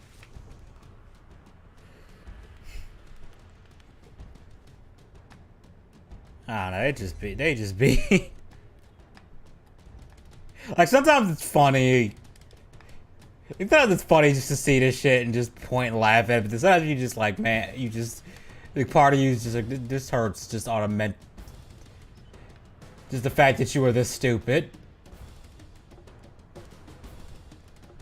Yeah, it's pretty fucking retarded, if I can lie to you. Yeah. One thing I did see that was, it's fucked up, but it's also kind of, in a dark way, hilarious, was there was this teacher on Twitter that was mad about the whole Florida's anti, and it turned, and he was like, no, we're not doing this to your kids, you fucking retards. Like, oh no, but you are. It's like, no, you got caught doing that. I think he was charged with soliciting a minor. I think he actually did something with the minor too. Okay, here's what happened. Like he was having like conversations with this guy, right? Someone else, and talked about like saying like relationship with the minor. One of the students, I'm not sure. Don't quote me on that. But like he was like with a minor, and he actually videotaped it and like sent it to this person. So like, yeah, the dude is a creep. Hold on. There was a girl in my school who I genuinely believe broke records with her rack. My friend I saw one day, we did a stage that we just looked at each other with a nose stared. Holy shit. God damn it. There was one girl in my high school. Butterface. I mean, dear God, was she a butterface. But like, when I tell you, dude, she had such a banging butt. Jesus fuck, dude. Like, Jesus fuck. Like, my friend Tate even probably said it best. She is ugly as hell, but she's got the body of a porn star. She's got a porn star's body. So what you're telling me is, if the face you'd put a bag over. Exactly. Like, I feel like that's kind of worse than just being ugly altogether, because then it's just like. Something going for you. That's like I guess, but at the same time, though, I feel like you just kind of subconsciously just gonna know it. It's like, yeah, it's not my face these people are looking at. I mean, to be fair, at that point your only carry rector looks. Might as well go for might as well. Yeah, You know what I mean? These nunchucks are awesome. I was watching some video. It was funny. Some it's not even a joke. Some VTubers, they had their chat. They're reading roast at their chat wrote for them, and somebody wrote with one of the top said that buys a 10, but let's put a bag over that personality. And she started laughing. I'm like, damn, that is cold. Like, we gotta put a bag over that personality. Let's get moving. Bowhammer, here are coordinates and a flight plan I've worked out. I couldn't stop laughing. Like, man, that was good. Cortana, these coordinates Honestly, are if I'm underground. ranking myself honestly, I'd say The I'm Covenant did a thorough seismic scan. My Yeah. analysis shows that Halo's honeycombed with deep tunnels, which circle the All right, I'm gonna mute for a sec. I gotta check something. Look on the bright side, Philhammer. The last thing the Covenant will expect is an aerial insertion from underground.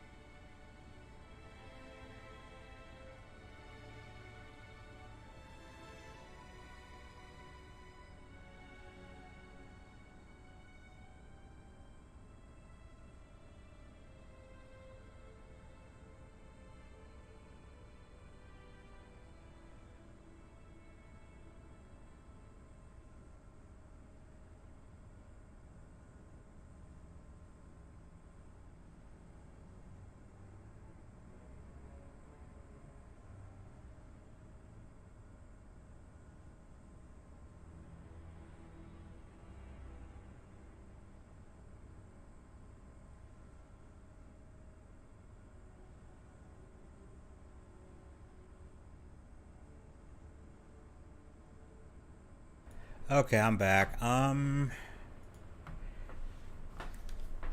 to remember how long the next level is.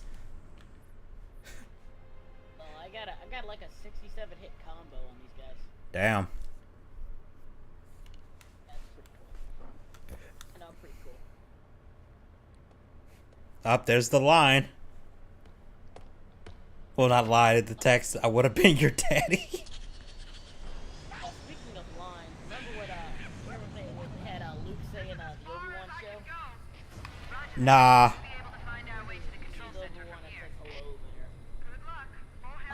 Wait, Luke says hello there now? Yeah, he says hello there. I know there was something where Obi-Wan for some reason called Darth Vader Darth like it was just his actual name. Yeah, that was fucking weird. Yeah, it's like, you know this is Anakin. Like, what the fuck are we doing here? I'm not joking. Look up Chesty Morgan to get an idea. I saw she was bigger. Obviously, I don't show the stream, but I hear. Okay, what? Who?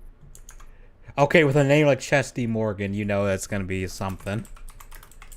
Let me see. What is this? Oh my. Oh wow. The hell? Slim, I'm gonna send this to you. Holy shit. I'm looking at it right now. Oh, you looking at it? Holy, is that real? I mean, there's like an actual condition. Women that like their breasts continue to grow. Yeah. Yeah, no matter what it is. Damn, that's gotta be rough on your back, though. Like, I ain't even trying to make a joke. Oh, but her back. Where her organs? Yeah, where her organs at, though? they're all in the titty. They're all in the titty. That's the only organ that matters. The titty. Okay, I see this one. Ed, see the mob get busted with Chesty takes the revenge. The incredible Chesty Morgan, 73, 32, 36. Seeing is believing. Now in her first movie, Deadly Weapons. The only way to go. Okay, I think we know. Porn star, okay. Yeah, okay, I think we know what Deadly Weapons they talking about. That's all you had to say, dude. Like, Yeah. I think we. No idea where I'm supposed to go. Yeah. Oh, okay. Wow. You said around that size. That is 100%. Those are 100% real. Damn.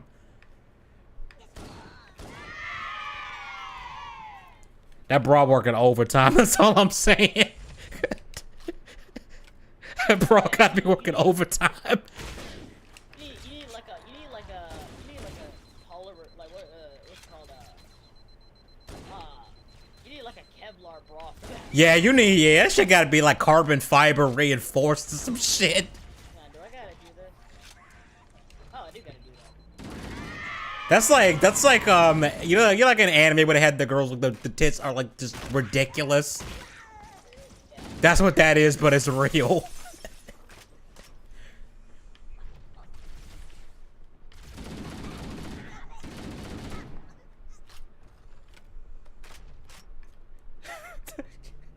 It's like you gonna need.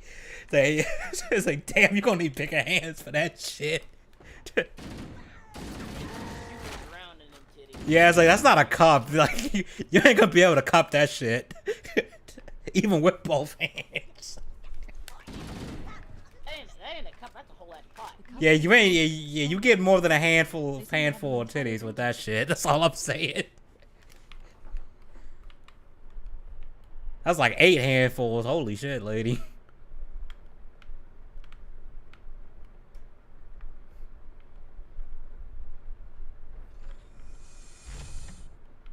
Like if you shorter than her and you just stand a certain way, she won't be able to tell you're there. She can't see you. Interesting. The weather patterns here seem natural, not artificial. I wonder if the ring's environment systems are malfunctioning, or if the designers wanted the installation to have. I feel like I need that clip of Dave Spec going, damn, look at the titties. That's probably the best just reaction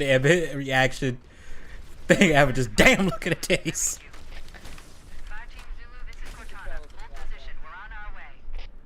Honestly, that was well, okay, that wasn't me when I first played Soul Calibur 2, because I was like, I don't even think I was 8 when that game came out.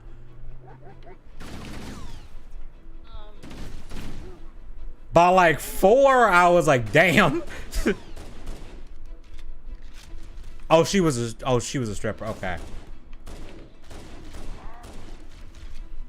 I mean, she probably. The kind of movie she starred in. Yeah, given what that poster was, I'm not entirely sure about that.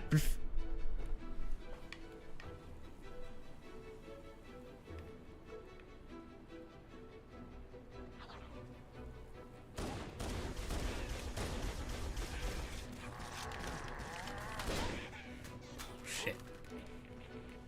That's wild, though.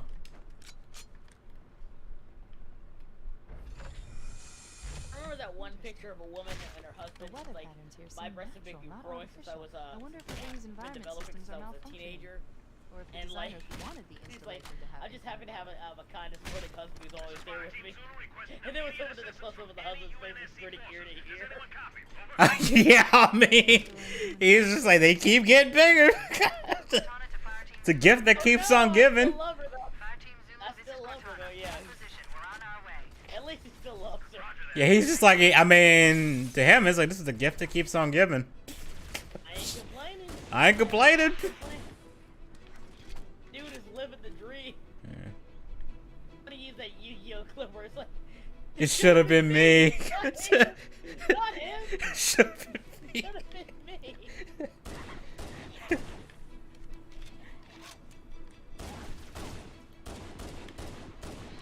The mood to draw some film, actually. Hey, go for it. I might draw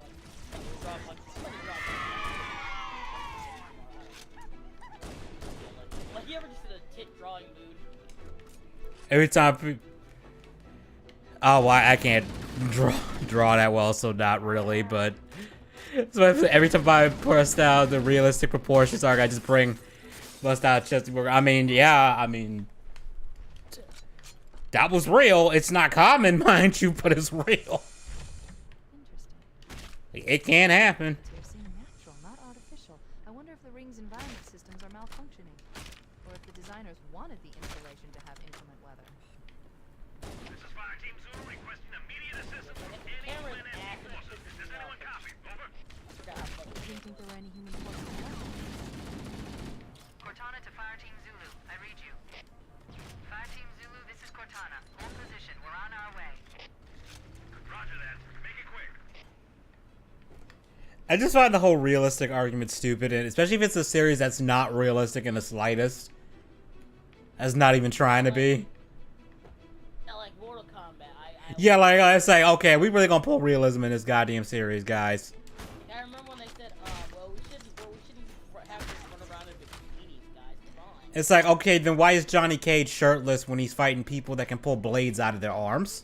Here's the worst part. You kind of solved that problem, that quote-unquote problem, in Mortal Kombat X, where they weren't just real model games, they still looked good. Like, yeah, you could have made them, like, more, like you said, less colored. But outside of that, they still looked pretty good. They were much more Like the X designs were fine. I would have just turned the color saturation up a little bit.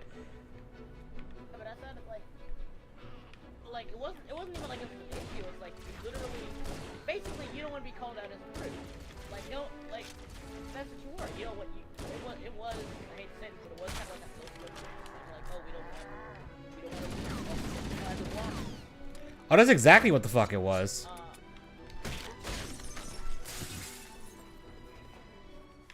This is exactly what the fuck it was, and everybody knew it. Like, I don't know why anyone was pretending like it wasn't that. It's like, no, this is exactly what it is. It's y'all being prudish, puritanical. Y'all on that prudish, puritanical bullshit, and and you need to fucking stop it.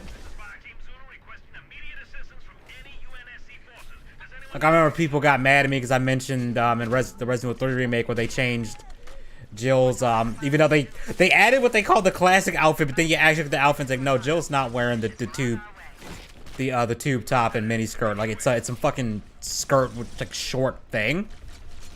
It's literally like oh, like generic female apparel. It's weird.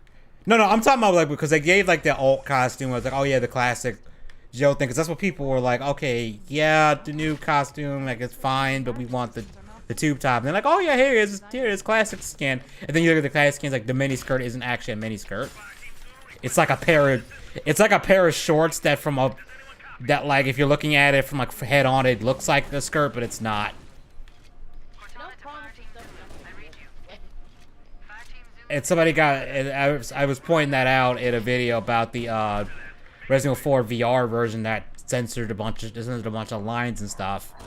And somebody was like, how would she fight zombies in a miniskirt? That's not realistic. It's like, dog, you're talking about a game where she deadlifts a railgun that's twice her size. Do you have any idea how much recoil a railgun would have? It would send you flying into the back wall if you tried to shoot it. Like, there's a reason why in actual military you don't see people firing a minigun that's not mounted to something, because the recoil would make it impossible to aim. Like, it might even break your fucking arm, depending on how you were holding it. Even like dual wielding two guns, like two handguns, probably break your wrist. Depending on the caliber, it would. Like, if it's a 22, you probably could do it. I've seen people do it. I've seen people do it like 22s and maybe 9mm, but anything above that, nah, you're gonna break your fucking hand. Or you're just gonna, it's just not gonna end well. But I responded to that comment in the video saying, like, this is a series where we had somebody transform into a giant flesh T-Rex and do backflips and shit. Like, you really want to talk about realism in this game series? Are you serious? Like, is this the argument we're having right now?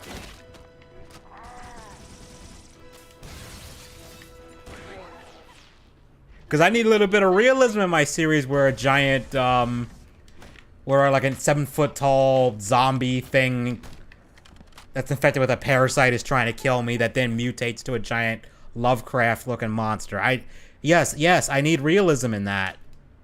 I don't mind. Like I said, like Ava said before, I like stylized over realism, but like you do have to be consistent in your own world. That's all I ask. Yeah, if you're consistent with like, and I don't mind like having some realistic elements in, even if you are gonna go batshit with other stuff. Like that's fine. My whole thing is you can't then pick and choose and say, oh, this thing's too ridiculous, so we can't have it because it's not realistic. But then you just gotta ignore all this other shit that is unrealistic. When people realize simply start small with simply realize censorship is a slippery slope, but always has exactly, that was my whole point with the people who got mad at me at the Resident Evil 4 videos. Like, you do realize this shit starts off small, right? That's my point. That's what I'm talking about with the Street Fighter stuff. Like, yeah, I get it with that. Like, the argument is they might do that. I get that. But like I said, if that's like the overwhelming argument was that, be worried that it's going to, they're gonna end up like toning down the art style and it's gonna become generic and bland. I get it. But like, there were other people that were just like, this art style is fucking hideous, they've ruined it, and it's like, dude, it's not bad. Like, it really wasn't that bad, but I can understand the slippery slope though. And we'd have to see more of like what they do with it.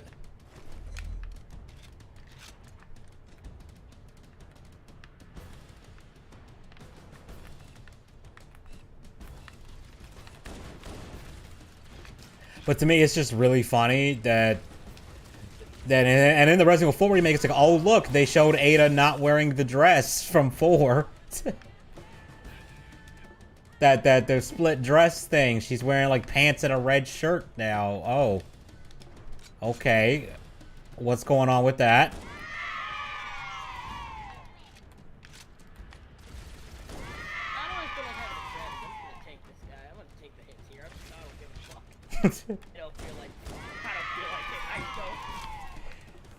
You know, it's funny. There have been times where I've just done that in a game. Where it's like, you know what? I'm not even gonna try to fight this boss smart. I'm just gonna brute force it. And in the time I brute force it, I end up actually winning.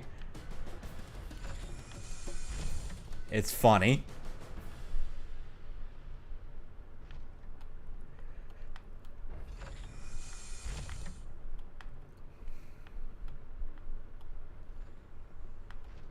Speaking of unrealistic stuff, you know what's one thing that's hilarious that people that used to see in movies a lot?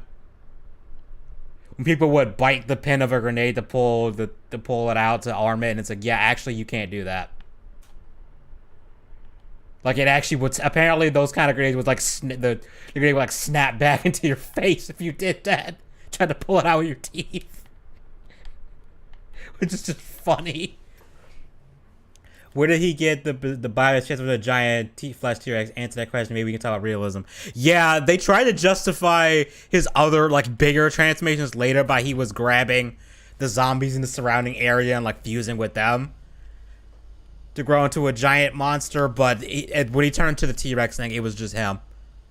I brute forced it and I won. What do you know? Sometimes it works. Sometimes it be like that.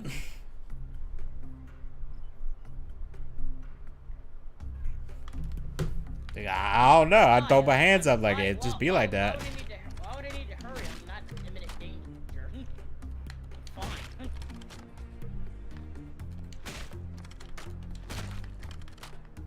I think I ended up doing that for the final boss of Metroid Dread. Like, he killed me like 3 or 4 times. Like, you know, I'm just gonna brute force this shit, and then I ended up beating him. So that dude has the most badass thing happen. Halfway through the fight, you break one of his wings. Or damage it. And rather than just, you know, fold it up behind him, he takes his own wing and just rips it off without even flinching. Or reacting to it. Like, it's like he's tearing off a cape, but it's his own limb. And he just stares at you like, yeah, I'm not done with you. I was like, this motherfucker built different.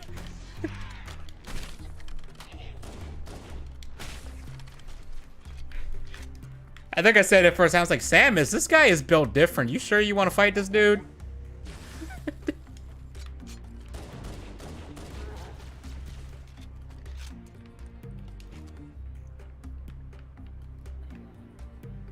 Yeah, sometimes brute force is startlingly effective in video games. Even in games where they kind of encourage you to not do that and play smart.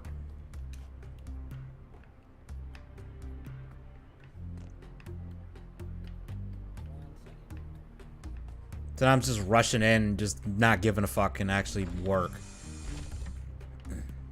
Now, this is the design for her in the game. If you want to get, I said it to you. This is kind of what she looks like in the game. If you want, like, how dated she looks. Is she related to Lady? She looks like if you cross Trish from Devil May Cry and Lady together. So that's what you'd end up with. Not bad though. I like it. She's got like cleavage. She got full cleavage. She got the thigh highs. Dress. She has no back to that thing either. Oh. That's. Man, it's not bad. It's dated. I see this as an absolute win.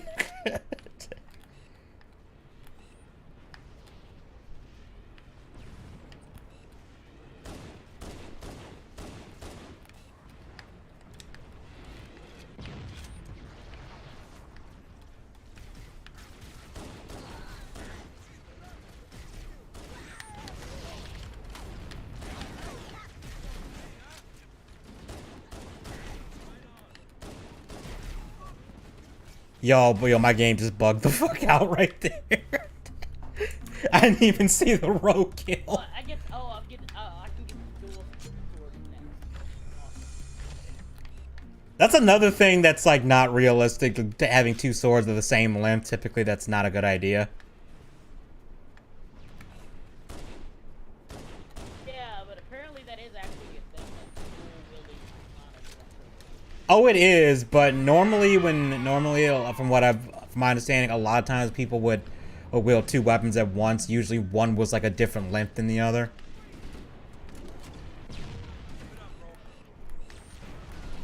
Like most of the time people didn't dual wield like swords, they would have like a sword and a knife.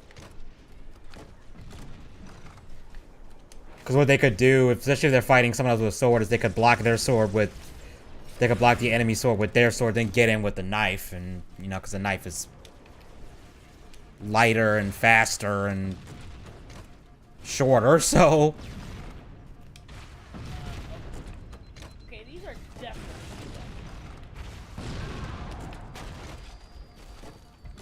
I've played this game a number of times, and I never had a fucking. This looks like something out of Kingdom Hearts. What the fuck is this? I remember another channel that's kind of like Shadowversity, Skullgrim. He was talking about the Keyblade, and he was just like, "This is ridiculous as hell." He was like, "I like this weapon, but it's ridiculous." He said the big problem is that the guard. Because you think about it, like because it has a guard on the side that you would be grabbing it from, you have like no mobility with your wrist in a fight.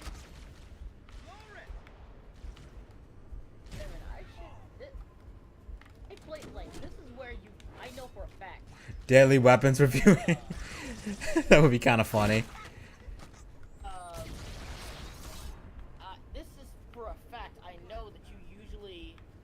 Is this Warthog? Yeah, Okay, it is. This is where you usually get the dual katanas. Why can't you get dual katanas here? You didn't meet a prerequisite for this quest line, Slim. Like, you can miss weapons, but this is almost, I played this game a million times. This is where you got the dual katana. I've never seen this buster ass fucking blade. Hold on, let me get, hang on. You know, I actually was watching a video about,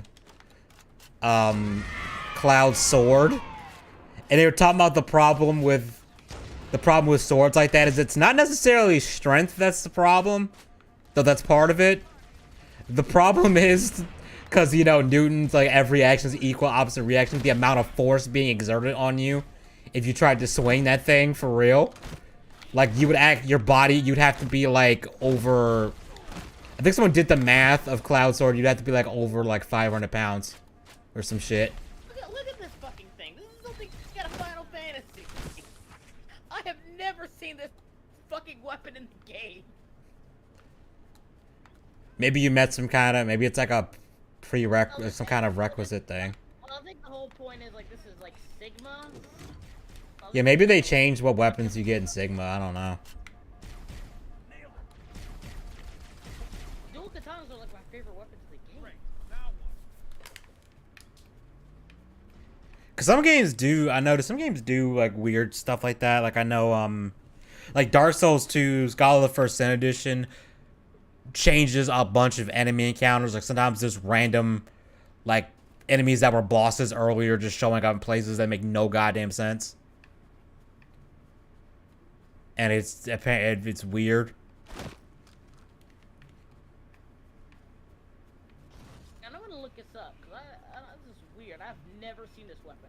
I played this game a million times, never seen this weapon.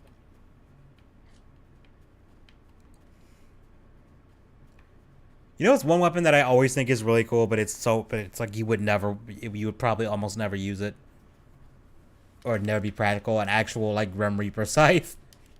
Like that thing is like, it looks cool, but no. Actually, I looked into it. It is actually a viable weapon to it. Like, it's something. Well, there are actual war scythes, but they don't look like that.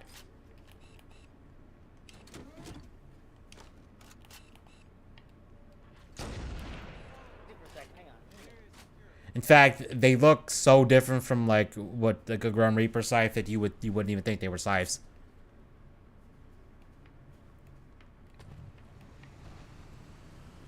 Even one of my favorite characters in Soul Calibur uses a Grim Reaper scythe that makes it look really cool. He like grabs people with the blade and like pulls them in with it.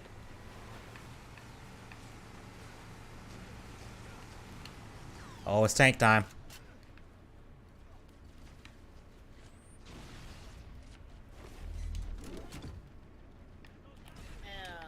You know that Adventure Time thing I drew? Yeah. It's low-key popping off. People like it. That's good.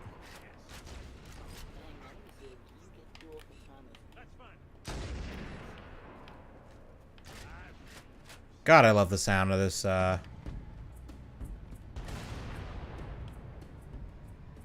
love the sound of the sniper rifle in this. Dude, what the hell? You just ran right into the tank.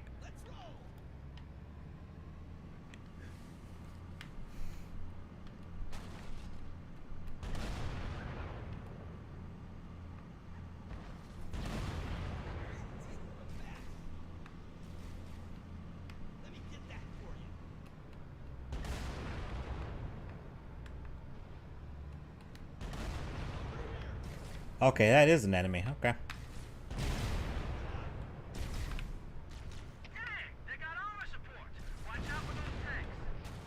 The Covenant placed their tanks to defend the entrance to the tunnel.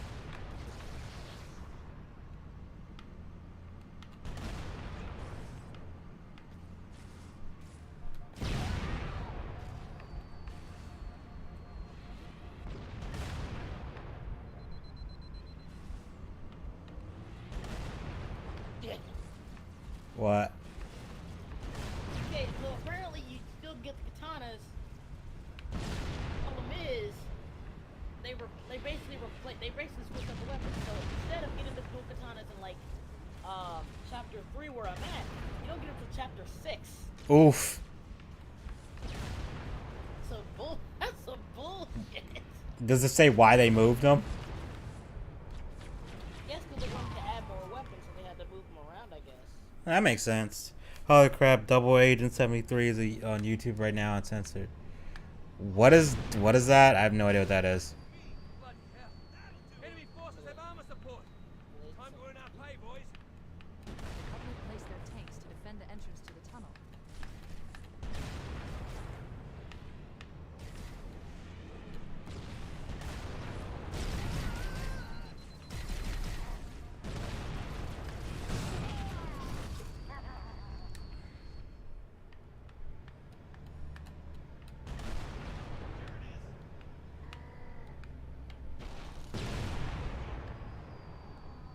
Contact!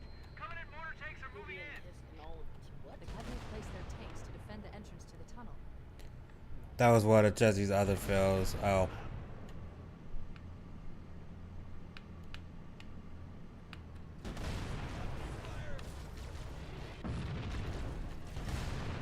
One thing that I find hilarious is that you'll see channels that will upload an entire goddamn movie, but they just crop the screen a little bit, and they're fine. But if I upload a video that contains even the slightest bit of copyrighted music, it gets fucking claimed. Like, immediately. That shit always cracks me up. Like, wow, okay.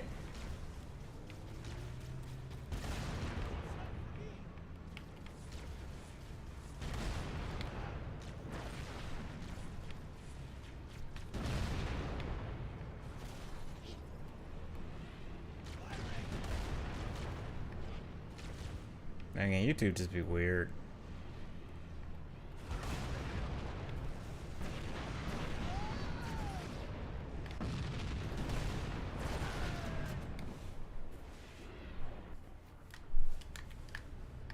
I know YouTube had one of the Inuyasha movies. You could watch it for free with ads. So of course you got ad block. I mean, you know.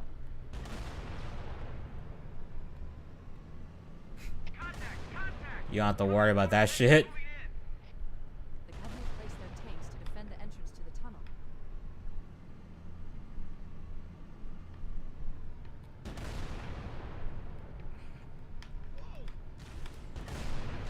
Those are my favorite weapons in the game. I can't get them to fucking chapter 6. The copy on this one's probably less expedient. I'm just amazed it's uncensored.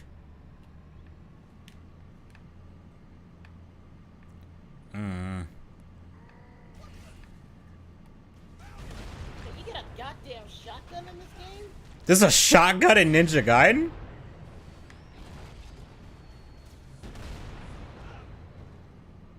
Is that like you just unlock that by just playing the game normally, or do you gotta do some weird bullshit to get it?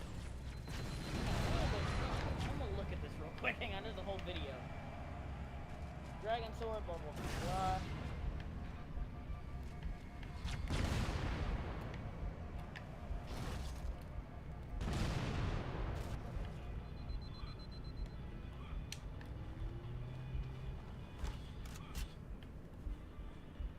That just sounds funny. You're this trained ninja pulls out a shotgun.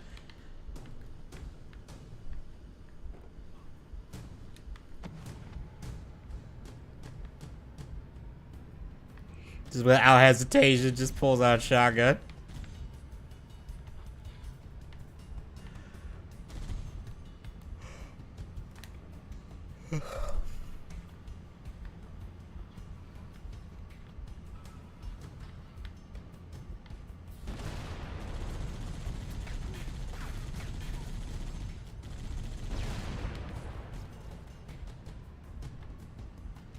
But noob, I just remembered, It's a matchlock rifle. It just looks like a goddamn shotgun. do you actually have to get ammo for it, or?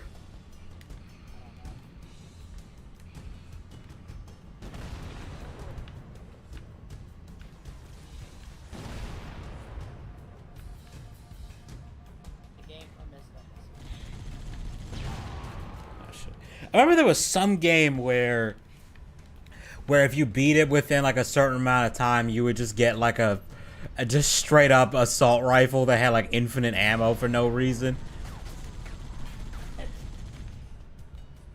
And it was basically like, okay, yeah, yes, you can now steamroll the game. I mean, that was considerate of them. Yeah. But I think you had to beat the game in under like 2 hours or some shit.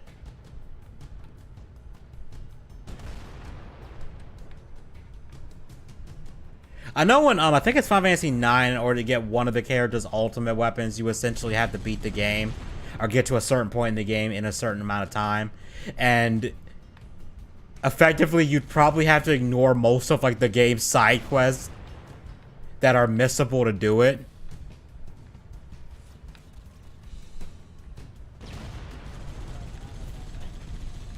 Ninjas did use guns. One ninja missed his shot, got captured, was slowly decapitated with bamboo. That sounds painful. Oh, ninjas are very... But like most pop culture ninjas do not use guns usually.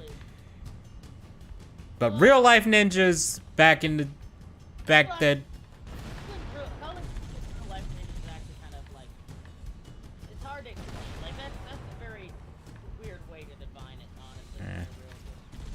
We'll say historically accurate ninjas.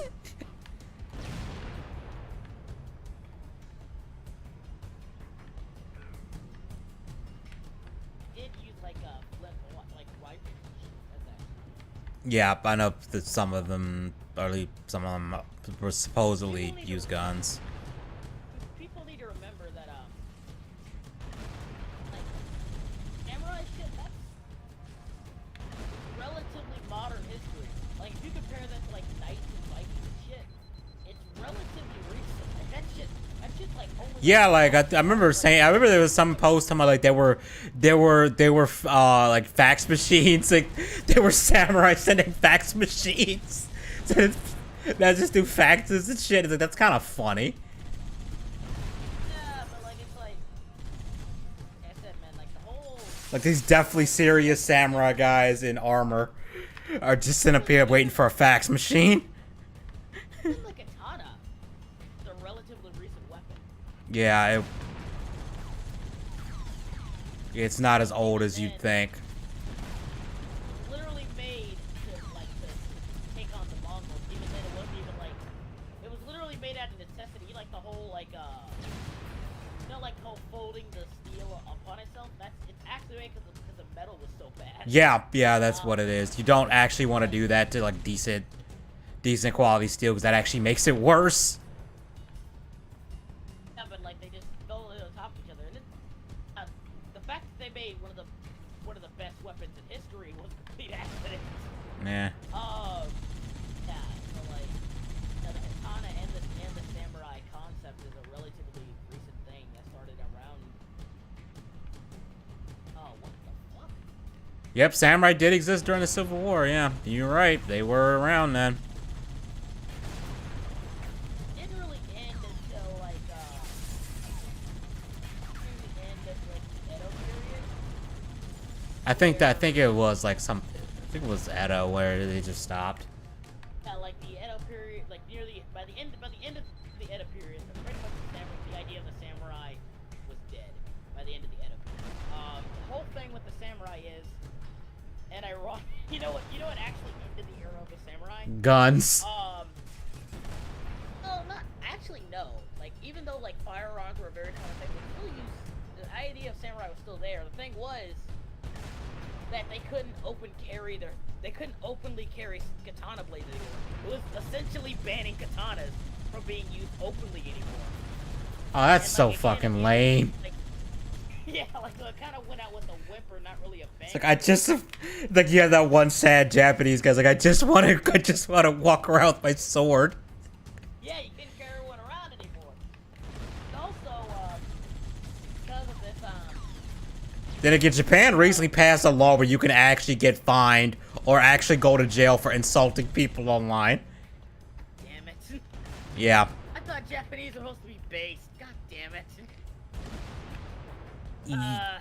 The thing is, though, it's not clear what is actually considered an insult, because apparently, like, I think because like the law actually already existed for like spoken things, I guess. Like if you made like a public statement and you insulted someone. But I think it has to be like your insult can't be based on facts. Like for instance, if I said this guy sucks at basketball and then show his record, his like win-loss record in like one-on-one basketball, I guess that's not considered an insult. It might just be considered rude. What the? Like a defamation law. I guess it's like if I guess like the way around it'd be like if you stated like a factual statement rudely. I guess it's not an insult. From the article I read, I don't know how accurate that is.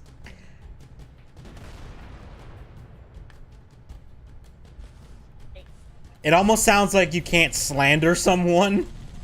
If I said like, oh, you get 0 bitches, you have to prove that you had bitches. Yeah, it's like prove. And it's like then you post proof you have bitches, and it's like okay, you get fined. Because what you said is not true. This guy actually gets bitches. Hundreds of years of tradition taken out of the nanny state law. Yep. Yep, pretty much. Another thing that happened was Japan was becoming much more unified. There wasn't any more like shoguns and stuff. The shoguns, the daimyos. Everyone was kind of united under one emperor. So like there wasn't really because at the end of the day, the idea of like the samurai being basically the equivalent of like knights in shining armor from like the medieval times. That's bullshit. They were actually more like mercenaries, like straight up mercenaries. Yeah, no, they were. One thing I like from Samurai Champloo, for example, is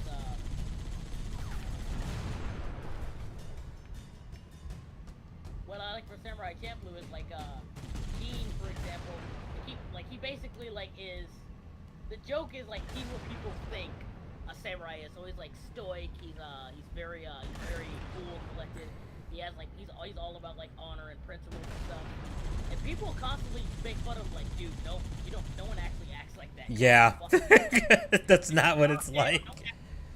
Literally the girl he falls in love with says when he starts talking like he's like the river something like he tried to be romantic. Oh well the tears of something like tears of the river are so brief. It's just like she starts laughing. He's like, why are you laughing? He's like, well, no one really talks like that anymore. I mean, I probably would laugh at you too if you said that. Like, even though it's like I appreciate the attempt, but it's funny. Like, here's the thing, like Jane is a dork. Like that's he's a dork. That's a dork. I love Samurai Champloo.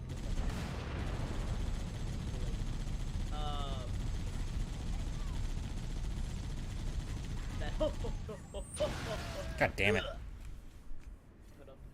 I got fucking plasma grenade. Yeah, you know, samurai is a relatively modern idea. I kind of went out with a fizzle, man. Really, Yeah. like not to mention, like a lot of samurais were dicks. Yeah, they were. They were just. Then again, most knights were too. Let's be real. Yeah, but that was more like knights were assholes too. Yeah, but they weren't. Yeah, I know. Like a lot of it is romanticized. It is. Style over realism. But I mean, and that's kind of why I think the whole everyone trying to make everything realistic is dumb because the thing is real life is kind of fucking boring most of the time. Like when you really think about it, like real life for most people is pretty fucking boring. Like for most people, if you tried to make their life seem, if you like took their life and made a movie out of it, it would be incredibly boring. If you tried to be honest about it. My movie would be sad. Like mine would be mostly me sitting at a computer playing video games at this point. Like if you took like a year. it'd probably be a lot of that and shit posting with people. Like, people would be sitting there at the end, be like, when does this get good? You got a after credit scene. Get an after credit scene. It's like, when does this get good? Yeah, it's like after credit scene. You see my Twitter account. You press follow. Yeah, that's the post credit scene. No, the post credit scene is I decided to get a microphone and a microphone when I built my computer, and it's just like types in username. What is like? You just like YouTube. Like, what would you like the username to be? I don't even type it in. Like, I start typing the part, and it just cuts off. It's like music builds up. It's like just dramatic music. It just cuts off right there. So I just like, what the fuck was the point of that?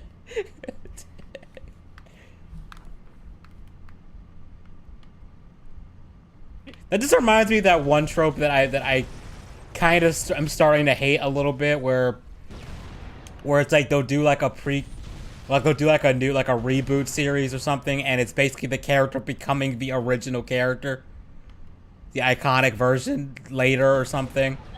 That's yeah, it's like the Tomb Raider stuff was kind of doing that. Yeah, where she had 2 guns at one point. It's like, oh, get it? That's what she's gonna be eventually. And then like they blue balled us with that because she never dual wields again. Here's the thing. I talked to Gumby about this a while ago. I never watched Far From Home. I mean, no way. I did watch it. And like from everything that I heard about it, it's literally by the end of the movie, he's kind of like OG Peter Parker. Yeah, but it's like you had to sit through 3 fucking movies to even remotely get there. On the other hand, real life can also be cool. Oh, I'm not saying real life can't be cool, but I'm just saying that for most people. Oh, most of the coolest stuff is based on real life. It's not actually Yeah. real life. Yeah, it's not. Like, it's usually like how like even stuff that is kind of cool in real life, in movies they play it up. Like most spy shit in movies, even like the ones that are trying to be unrealistic, like most spy shit is not that. Like, it's not people out in the field killing people and stuff or stalking people like that. It's usually monitoring people's emails and shit. There was this I remember what am I say? What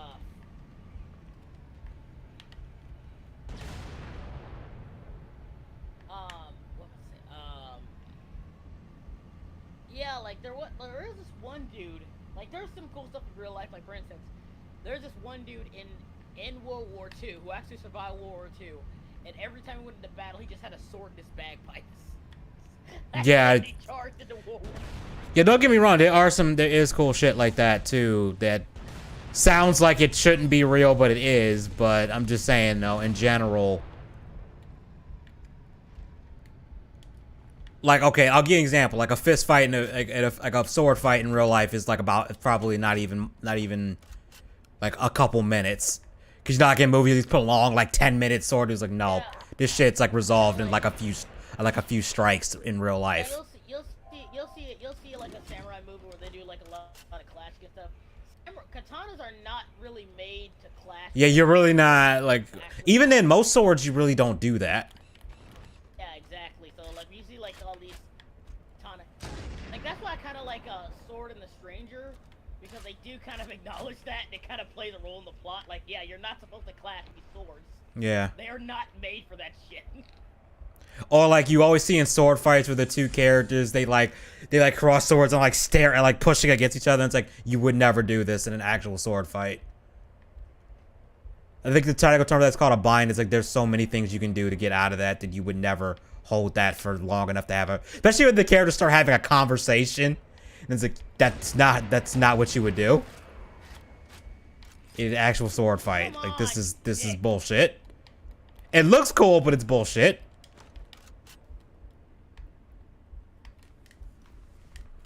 Like, I'm not hating on it. I like it because a real sword fight is not gonna have that.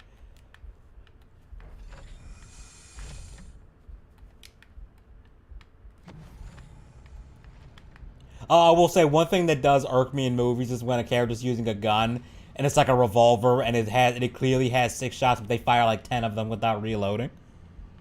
Yeah, they did it in the Joker. Yeah. I mean, like, to be fair, you could argue that he probably did while the guy was running away. I can see if it's like like the gun is off screen at some point. You know, I understand that. Because then I can give the whole, okay, he probably reloaded off... Wait, I came this way.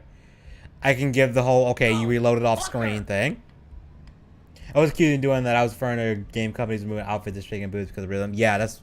Yeah, I get that you weren't referring to me. I was just pointing out that... yeah, it's kind of... It's dumb. I'm surprised that dude hasn't been a Mad Lad yet. Like on Dankula or whatever. Like, dude, he just went in with... I think he did. Oh, no. I don't think he did that. I could have sworn he had one about a guy who... in World War II who just ran in with a sword.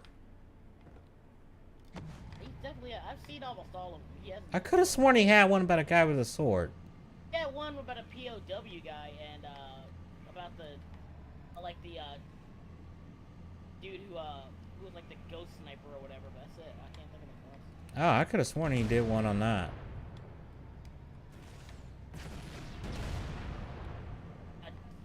Also having a fun time on Twitter too. Like yeah, I saw that. Like, yo, his DMs have just been... The people in his DMs are just batshit crazy.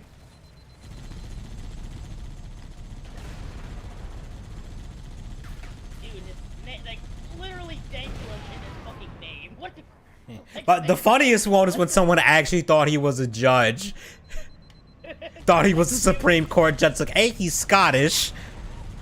B, you really think does that guy look like a judge to you?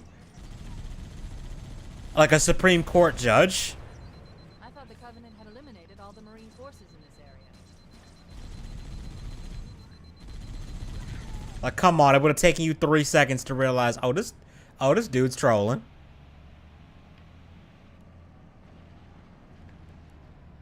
Like, you can't be this dumb. Actually, no, you can. You can. Never mind. Like, we live in a fascinating age, Edgy. Yeah, we live in an interesting time.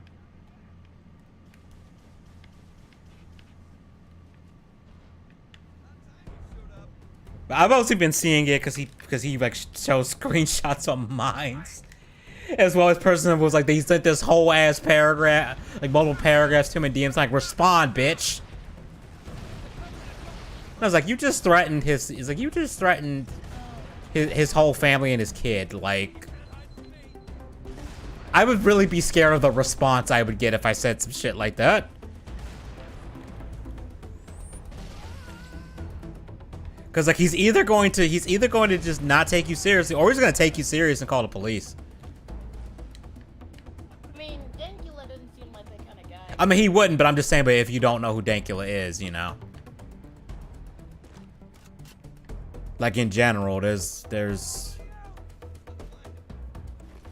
kind of glad he's moving away from he only goes into political stuff when he wants to. Like, I mean, he has a second channel where he does that. I mean, it's more like... He still talks about politics on his main channel, but only if it's, like... Relevant. Relevant to something. Yeah.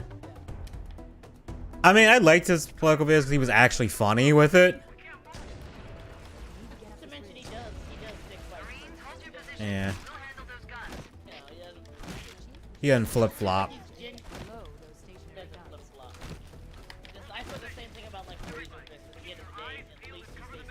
Oh, what the fuck? Yeah, at least Ray's... Yeah, even though I kind of find Razor Fist annoying sometimes, at least he sticks.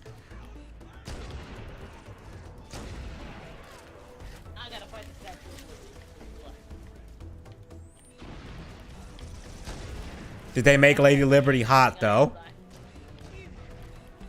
No, it's a giant kaiju size. What the fuck? I don't know how to do this. Oh, fuck, I just killed myself with the thing. A lot of old westerns were surprising to go to Vulcan as every time they fired 6 shots, they'd usually cut away for a long time. They never show you videos, but they were implied. Yeah, that's true. Like, I mean, like, there's stuff where they imply it. You can just kind of chalk it up to, okay, he reloaded off screen. But there are some movies where, I think it was one of the Resident Evil ones where Alice is dual wielding revolvers, and I actually noticed like you fired way more than 6 shots, and it was not a cut in there. So it's like you did not reload those things. Oh man, I don't want to do that.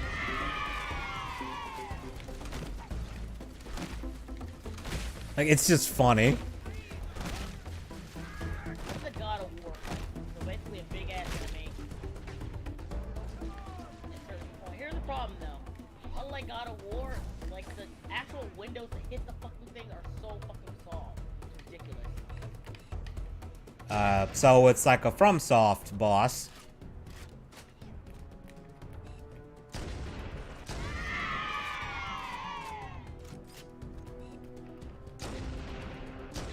I can give the gun running out of ammo with the gun firing when it probably should be out of ammo. I can give it a pass if it's like a magazine-fed gun. Even if I can tell that magazine should be empty by now. I was supposed to hit the hand, right? I think that he'd have an attack that would leave her hand like this. That left her hand exposed for a minute. But now she keeps smashing down. I can't. Smashing?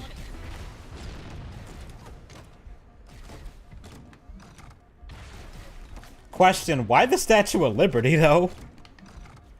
I don't know. Magic bullshit. I don't fucking know. I mean, it's funny. I mean...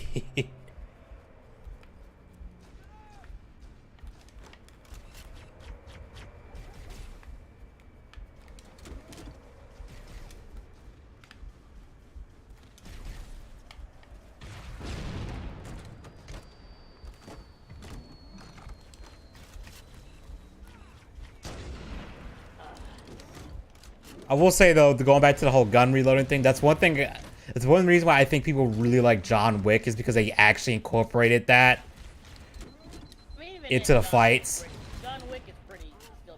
It's still pretty awesome, but I was just saying though, like that's one of the things that I immediately noticed. Like, oh, they actually show him reloading in a believable way. You know, like he's not firing 20 shots and then it's like, oh, I gotta reload because it's convenient.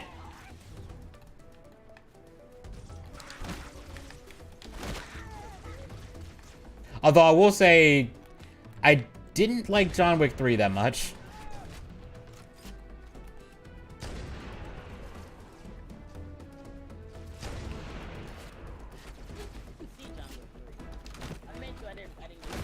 Like, I won't say it's bad, but it's just kind of... It's kind of like a movie where the ending feels like it almost undoes everything that the whole movie did, to the point where it's almost like we're back at square one.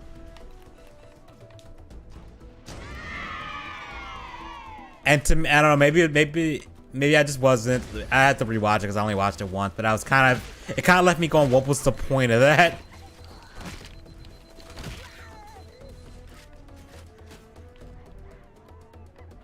Crack smoking stream.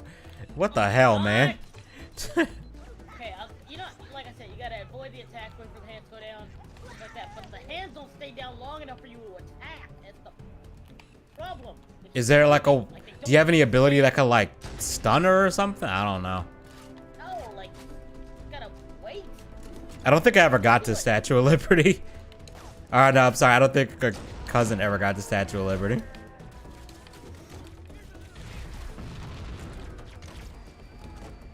Dang, it's been so long since I've seen anyone play that. I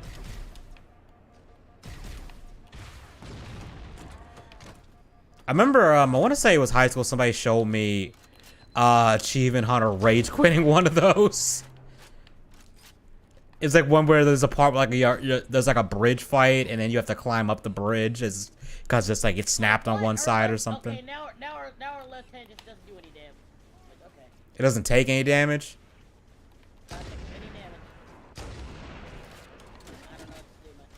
I don't know.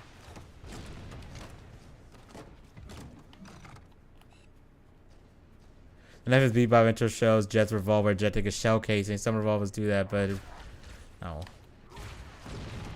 That's pretty bad.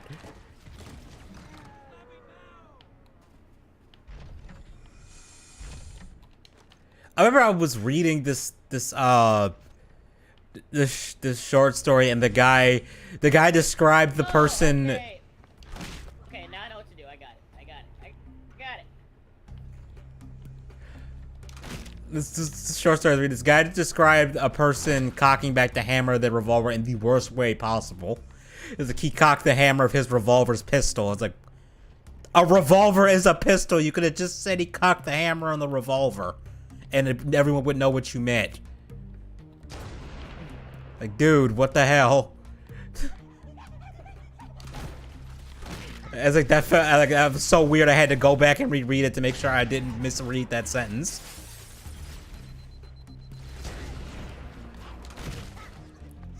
I like how I'm just walking around at close quarters with a sniper rifle and just shooting people, then beating them over the head with it.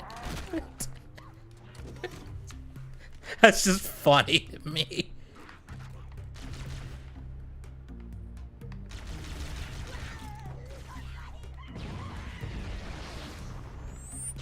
Oh shit, I didn't even know there was a grenade right there.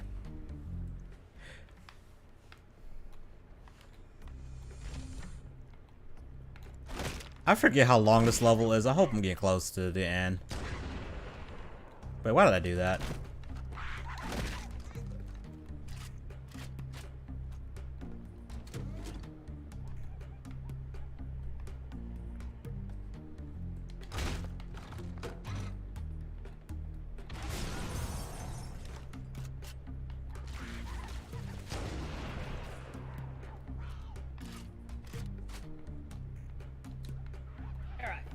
Kill the damn thing.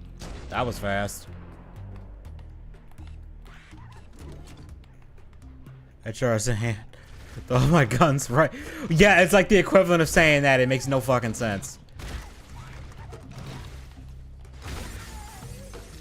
Then again, that story had a lot of fucking problems. That was just one of them. Yeah, the show was bad.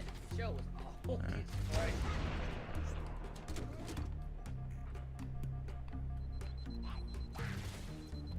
I think one of the stars, like, they want a spin-off show with their guys. Like, nah, you ain't getting a fucking spin-off. Nah. Oh, of course it was. Like, nah, lady, you ain't, nah.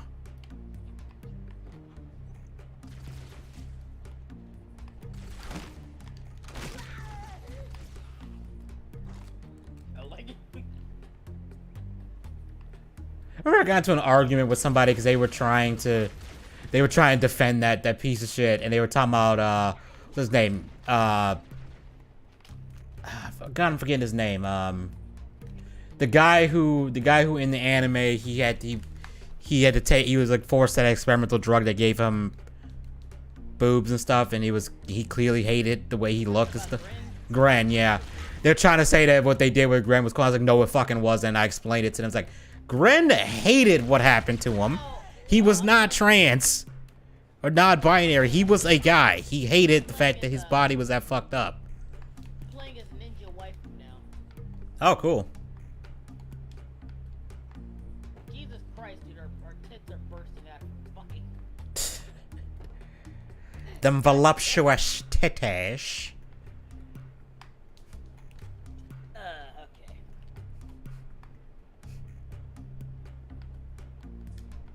Where am I supposed to be going in here?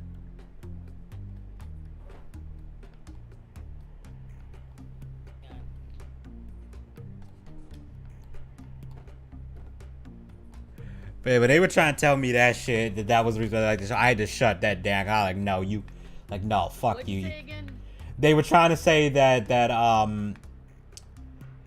they basically were saying that they liked the Cowboy Bebop show because diversity, and they made like the minor characters got more chance. Like they were talking about Gren, they liked what they did with Gren. It's like, you clearly didn't watch the original because they missed the whole fucking point of his character.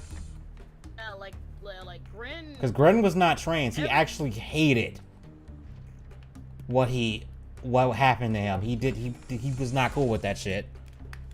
This is who I'm playing as, Edgy. Alright. Oh. That's cool. Oh, that sword looks tight actually. It does look like something out of Final Fantasy though. Now, like, hang on. Here's a better picture of her.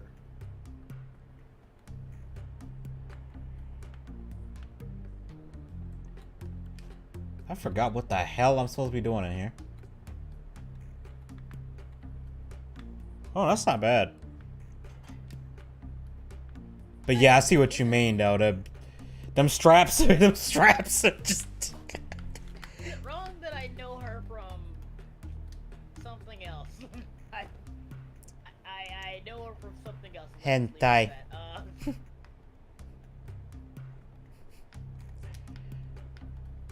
That's like I forgot. I do know what anime it's from, but this part where the girl is judging this dude. She's like he's like in his room and she's like peeking through the door. She just stares at him, closes the door, and just whispers hentai at him. Very judgmentally. It's like that is perfect reaction image.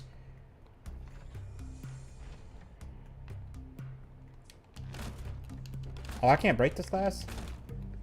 I swear I don't. My brain is fried. I don't know where the fuck I'm supposed to go in here now.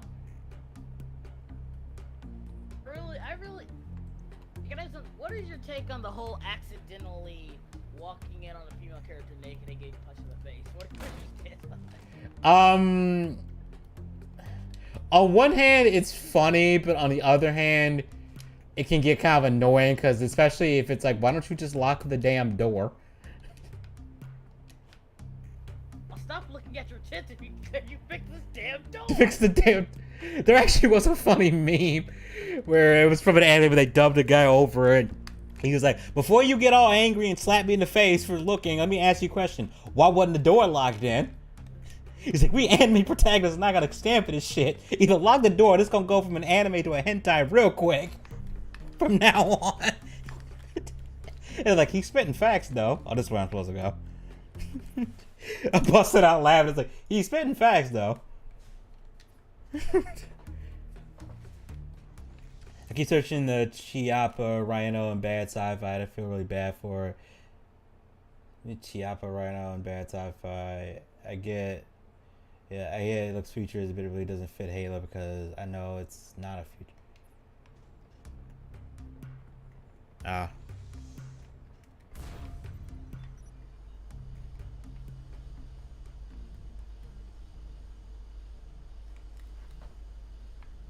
So the AI is pretty good in this game. Like, the enemy AI is pretty good. They're not potatoes. Also, who are you looking at, Eddie? What is the character's name from Ninja Gaiden? I don't remember her name. Momiji from Ninja Gaiden Sigma.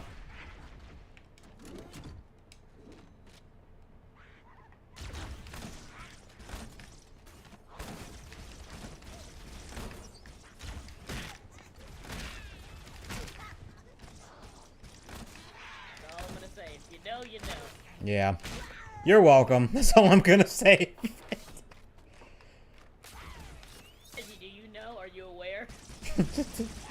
I am now. Oh man, did I really just get killed by my own needler detonation? That's embarrassing. Nobody clipped that.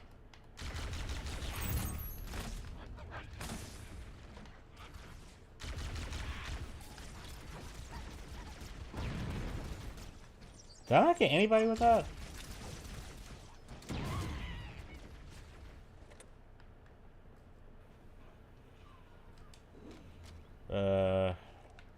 Okay, thank you.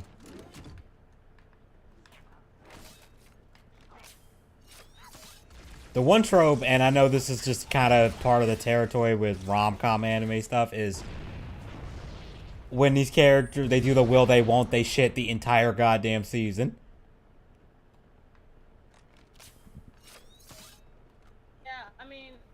One thing I liked about, like, Benton Alien Force, I know you guys don't like it, but one thing I found hilarious is when, like, episode, like, 2 or 3, like, Wynn just straight up talks to Kevin, like, you wanna go out or not?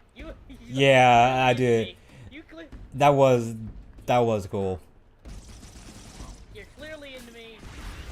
Like, let's not play this game. When are you gonna ask me out? Like, seriously.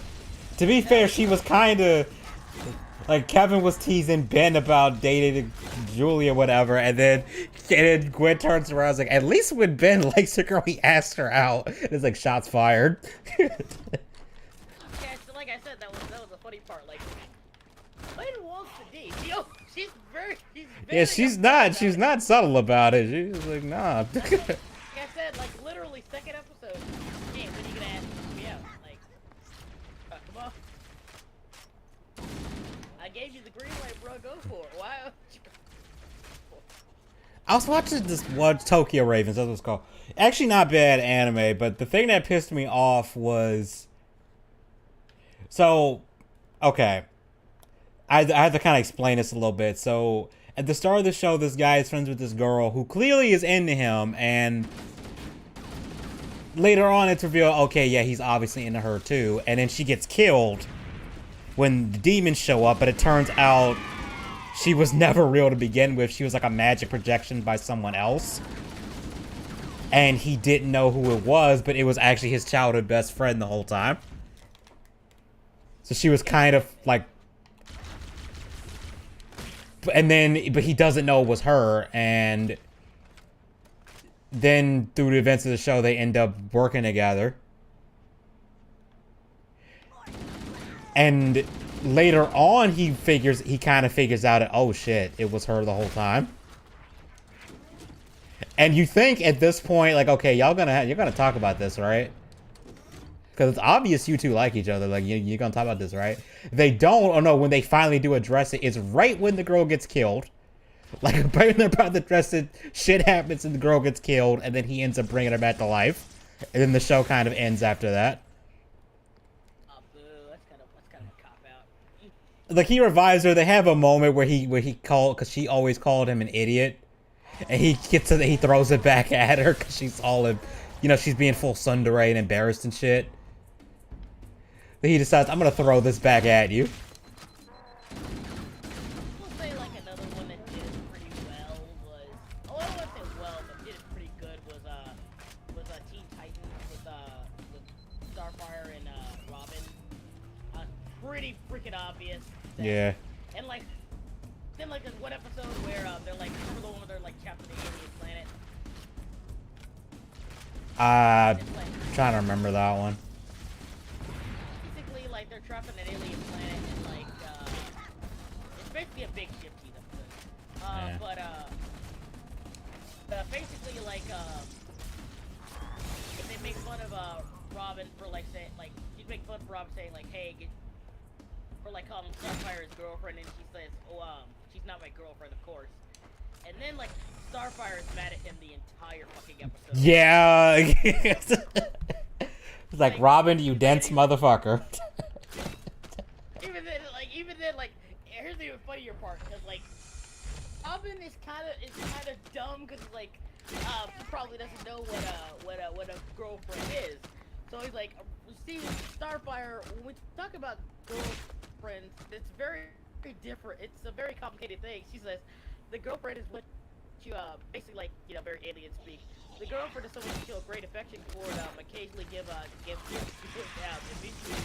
consort with. He's like, okay, maybe you do know what it is. Yeah, it's like, that's pretty goddamn accurate. Again, Starfire isn't stupid. She's naive, but she's not stupid. Yeah, she remember, her species can like learn entire languages just by kissing you, so she understands what that word means. She's like, yeah, I know what that word means. He's like, and Robin just says, I should have let that monster eat me. Yeah, Robin's like, well, damn, I just shot myself in the fucking foot. And it's like, yeah, you did.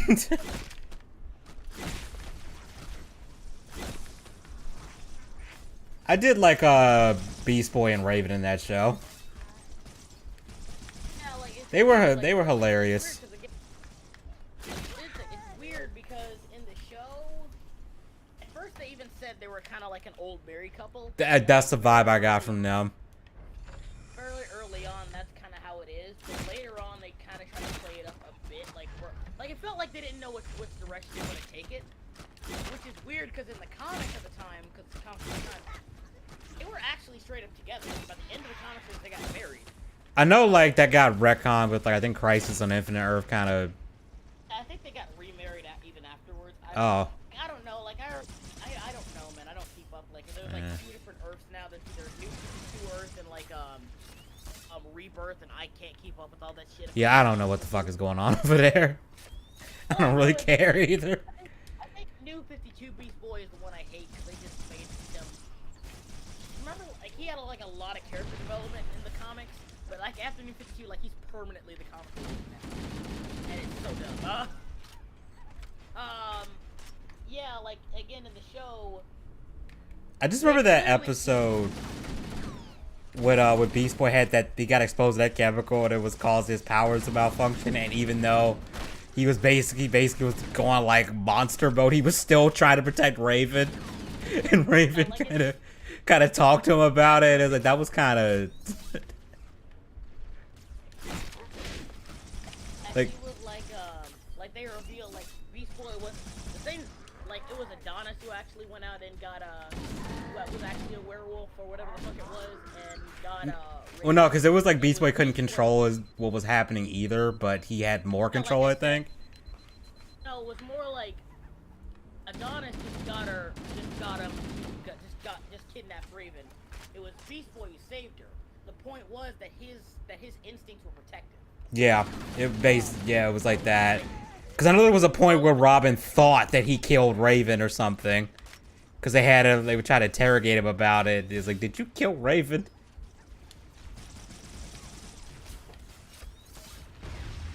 Which I was like, that would have got, like, that episode got dark as shit with that they even thought of that.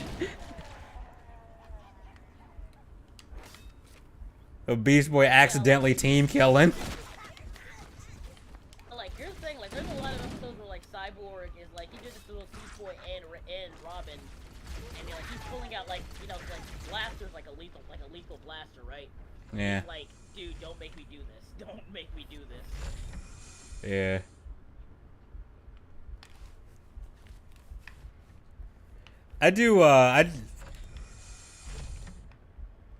Looking back, I think Cyborg might have been my favorite on that show just because his personality was just... He had some of the funnier episodes too, but then again, he also had some of the more serious ones. Now, like when he actually, like the whole Stone episode where it's like, yeah, revealed, like what, like he forgot what it's like to be here. Like anytime when they like brought up like, the fact that, yeah, like yeah, he's half. You gotta remind yourself he's half robot. He can't actually feel a lot of stuff anymore. He can't do a lot of stuff anymore. And those are really deep because I remember he was like,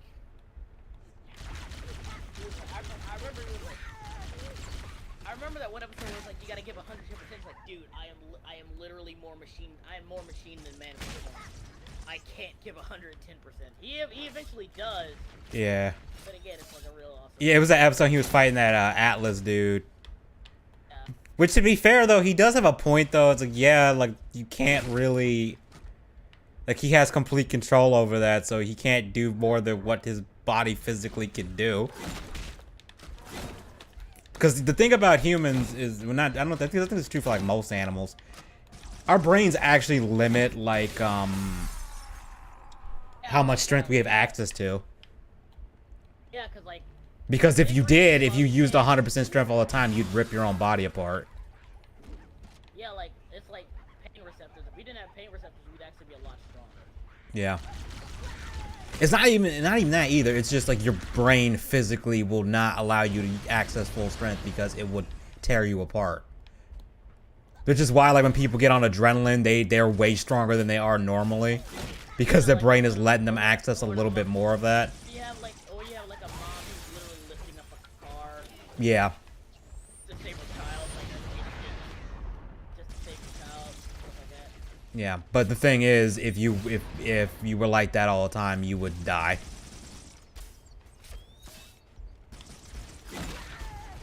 So, but since Cyborg's a robot, mostly robot, he doesn't have that problem. So when he says he can't give more, he's literally because he can't.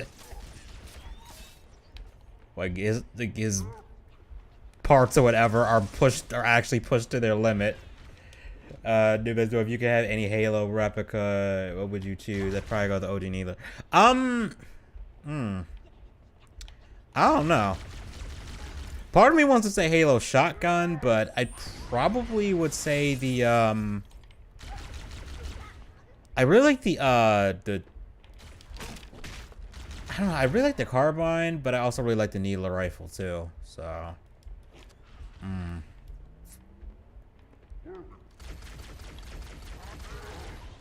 that's tough. Probably the Needler rifle because you get to look at all those cool spikes and stuff.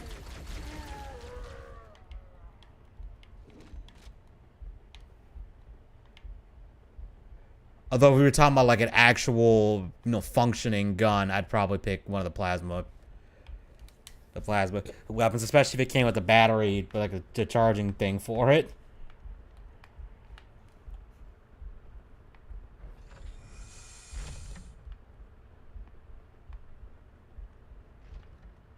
Two of them, fuck off. That's what the Berserker armor does. It removes all mental limitations like fear of pain. Yeah. Like it's not even really giving Guts extra strength. It's literally keeping his body together. Yeah, it's just letting him access more of what was already there. Except without any of like the Yeah, without the major side effects. He can still like break his bones and shit if he's in the armor. Oh yeah, Keeping him together.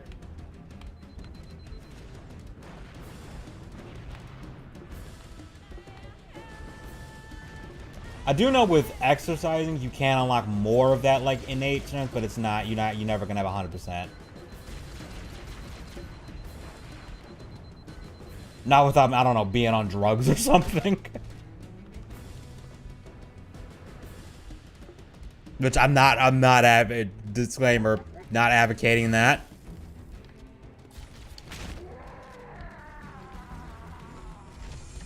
Like, I am not advocating you pump Arnold's. Even I don't think Arnold's would do anything to that.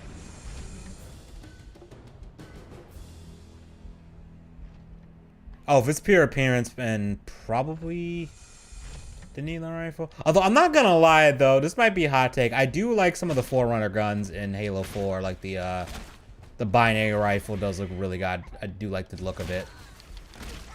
So maybe I don't know. Maybe I'll throw that into the mix too.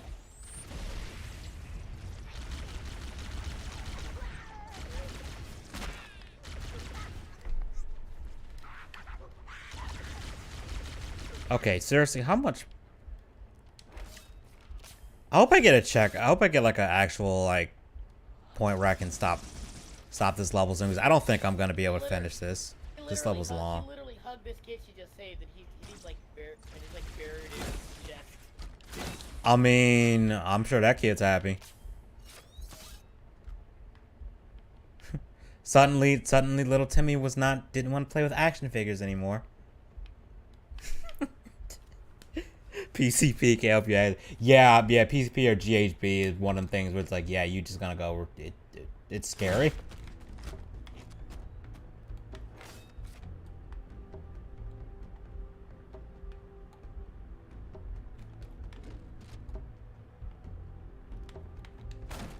Makes you pretty much think you're invincible. Yeah. I've seen people get like 5 gunshots to the chest, and they're completely fired up for PCP. Yeah, I've seen, I think in drug ed class, we saw a video of somebody, cops trying to subdue a guy who was high on PCP, and they had like 4 tasers on him. He was not going down. He was still he was still swinging on the officers. Yeah, like, that's low-key terrifying. Like, it played out like a horror movie where, like, someone hits them like one time and it does nothing. And there's like that brief moment where they just kind of stand like, oh shit. It's like the cops, like you can tell, the cops like, oh shit, this nigga built different. We might need some help here.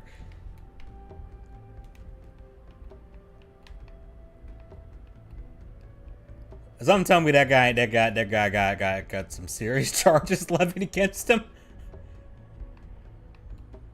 It's a lot of werewolves.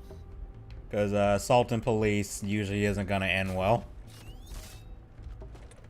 And I don't think the I'm high excuse is going to get you off. The I was high as shit, Your Honor excuse is going to fly in court.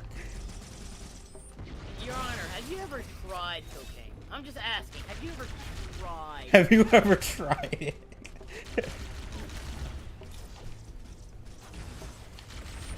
Like, sir, you would be brought into court for assaulting 3 police officers and resisting arrest and public disturbance. And it's like, what is your defense? Like, not guilty on the grounds I was high as fuck. I was fucked up. Yeah. Generic boss guy. I want to find a word. Why are all the women in this game stacked? Because our Lord and Savior, Ninja Theory, not Ninja Theory, what are they? Yeah, the Ninja Theory demands it. They must be stacked. Ryu's just walking out here. Bitch, if you'll get out of my way, bitch.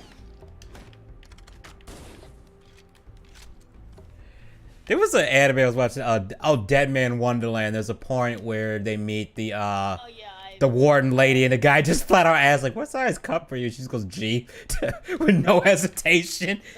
She's like double G, double G, yeah. Yeah. And she's like, okay. She's fucking brutal too, man. Yeah, you would not want to be anywhere near her. I mean, unless you're into that. Yeah, unless you were into just being tortured. The thing is, she actually ends up becoming one of their allies. Yeah. Shame that never got a season 2, though.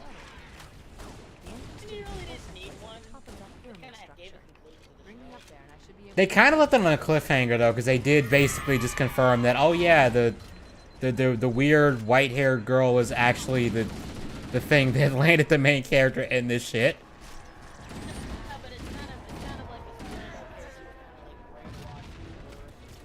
But it just seemed like they were it seemed like they were leading up to him realizing, oh shit, you're kind of the reason I'm in this mess.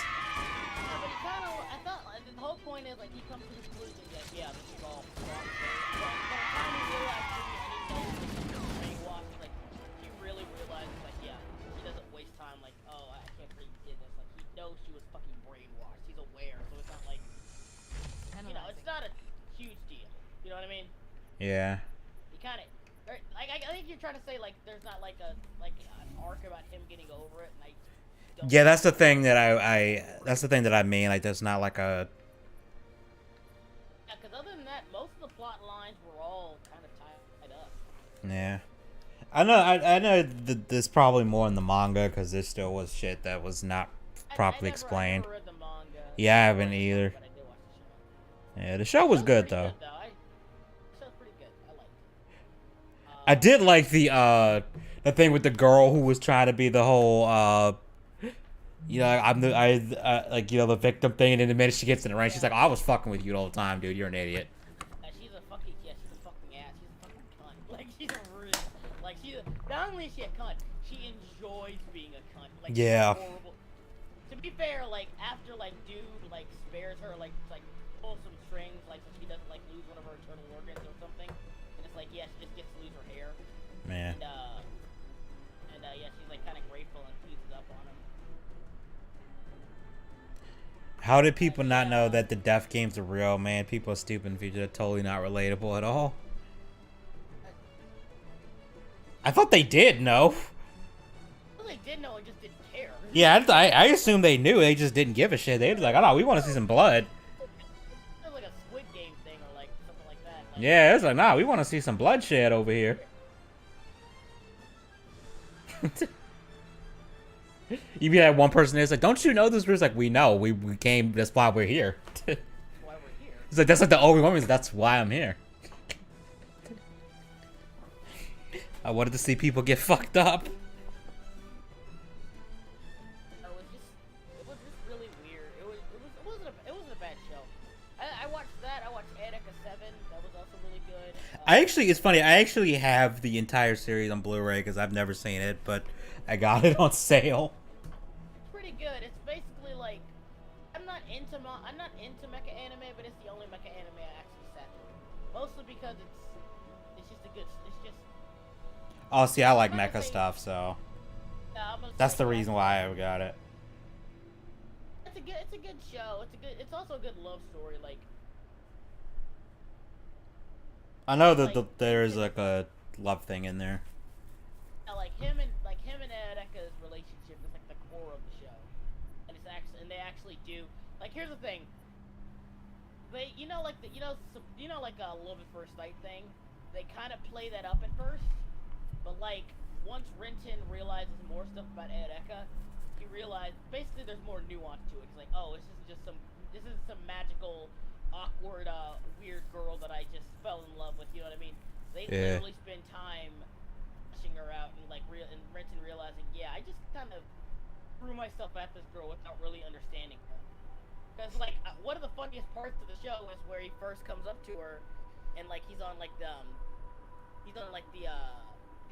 ship or whatever, and the first thing he finds out is that she has 3 kids. Oh. Oh, they're all adopted, mind you, but still. Like, oh, he didn't know about, he didn't realize that before he jumped in there. Yeah, he just jumped right in there. Yeah. I mean, I gotta respect the guy. He know what he want. He's like, yeah, that's what I want. I'm going for it. Yeah, like again, and he does kind of step up and kind of become a father figure to him. I guess you could say. It's a good series. I enjoyed it for what it was. That's just funny. The guy's like, did I stutter? That's what I want. Well, like, here's the thing. They're both like that's what makes it weird though. They're both about 14 or 15 years old. So like he justifiably is like, yeah, this. Oh. I'm gonna end the stream because it's like Oh, 1 shit. it's like 1 a.m. right now. Holy shit. Oh yeah, my bad, dude. Nah, it's good. I was trying to finish that level, but then I remembered I still got like 30 minutes left of this level. I got my dual swords though. I just got them. Nice. I forgot. That's one thing I forgot about Halo 1 is like the levels are long as shit. Or at least they feel long when you playing with like a bunch of skulls on and stuff.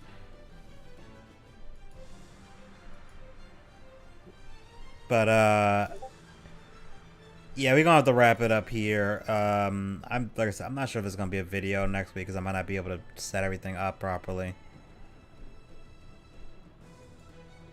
So yeah, I'll let you guys know what's going on with that. And for some reason, the stream keeps lagging out on my end. I don't know why it's doing that. My internet should be good, but Can I ask you something? sure. Do you have Shredder's Revenge? I don't. Okay. Why, is it co-op or something? Yeah, like apparently I looked this up, and like you can do crossplay on Xbox and PC. Okay, we might have to try that at some point. I'm like, this stuff is definitely because I was gonna try to play it tomorrow with Wayward and maybe J Step because he's got it, but he's got to download it on PC. Okay. And don't break your back to get it or anything. I'm just asking, like if you got it. Yeah, I mean, I might pick it up at some point. So. Yeah. I'll talk to you later, okay, dude? Yeah, I'll talk to you later.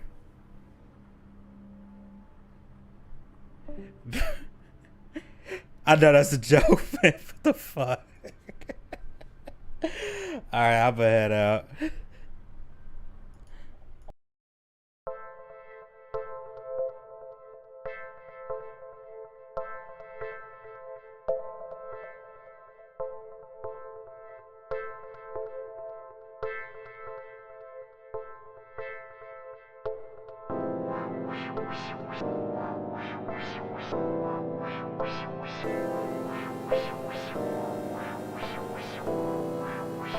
You